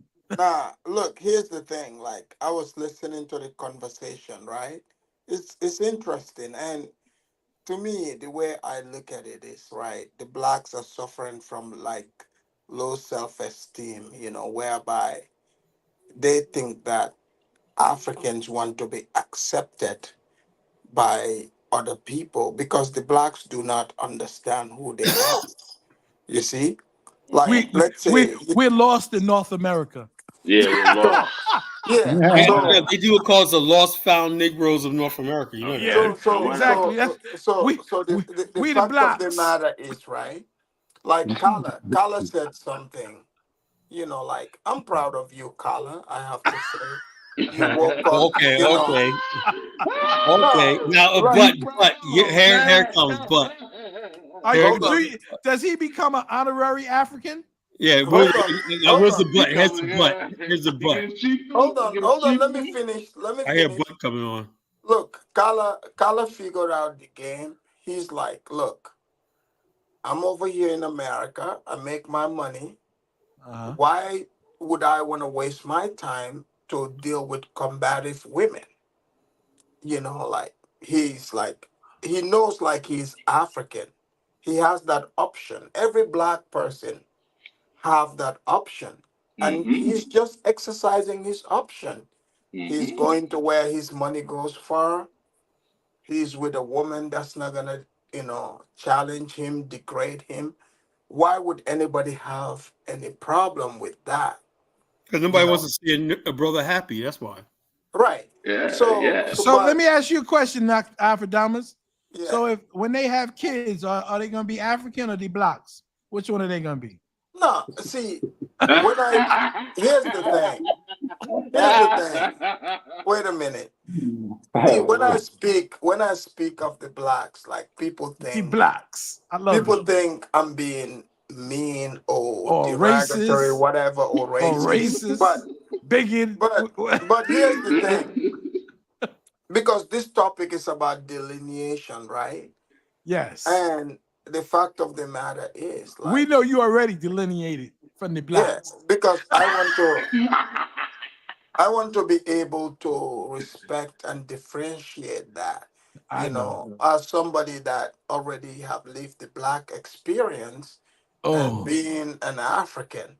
So that means when you got your green card from Laquana down at the swap meet, you lived the black experience while you was getting your green card? Is that when you were living the black experience? Here's the thing. Here's the thing. Like now you're free. Now you're African. You can express yourself with the white woman. You can be yourself. Hold on. She knows you're king. You're Kunta Kinte now. Okay. Hold on. Your average African, right? I know. Your average African relates more with the white. No. With the whites, right? No, hold on. More to African American, like black person.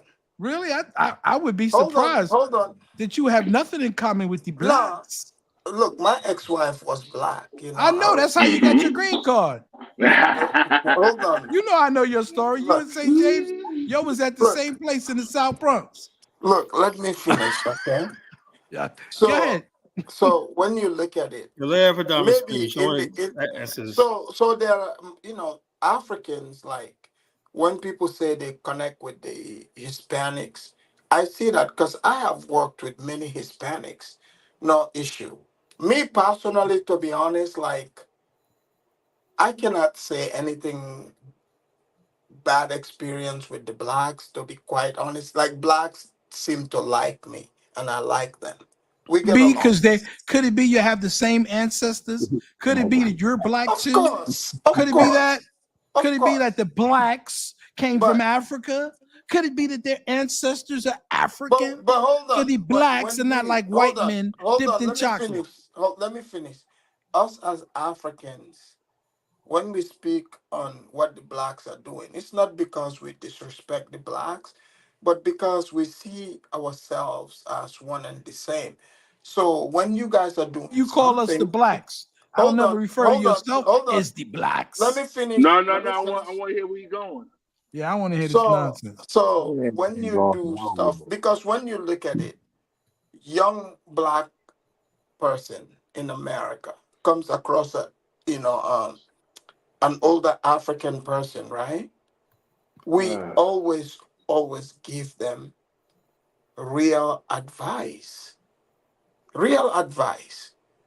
Many Africans, they don't have anything against the blacks. They just want the blacks to do better because Africans see themselves in the blacks. That's fair enough. Let me ask you a question, Afrodamus.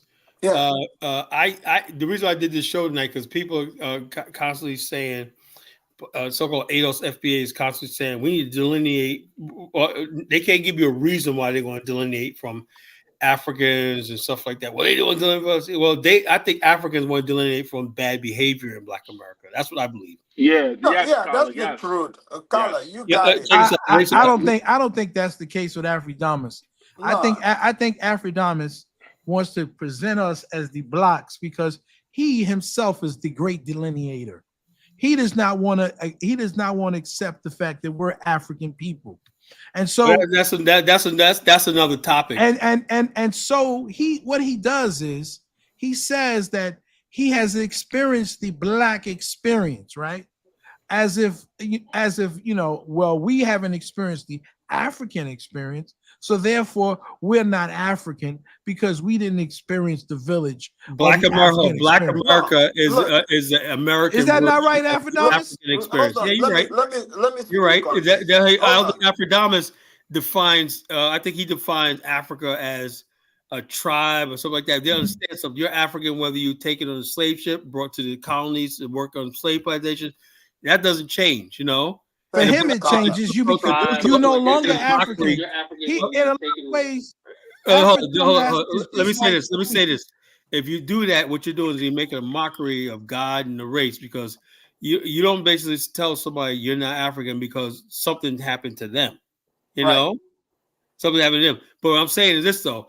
Now, that's one thing. That's one conversation we can have, right? The other conversation is, like I said, I know a lot of Africans personally, right? When they say black people say, why they got a problem with us in America? One is Black America is always the face of blackness in the world. Our story and our relationship with whites defines race in the world. And a lot of Africans are now saying, wait a minute here, I don't have the same story based on race and color as African Americans. Usually, back in the days, most Africans were educated by African Americans and HBCUs, and they got radicalized and everything. Then now they're saying, that's not my story. I wasn't a slave. I wasn't this. I have white friends. I have Chinese friends. I don't see the world the same as a black person in America. A black does and whatnot. That's where Afrodamus comes from.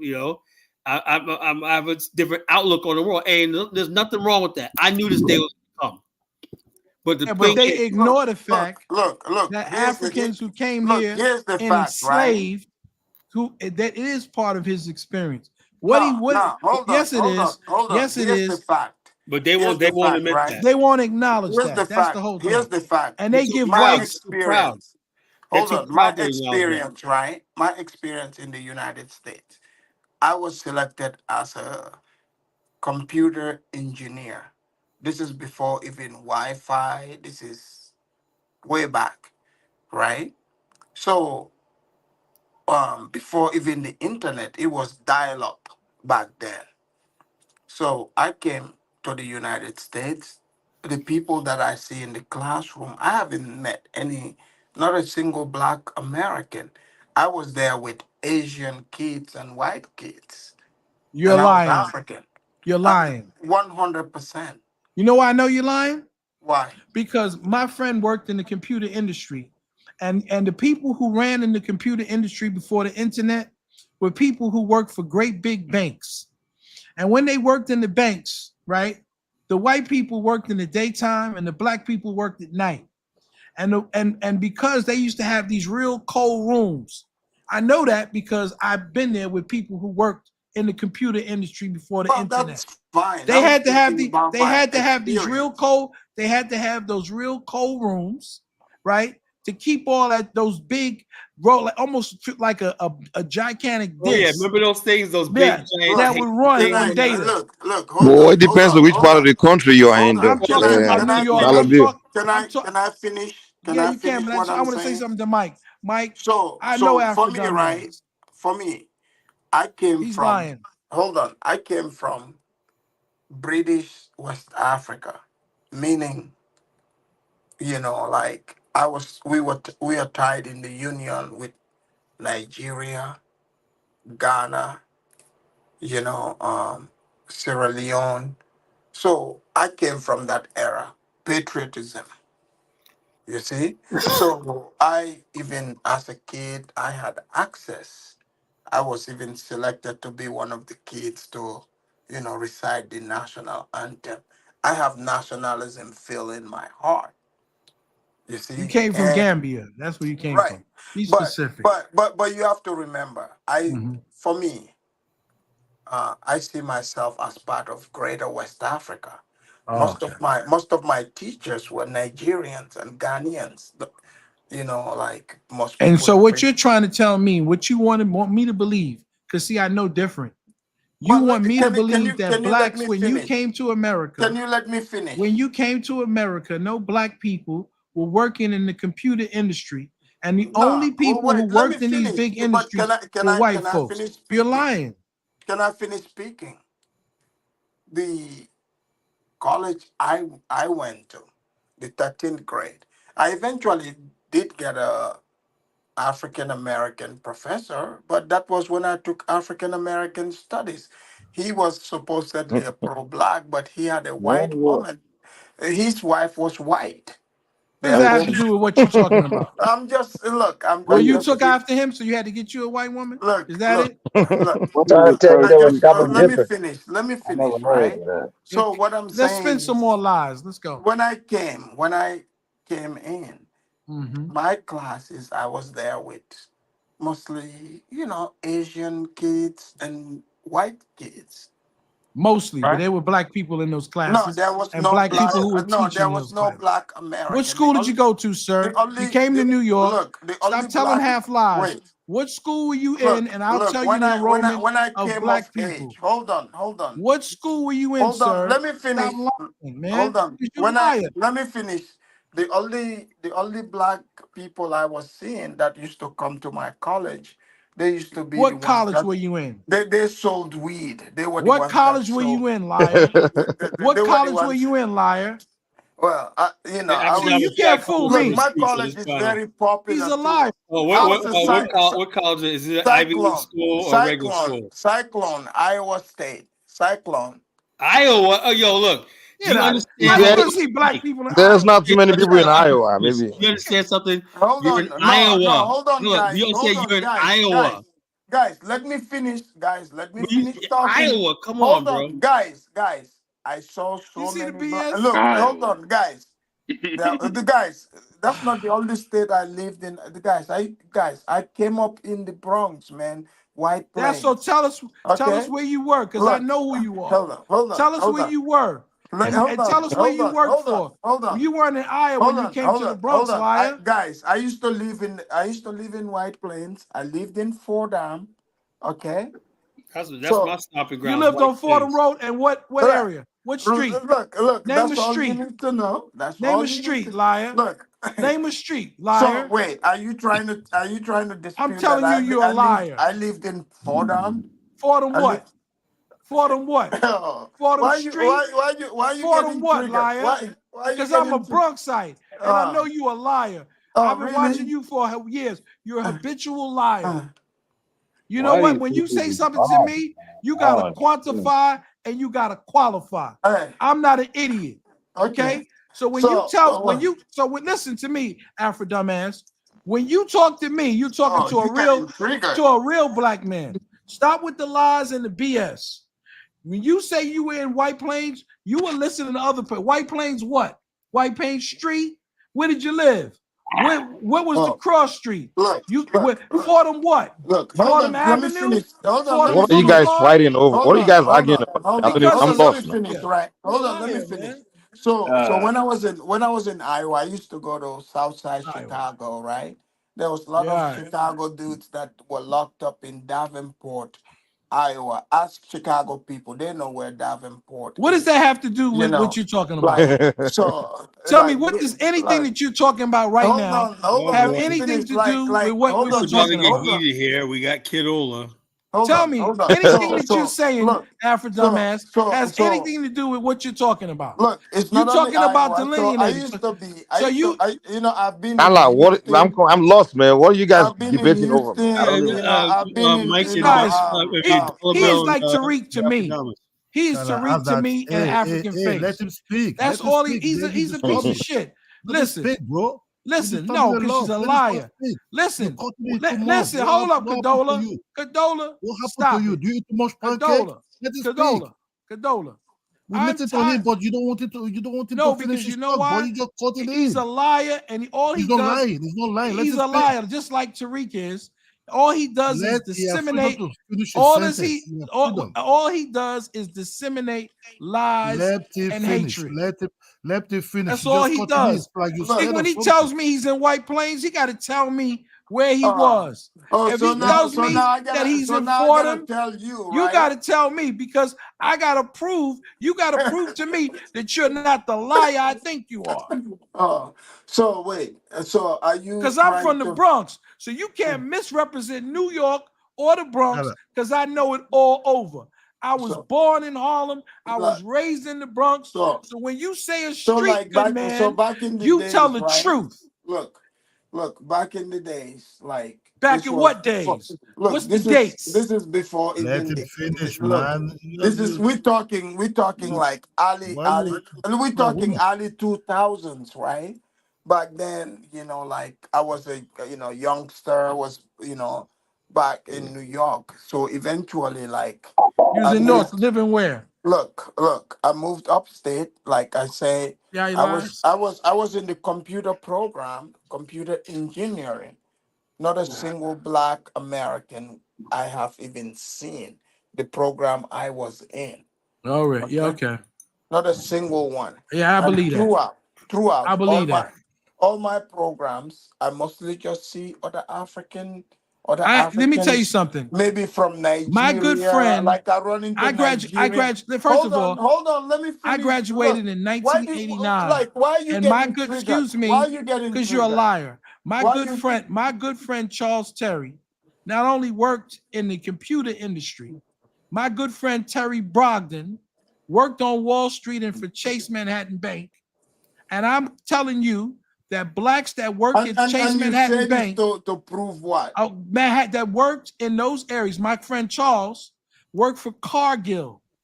Okay, he was a computer programmer and a computer engineer.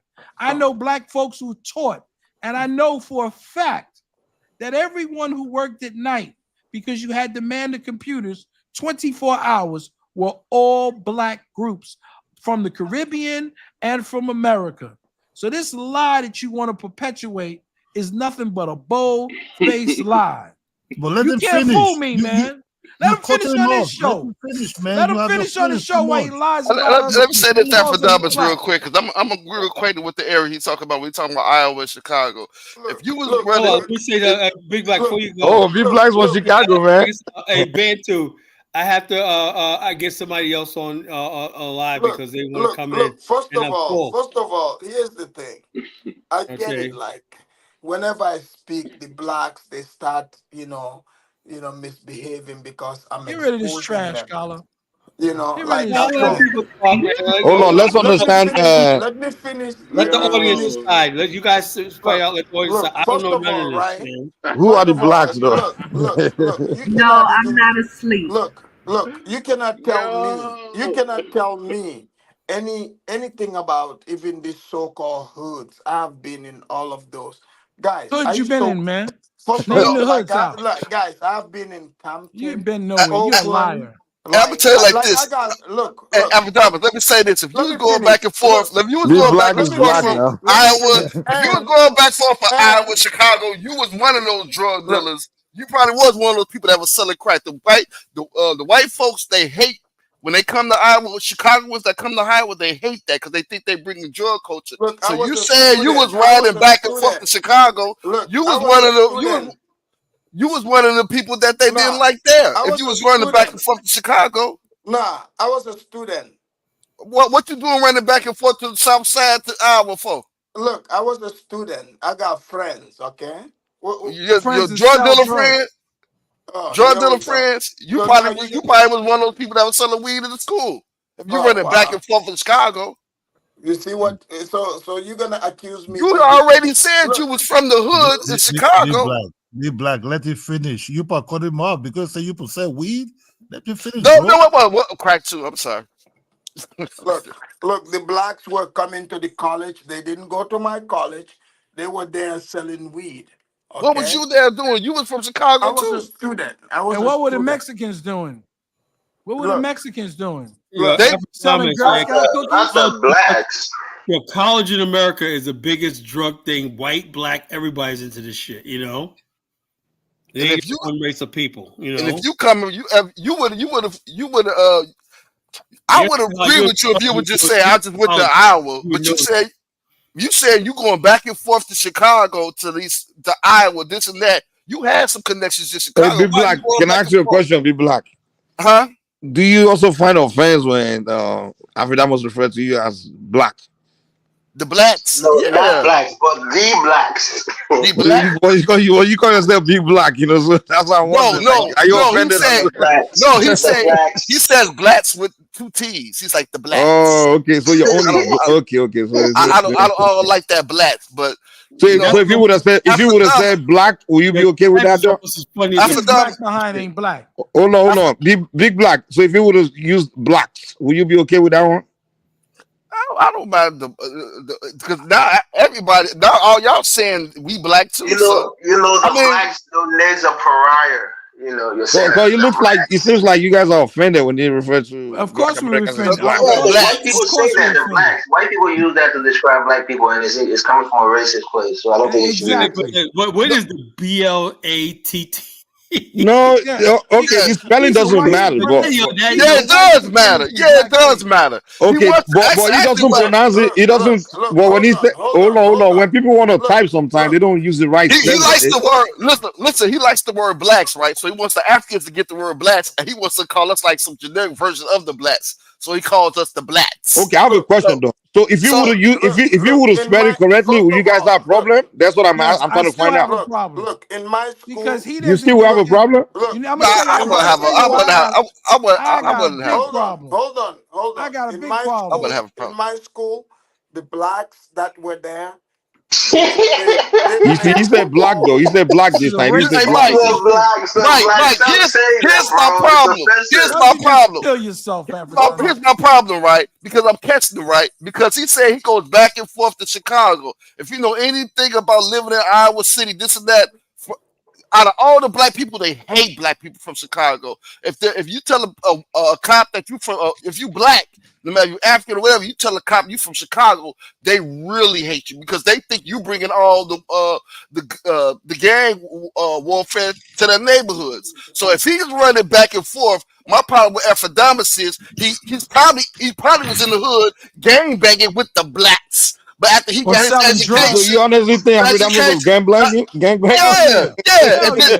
Now he got his. I don't think so, man. Ephraidamus doesn't look like a gangster to me, man. Man, are you crazy? Everything is not all the way. He probably got his teardrops covered. Listen, what I'm saying is, after you done got your education and everything, now you gonna separate from the blacks. But you want to keep gang banging after getting educated, be black? You wanted to keep gang banging or what? Who said no, but I'm saying he's trying to separate himself from the blacks. No, what you said is that he used to gangbang and he got educated and he decided to separate himself. Mike, what do you want? He wanted to keep gangbanging. Mike, he can't spell. How we know he's educated? Listen what I'm saying. I'm gonna tell you like this. Ephraidamus knows if Ephraidamus was staying in the south side of Chicago, he know how it go. You got to be tough as an African staying on the south side of Chicago. Man, I live in the south side of Chicago, bro. There ain't nothing over there, bro. What? Okay. I live on the south side, 35th on King Drive, man. It's not the south side of Chicago? Yeah, that's south side of Chicago. So I live there. So you could just walk out willy-nilly like you walking downtown Chicago, and you won't have a fear of a bullet getting. Nah, man, I walk in there. The girl love me down there, bro. Halstead Street in Chicago. I tell you, I have a question though, man. Do you have a problem with Ephraidamus referring to you as a black? Yeah, I do. What you call me personally? I'm like this. I don't get offended, but only time I have offended, but when Ephraidamus uses stereotypes. Some things are honest criticism of Black America. I have no problem with that.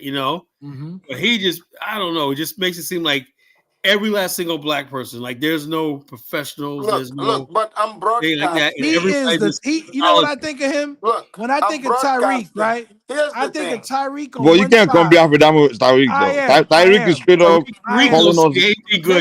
Ephraidamus doesn't call you guys names though. What he only does, he just presents the particular news. Guys, listen, this is the stupid. Okay, give me an example when he call you names and stuff like that. The blacks is Ephraidamus. Why do you disagree on calling them African Americans? What's wrong with that? Why not just call them that? That's more acceptable. Well, Callum called himself. He called his people black all day on his channel. Because first of all, the blacks themselves, like when you look at African American is a political term, but the blacks they identify as black. This guy's a piece of shit. Go back to your hole. Ephraidamus, let's be honest with ourselves, right? It's the fact of the matter is, Black America, right? When people look at Black America, and like I said, I understand this, right? You see us every place, everything. We're the face of blackness and everything. We're the face of what's cool and everything. And the one thing you want to deny us is our African heritage, right? If you could do that, that's mean. I don't think he's doing that, though. How did he do that? No, not at all. Not at all. When people say, hold on, there's black people in America who hate identifying with Africa, that for whatever reason they don't like Africa, right? Ephraidamus looks at those type of black people as the true representation of black. Majority of black people call themselves African Americans. We recognize our African heritage. We know our heritage. That's the truth. There's no such thing as an FBA museum. There's an African American museum. Say, James, you stayed on the low end. I don't deny that, right? But like earlier, Mike was saying that Mike and St. James said they got along with the Hispanics. And this is true. Like me, myself, I remember. Because me, like I have so many skills. I've worked construction. We got along with Hispanics. You gotta let Ephraidamus land, though, man. So we know what you guys gotta let him land so he can't respond. I ain't never gonna land. He's all in the air. Hold on, guys. How I entered this construction, it was a Nigerian that created this company, and I was working for him with other Nigerian guys. But us, it was the Hispanics that welcomed us. There was an African American crew. when we got there, they looked so upset that we as Africans. I thought you didn't work with any black people from America. Look. I thought the only people that you knew were the people. Sir, no, he's talking about construction now. He's not talking about the computer. New bullshit. Look, let's hear it. He can reply. Let's hear him first. I am someone. First of all, hold on. Let me finish. I am someone that like I have worked in different sectors. Like I've worked in government. I've worked with computers. I've worked in healthcare, and now I have my own business. You was a nurse. You was the bottle washer. Well, my doc, like you can. Now you a doctor. You a lawyer. You an engineer. You can literally look up my license. No, who cares what you've done, man? I've been working for 40 years. I'm not impressed by you. I'm just. Well, dollar bills. Well, you gotta make a conversation with them, man. Like you can literally look up. I'm not impressed by you, brother. You can look I'm up not my impressed by license. you. You are impressed by you. I don't want to let him finish. You impressed by yourself, and you're getting up here. You're getting up here trying to get impress somebody. The bottom line is that you are a racist piece of crap. You hate African Americans. You always present us in a bad way, and you think that you can deny me of my African ancestry. And if you think you can do that by calling me black, you can kiss my black behind. You understand? He's not racist. He's xenophobic. And St. James capping. If he was in the hood of Chicago, he stayed to himself. If he was outside mingling, you had to keep your head on the swivel. You didn't talk that stuff. If you ever went to White Plains Road, you gonna sit here and try to fool the people and tell me that a bunch of Hispanics who are so racist, okay, and have such the highest rate of colorism in the world are gonna deal with you. Let's let Africanos land that story. Allow him to line what he's saying, though. We don't need. Let him land. He was going somewhere. We're trying to know what. Let me finish here, right? Look, I'm speaking about, like I'm talking big construction site. We're building like skyscrapers, So like building skyscrapers, right? Well, guys, allow him to land, though, man. So we can get somewhere. God, look. I have videos. My videos are online. Well, play them on your show, man. Why don't you put up your Legos? I would. You help put up Lego land. We don't care, African. I don't care how you get there. You're a racist. Let it finish. Let it finish. Dollar bill, man. You're not making this. Come on, man. You waste everybody's time, man. Everybody else want to come in. Let him land. Let me tell you. If Tariq was here, I would say the same thing about him. He's a piece of excrement. Yeah, but we still have to let him land, though. Even if Tariq was here, we still let him land his point. He's a piece of excrement, and so is Afri dumbass. Yeah, okay, thank you. Let me finish. Here's the thing. So, if you look at it, I came here, with just in one lifetime, look at how many skills I have acquired. I can build houses, skyscrapers. People do that all the time. Why you think you do something? Hold on. Carla, man, why you trigger? Let the man just tell us his story. God, look. Who cares about his story? So, but here's the thing, right? We don't care about his when story. I speak about it, like when I was there, it was me and my Nigerian friends. We were together. The Hispanics, they welcomed us. Good. And the blacks, they frowned their See what I'm saying with that blacks bullshit? Like the blacks. Get out of here, man, you piece of crap. The blacks go get from the hole that you get out of the hole that you came out of. You're a piece of shit. You're a piece of shit. And get out of the hole that you came out of here. Let me finish. You are finished, man. I got 2 minutes. I got a video. Let me finish. And even look, I got a 2-minute video. I got everybody's Puerto Ricans will whip your black ass. You think they like niggas? Shut up, man. They call you fucking Dollar Bill, you getting too emotional, man. Let I gotta get emotional about let my me people. finish. This piece of shit. Let me finish. Let him finish talking about his Let's hear about the Hispanics, man. We want to see how, you know. I got 2 minute video.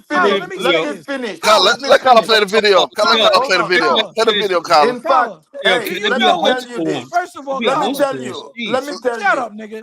First of all, everybody's gonna get a chance to talk. Give me I don't want to talk. You guys know what I did. You guys want to know what I did? Man, what you with did my ex-wife who was cares? black. Yeah, I know. You got your green card. We're tired about hearing your endless love for non-black people, man. We're tired of hearing that. Look, my ex-wife, get back with your fucking white wife and shut I put up. her on allowance even Man, after I divorced her for many years. Knucklehead because, nigga. Look, Shut how up. many of you black I didn't call nobody a nigga all day. We know your story, man. The non-blacks treat me so good. Oh, the non-blacks, they love me. They love my dirty drawers. The I'm glad they non-blacks. love your ugly ass, you ugly motherfucker. You see, and there's so many black women from the hood that love Don't take it personal, bro. Don't take it personal. Don't start calling names. Look, because he's a piece of shit. Fellas, and all he does is talk about please. Southside Chicago, in Southside Chicago. One mic. Let me finish. Everybody chill. I'm gonna play a video. I'm gonna play a video. This goes with the topic of in tonight's Southside show. Chicago. Them yellow bones. They love me. All right, I'm gonna play a video. Let him play the video, guys. Let him play the video. Here we go. Right. And it's under what I call the house of black ignorance, right? And when you say, hang on, that's some ignorant shit. I want to destroy that house of black ignorance. Before you even get to the house, you've got to get on the lawn. And the lawn's got landmines, right? So you got to dodge the landmines on the lawn. And after you dodge the landmines, you got to get to the guard dogs. Let him cook. You got to dodge the guard dogs. Then you get to security, and you got to dodge security. Let him cook now. When you get to the security cameras, then they might have guns on the top of the house firing at you, and all of those different things to get to destroy the house of black ignorance are black people. Let him cook. Black people defend the house of black ignorance with their life. Yeah. I said, let him cook. Hip hop itself is an institution. That's run by white people. What the fuck you talking about? Jews own that shit. Fuck is you saying? That ain't no institution. Jews can't own. White people own that shit. Jews can own the music business. They can't own hip hop. Look at this shit. They can't own hip hop. The Jews can own the money that goes out for advances. They can't own hip hop. You know there's Asians in America, and their number is lower than yours, and they own their own shit.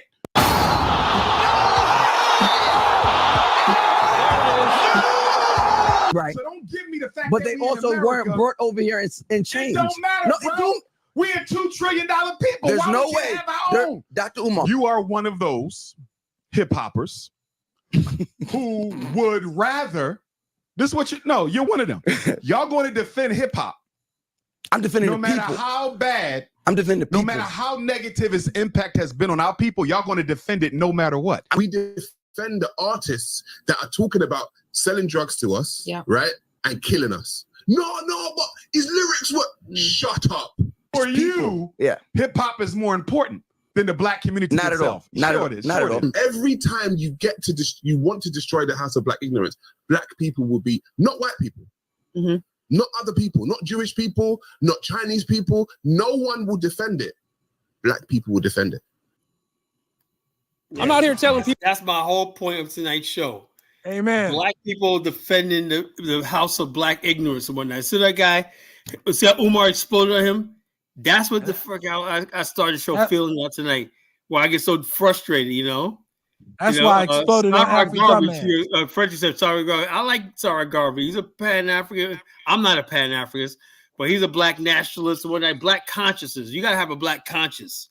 You know, you got to know what's right and what's wrong for our community.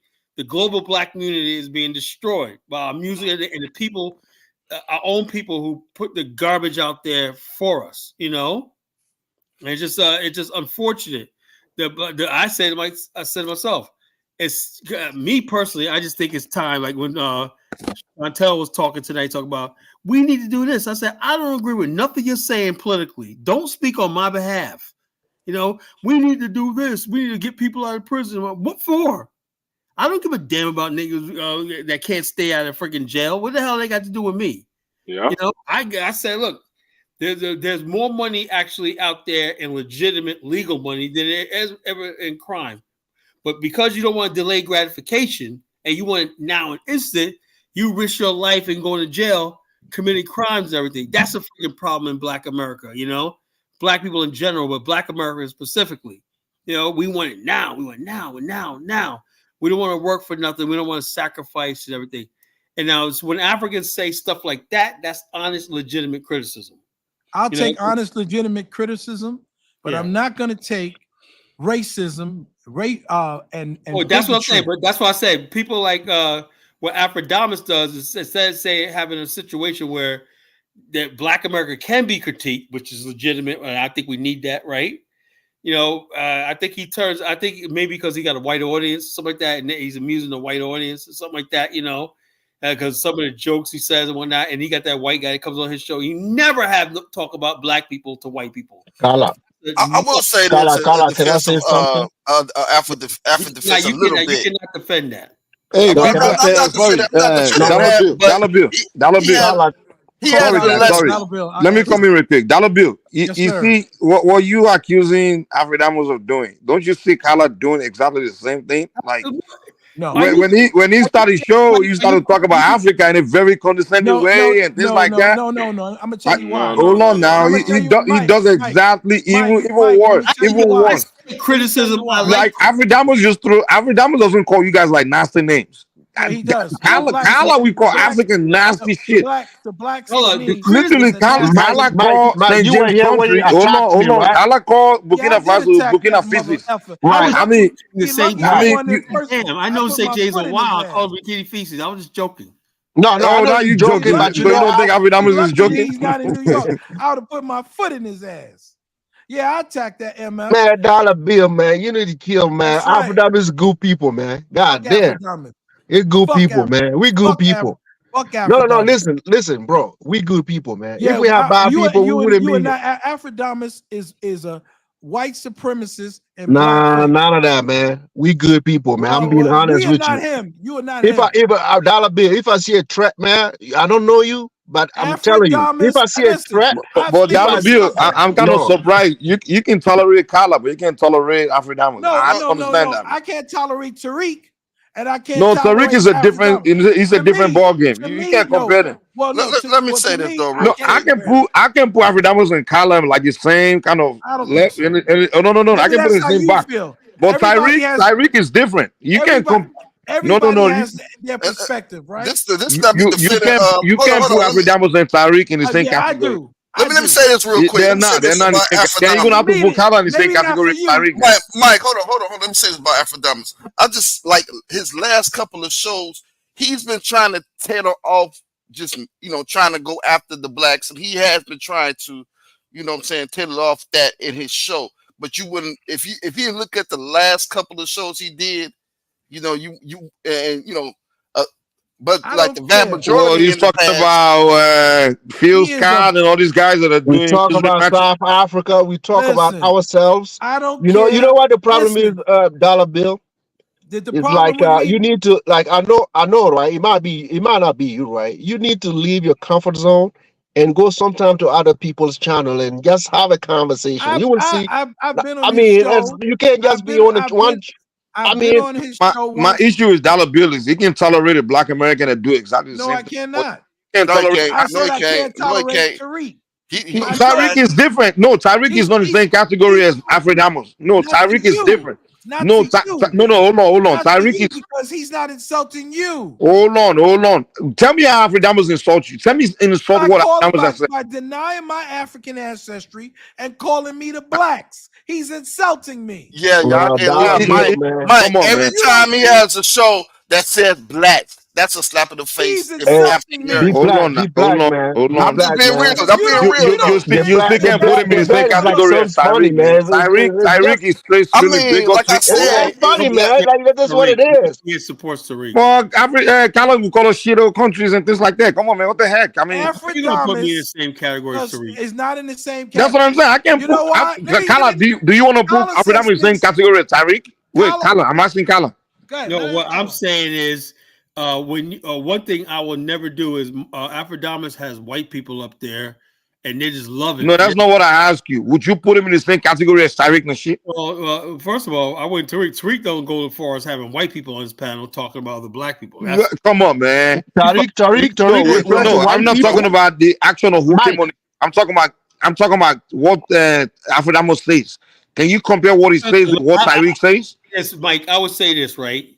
I don't watch Afrodamus that much, but what I've seen of him and whatnot, some of his stuff tages on just hatred, Not but he's on the level of Tariq Nasheed, even if it's whatever. No, I agree. Wait, hold on. I'm asking Kala. Kala, can you say Afrodamus is on the level of Tariq Nasheed? As far as like hatred, I don't know what's in Afrodamus. Come on, man. Be fair, man. Be honest, man. Come on. I don't know what's in his heart. You want to go to his page? I'm not asking what's in his. I'm talking about what he says. Forget what's in his heart. Or who cares? Mike, though. Hold on, Mike. Let me ask you. Be honest. Mike. I just told. I was being honest. He's pretty much tried to taper off from that. But as far as like what Kala just said, right? No. Answer the question I asked you. Don't try to explain that bullcrap. No. Let me just say that. Because y'all don't. Sometimes that goes past some people's head, right? As far as he's not going to. You listen to Tariq. He'll talk about Africans, this and that. Let a white supremacist get on his show and try to talk about an African. He's gonna go out there. He's not gonna hee ha ha with them. But they've never been there, so how would I know? But first of all, I just seen shows. Wait, that's not before we go to the Wait a minute. I just seen shows. That's what they're talking about. Well, he invite white supremacists on, and they'll sit there. Did they invite them, or did they come on their own? Not true, bro. Not true. What Tariq do? He was saying, he was saying, we're not African, sir. We're not African, sir. I've never been to Africa, sir. And that's how he'll deflect that question. He would never stand up. Yeah, he would never stand up for Africans. Let's be honest. No one is asking what I said. Mike, have you seen Tariq thumbnail when he represent Africa? Have you seen the thumbnails? Have you seen the thumbnails? Not even him talking about Africans. That is. Have you seen the thumbnails when he represent Africans? I'm being real. I'm just being, Come on, man. No, you cannot put Afrodamos on the same category as Tariq Nasheed. I'm sorry. Yeah. I put in the back chat. I put up 4 months ago. There's something with Afrodamus that I shared. The last one. Could you please put it up and let it speak for itself? Okay, let me. All right, let's play it. Because dollar bill is just. Let's let it see it for itself. Nah, dollar bill, man, you taking it too far, bro. But he brings his evidence, though, man. That's why. Let's do it. I'm just disappointed. Dollar bill can be mad at Afrodamus and don't be mad at Kala, because I can't argue with Kala. He said worse things than Afrodamus. He should be mad at Kala because. But definitely, I would not put neither of them on the same category as Tariq, though. Wait a minute. I would not put it up there in the same category as Tariq. For years, came at it with a Pan-African mindset. Let's watch this. For years. This man has dedicated his life, wrote a book, started an organization. Let's watch your video, man. I usually want to give us the video to watch, now you let us listen. I'm in the same category Tariq. Come on, man. That's just hard. He's a prophet. See, that's a good quality video right there, bro. Shakala need to work on his own stuff, man.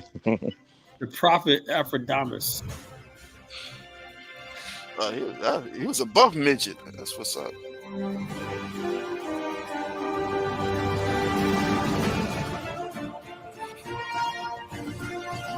See the work he was telling you? Yeah, how tall is Afrodamus? 4 feet? Hey, don't worry about that, man. I've been working for 34 years. That nigga don't impress me. I don't think he get on the kiddie rides. Hey. So dollar bill. So you sleep with the video? You watch the video while you're sleeping or something? I don't know what you're talking about, bro. No, you brought it up like very quick, man. You saved it on your thumbnail or something? No, he doesn't. Well, none of them can hide from the truth, yeah. Children have to go back to the roots, yeah. None of them can hide from the truth, yeah. Children have to go back to the roots. I'm telling you now, the truth. Telling you, yeah. Can we turn this shit off? The truth. You have to go back to the roots, Go to the roots, Yeah, man, this is Benjamin, the Smiling Coast, West Africa. Africa, Gambia representing for the one and only Abu, the big man you don't know, the Soninke warrior, the man that brings the truth, Soninke warrior, the sign of enlightenment, the Soninke warrior, the righteous and the true African. Abu, reveal the truth to them, no matter how them try run from it, because none of them can hide from the truth, yeah. Yes, we have to dig back the roots, yeah. Hey. Fire. He can't sing. That's good. That's good. Bumble clad. Subscribe now. Yeah, man. Yeah, man. Well, look at the picture of African Americans. Samuel Jackson. He accepted that role to play Uncle Tom Shambo kind of character. And what does he have up there? African American. He don't have Samuel Jackson up there, do he? That's true. Is Diamond still on? Maybe he can defend himself against this claim. Man, let him defend it right here. Let's look at what he got. Throw a man by his works. Then he plays just to get his. Are we getting to the content, man? Can you?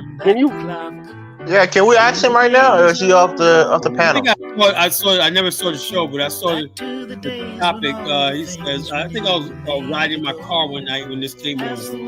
You see what? This is like a year ago, right? Kala is Alfredamus' biggest fan, man. Kala is Alfredamus' biggest fan. Y'all don't listen to Kala. He listen to Alfredamus every day.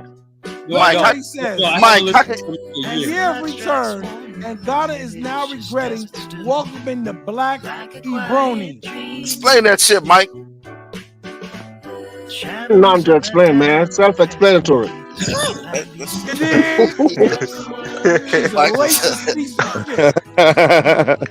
xenophobic. He can't be racist.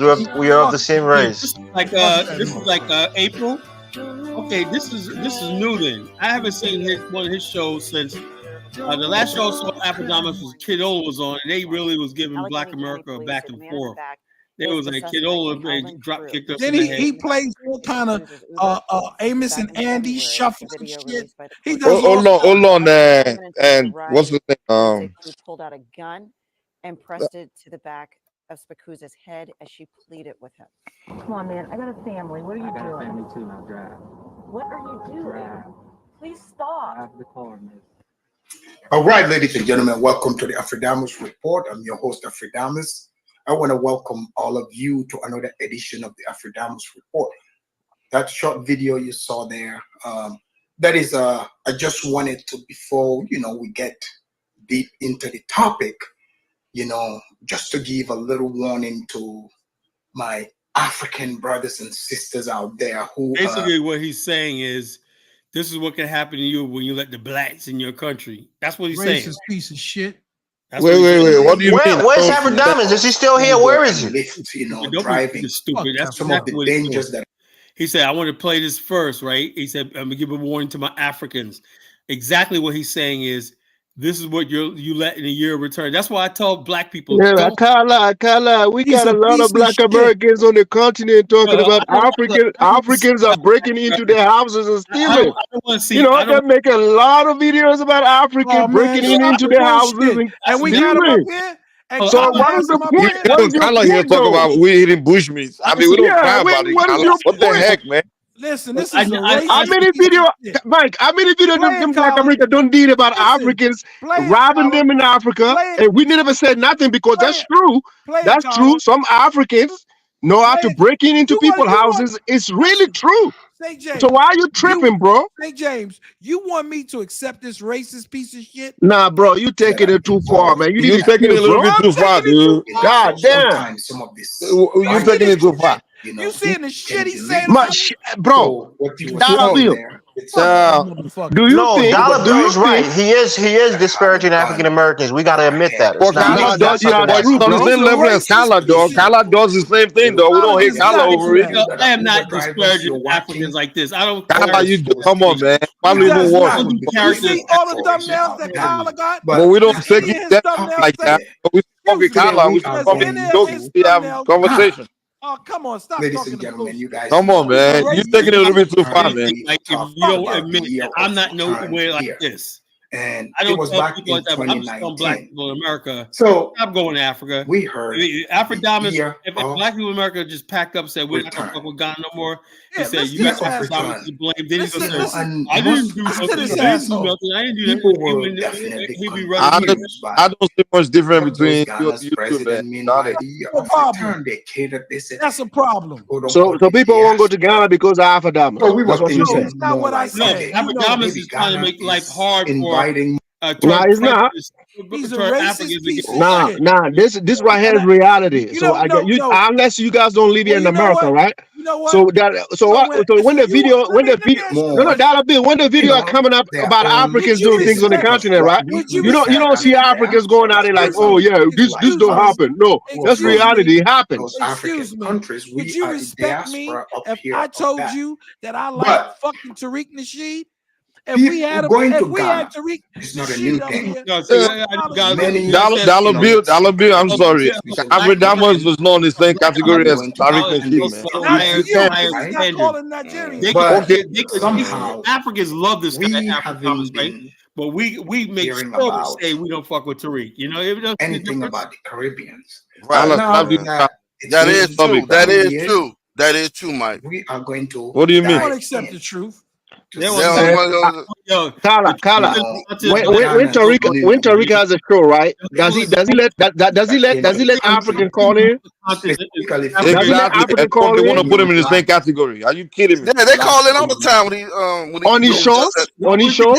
Yeah. Yes, and then he makes fun of them. Wait. The moment the African call in, it will start insulting them. Yeah, but right. see, that's not Exactly. But African is not going to insult. Be black when you call on African show, was he insulting you? Listen, it's Well, not it's Black, depending on. you It's really depending surprises me on. tonight. Wait a minute. Now it's You really depending on. surprises me Hold tonight. on, minute, like hold one voice, man. Let Be Black answer the question. Be Black, when you call her African show, did he start Sometimes, insulting you? well, a lot of times it's something when I leave the show, and I'm like, God damn. Did he But insult you? no, yeah, sometimes it did. What? But, Oh my When did he insult you? God. Because yeah, I know it. yeah. I've watched I'm when you saying there all this the time. about. Listen. Tariq, when the Africans call Hold in, on. Would you when the compare? continental Africans, No, let him finish his point, bro. Okay, when finish the your point. continental Africans call in, it depends on where they're going to go. As far as like if they disrespect, that's when Freeze roast. If they call in on some not disrespectful stuff, Tariq is like, "Hey, brother, this and that. I'm gonna be real." What? Yeah, he does. Oh my God. Man, you These full of. people, man, He